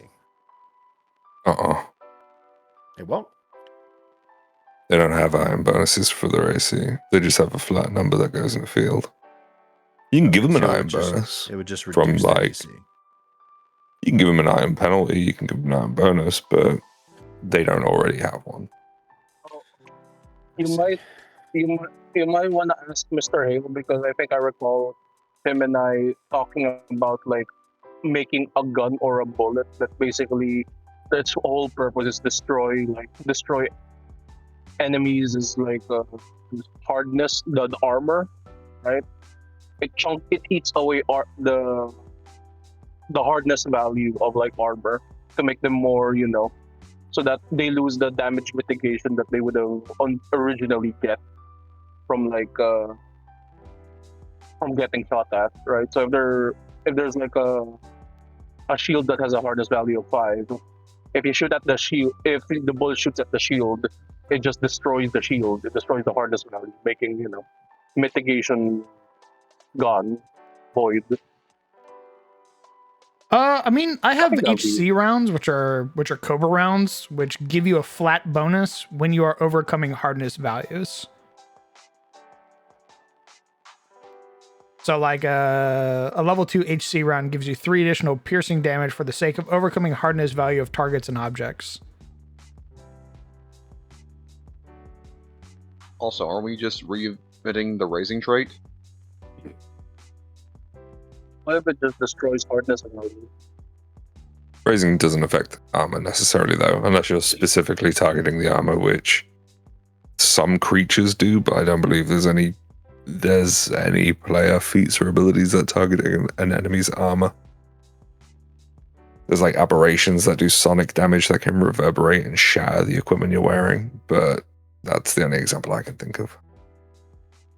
You could do bullets where there's like an effect that you can drag onto the enemy that give item penalties to AC, but that would be exceptionally powerful.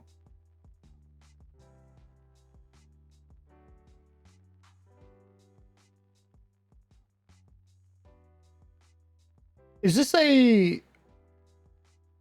Says, are you suggesting a weapon or just ammunition? I was suggesting ammunition because I think that's what Legion was trying to suggest, but I mean, a weapon also works. It's probably easier to do.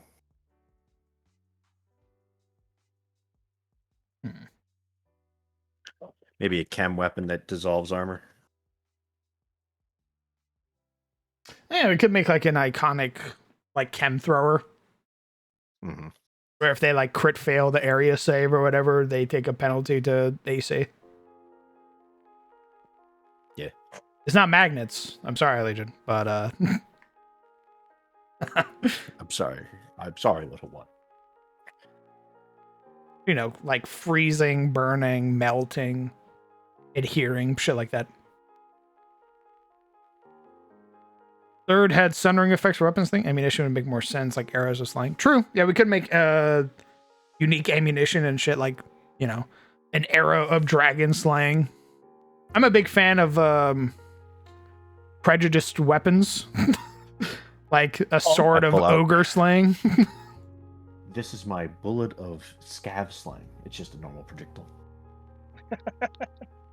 Well, that would be like you know, a particular type of bullet that's been made for specifically piercing soft tissue. So a bullet of man killing. Correct. Yeah, it'd be hollow points. It's basically frangible rounds, which we've already made, which bleed the target when you hit them. But talking specifically magical items, it would be like arrow of dragon slaying, arrow of human slaying, giant slaying, shit like that. I might make those. Ooh, I might make that specifically for snipers, because snipers are. Some of the snipers are like single shot. So you load in a specific type of shell or a type of round, and then, you know, blow some dude's head off. Look, Arlo, I found the bullet of ghoul slaying. Aren't you happy? Yep, basically, it'd be like ghoul slaying. Deals an additional 3d6 piercing damage to ghouls. Aren't you happy?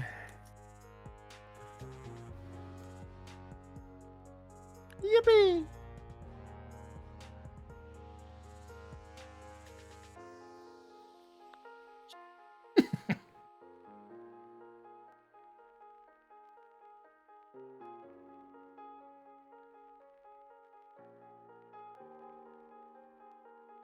Oh, you know what? Actually, this is a great question.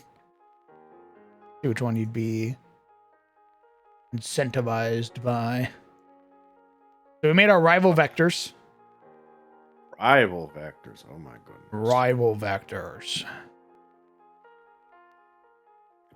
You've got two people reaching out to you. Oh my god.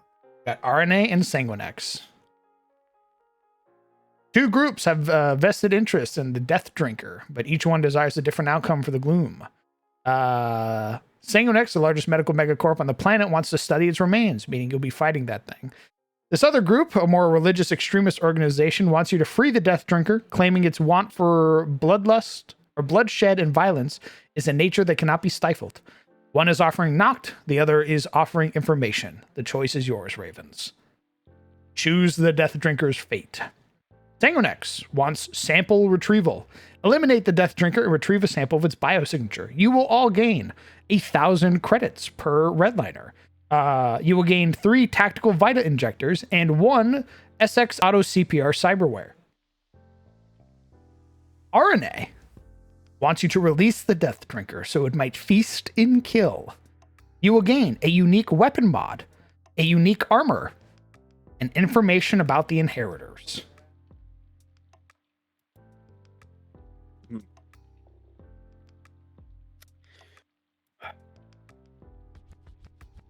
Damn, I really like money. I know you do. I like money, DM. It's kind of like my defining characteristic vice, you know, money. I think you already have your answer then. Yeah. Probably gonna have to go with the money. Very It's all well. about the money.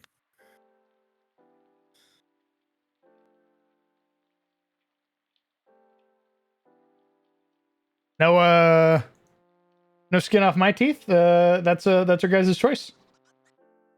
Nice. Money's mean level up. I like money. Information, you know. Maybe you'll find it later on. I don't give a shit about the inheritors. There you go. As Dager, I mean, like Dager does not have nearly as much beef with the inheritors as I think other members do. Other than that one bitch who fucking went like, ooh, look at the unemployed. Bum. Jobless. Poor. There's only one way to get it back at her, and that's to have a shit ton of money.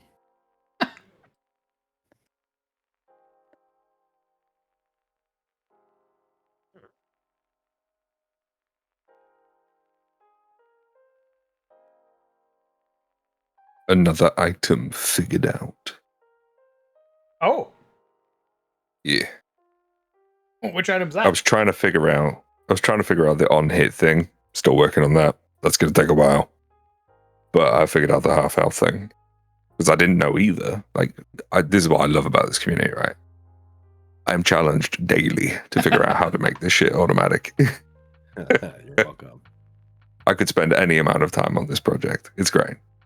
I didn't know how to calculate as a selector, predicate, whatever you want to call it.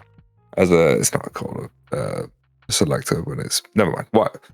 I didn't know how to visualize or put into a rule how to calculate a percentile of health. I didn't know you could until I inspected a roll and I looked up HP in the roll inspector. And there's 2 values, HP percent and HP remaining. Very cool. But one thing I thought, and it threw me through a loop for a while, was that it gives you HP percent and the value after a colon. And I was like, oh, that must be the whole thing. No, I was wrong. You had to split it. But it didn't tell you this anyway. I don't know. I'm going to apply this later when I need it. But you got to use a comma instead of a colon, and then it works. Oh. So there you go. What do I? You have a resistance thing. What do I put it on some armor? Oh no! Like, is it an effect or? It's an armor. Oh, an armor. It's a rule on an armor. Yeah, that you can drag onto your armor. Huh. It's not letting me open it. Did you put it on an effect? Did you import it onto an effect? Mayhaps. You'll have to restart Foundry. Oh. If you want to deal with that later. It'll check it when you restart it and it'll let you edit it. But if you just make another one and then deal with that later, you got no problems. Yeah. The amount of times I've imported things on the wrong stuff, it's crazy. I want to kill. Make an electric weapon designed for working against electrical resistance if it hits the sheer amount of electricity flowing through the target melts the target like a filament of light. Goodness gracious. I mean, I have a few electrical weapons, but nothing too crazy. Oh, interesting. Okay, so I take this trait. I slap it on the trauma vest. This is another thing I got to play with was LTE. So if you look at the predicate, it has a LTE. There's another one as well, which is GTE, I think. So it's lower than or equal to is what that means. So I was just putting in HP percent 50, thinking, predicate HP percent 50, that'll be fine, right? But no, you've got to tell it it's got to be lower than or equal to 50% of your HP. That's I also pretty gave it a sick. label. I have no idea if and when the label can ever be seen because it just puts the resistance on there. But I liked the fact that it had a label. So I left the label on.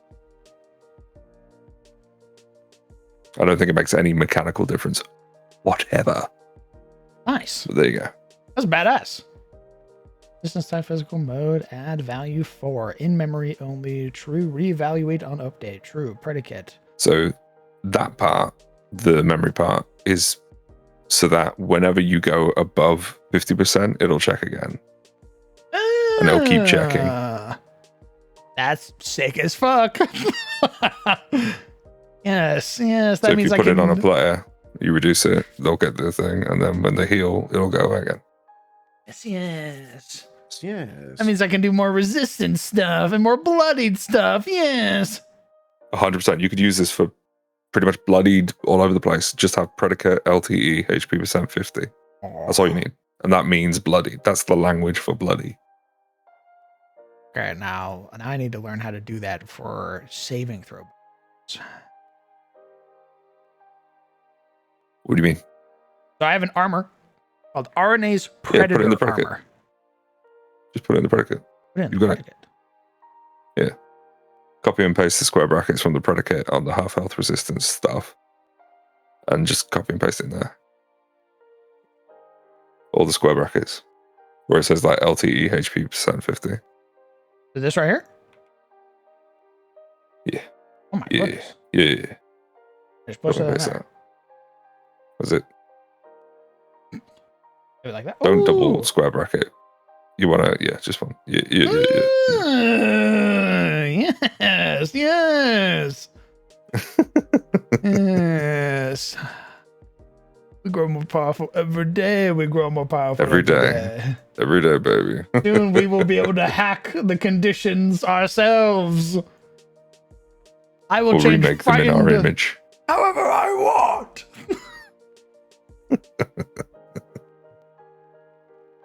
Mm-mm. Yummers. This is Alright, what's badass. next? Point me at something. That's a great I question. still can't get this. I can't get this on hit thing. I know in my head, in my heart of hearts, I know that the simple answer is to just have it generate a text box with the UUID of the effect in the text box, kind of like crit special evaluation. So that when you hit them, it comes up, and then you can just drag it onto the actor. But I don't want that. I want it to be automated. I want it to just do it, and I can't figure out how. So I'm gonna figure that out. Maybe we'll see. I might give up. I might just ADHD my way to bed at some point, and then who knows? What's next? Eureka moment in the middle of the night. Yeah, just wake up like lunge out of bed. Yeah. I know it. Is there something like if I use a healing item on myself Sure. and I'm rolling, is there something like for this armor, this trauma vest, where if I'm healing anything that has the healing tag, I can add an additional 1d4 to it?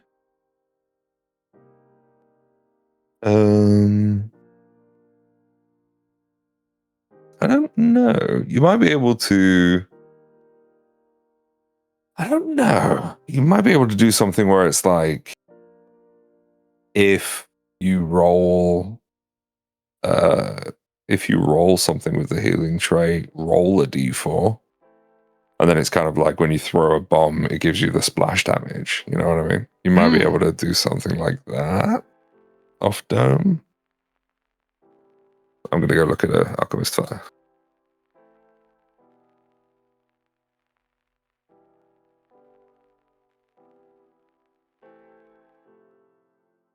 I guess a vehicle mounted version would fire 2 corded implant mines hit a target vehicle, structure, or machine. Then high voltage through enough to arc to fry the target electronics.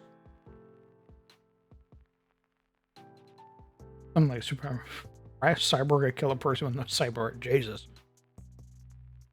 I think we're getting a little bit out of the like iconic thing and more like creating weapons of mass destruction.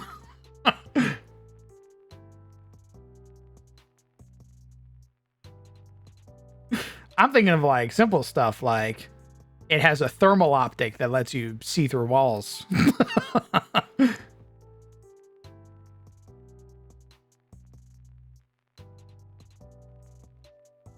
Although killing a synthetic in one hit, I imagine would be a hell of a thing.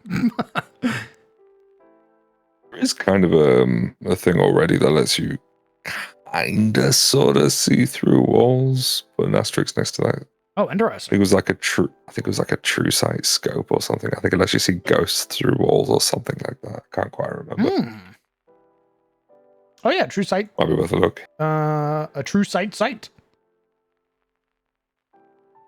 For next 10 minutes, while you're looking through the scope, you can see invisible creatures as though they weren't visible or invisible. Additionally, you can see incorporeal creatures like ghosts hiding within 10 feet of an object's surface. You get a +1 item bonus to visual perception checks to seek. It's $8,000.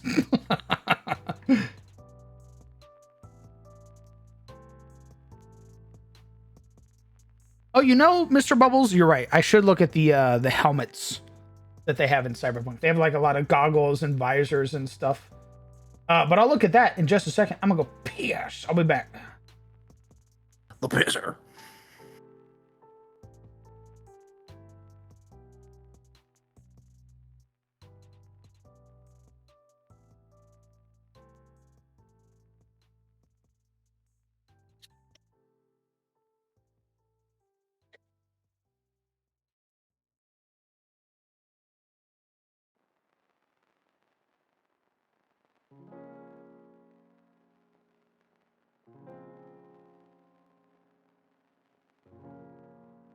All right. I'm sorry, but Crown's pissing right now. Oh my god, 20 fucking minutes later. Yeah, he's straight pissing. As opposed to Maybe. gay pissing. Maybe he'll see my message. Maybe. Or he pissed on it. Ew. Piss.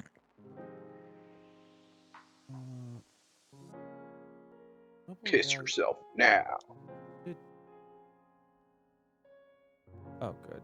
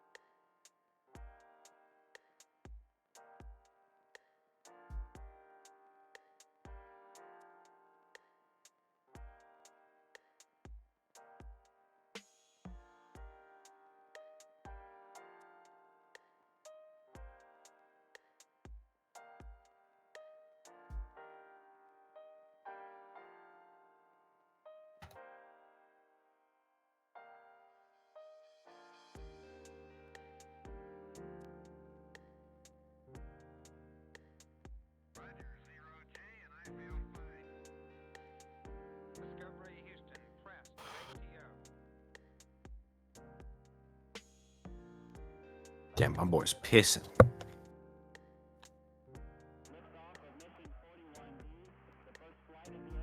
The Pisser 9000. This guy's unleashing a torrent. Oh my god, he's pirating films?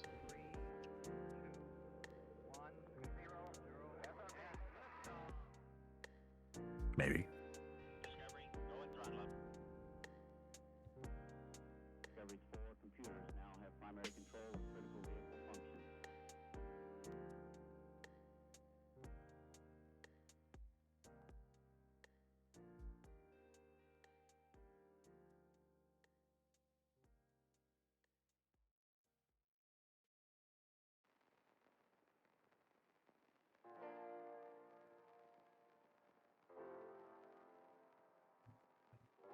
Okay, I'm back. Here's the issue, though. We got tornado warnings outside. Oh. I can Oh. I can literally hear the tornado sirens. It's Oh, Uh-oh. fuck. all right, Yeah, get to cover, please. So He's in cover. that means you're still streaming though. Now it's a tornado stream. No, what I'm gonna do is Tornado I'm gonna hang up Yeah, and you do that. go Yes, cancel please. stream and then go hang out with the homies in the basement. Okay. He's changing away it to from IRL windows. stream where he stands outside and stares at the tornado while he records it, and he goes, "Chat." When you survive the tornado, if you could just respond to me about the picture, make sure it's good. Yeah, I looks can great. see the token. Okay, awesome, great. Be safe, don't die. Sick. Bye, say. All right, I'll catch you gamers Bye. afterwards. All right, Crown. Good luck. All right, Thanks, Bye Blood. bye. Bye-bye. Be safe. All right. I hope you guys have a lovely night. I hope you take care of yourselves. Thank you guys so much for hanging out. I appreciate all the new chatters, all the new subs. Very much appreciate it, you guys. I hope that you all have a lovely night. Take care of yourselves. Hug your loved ones. Tell them that you love them. If you haven't called them in a while, call them. I'm sure they'll be to hear from you. Next time you will see me will be tomorrow, where I prize my role as Eddard in Devil's Due over in the world of Io. So don't do the outro, get the safety. All right, goodbye, everybody. Goodbye.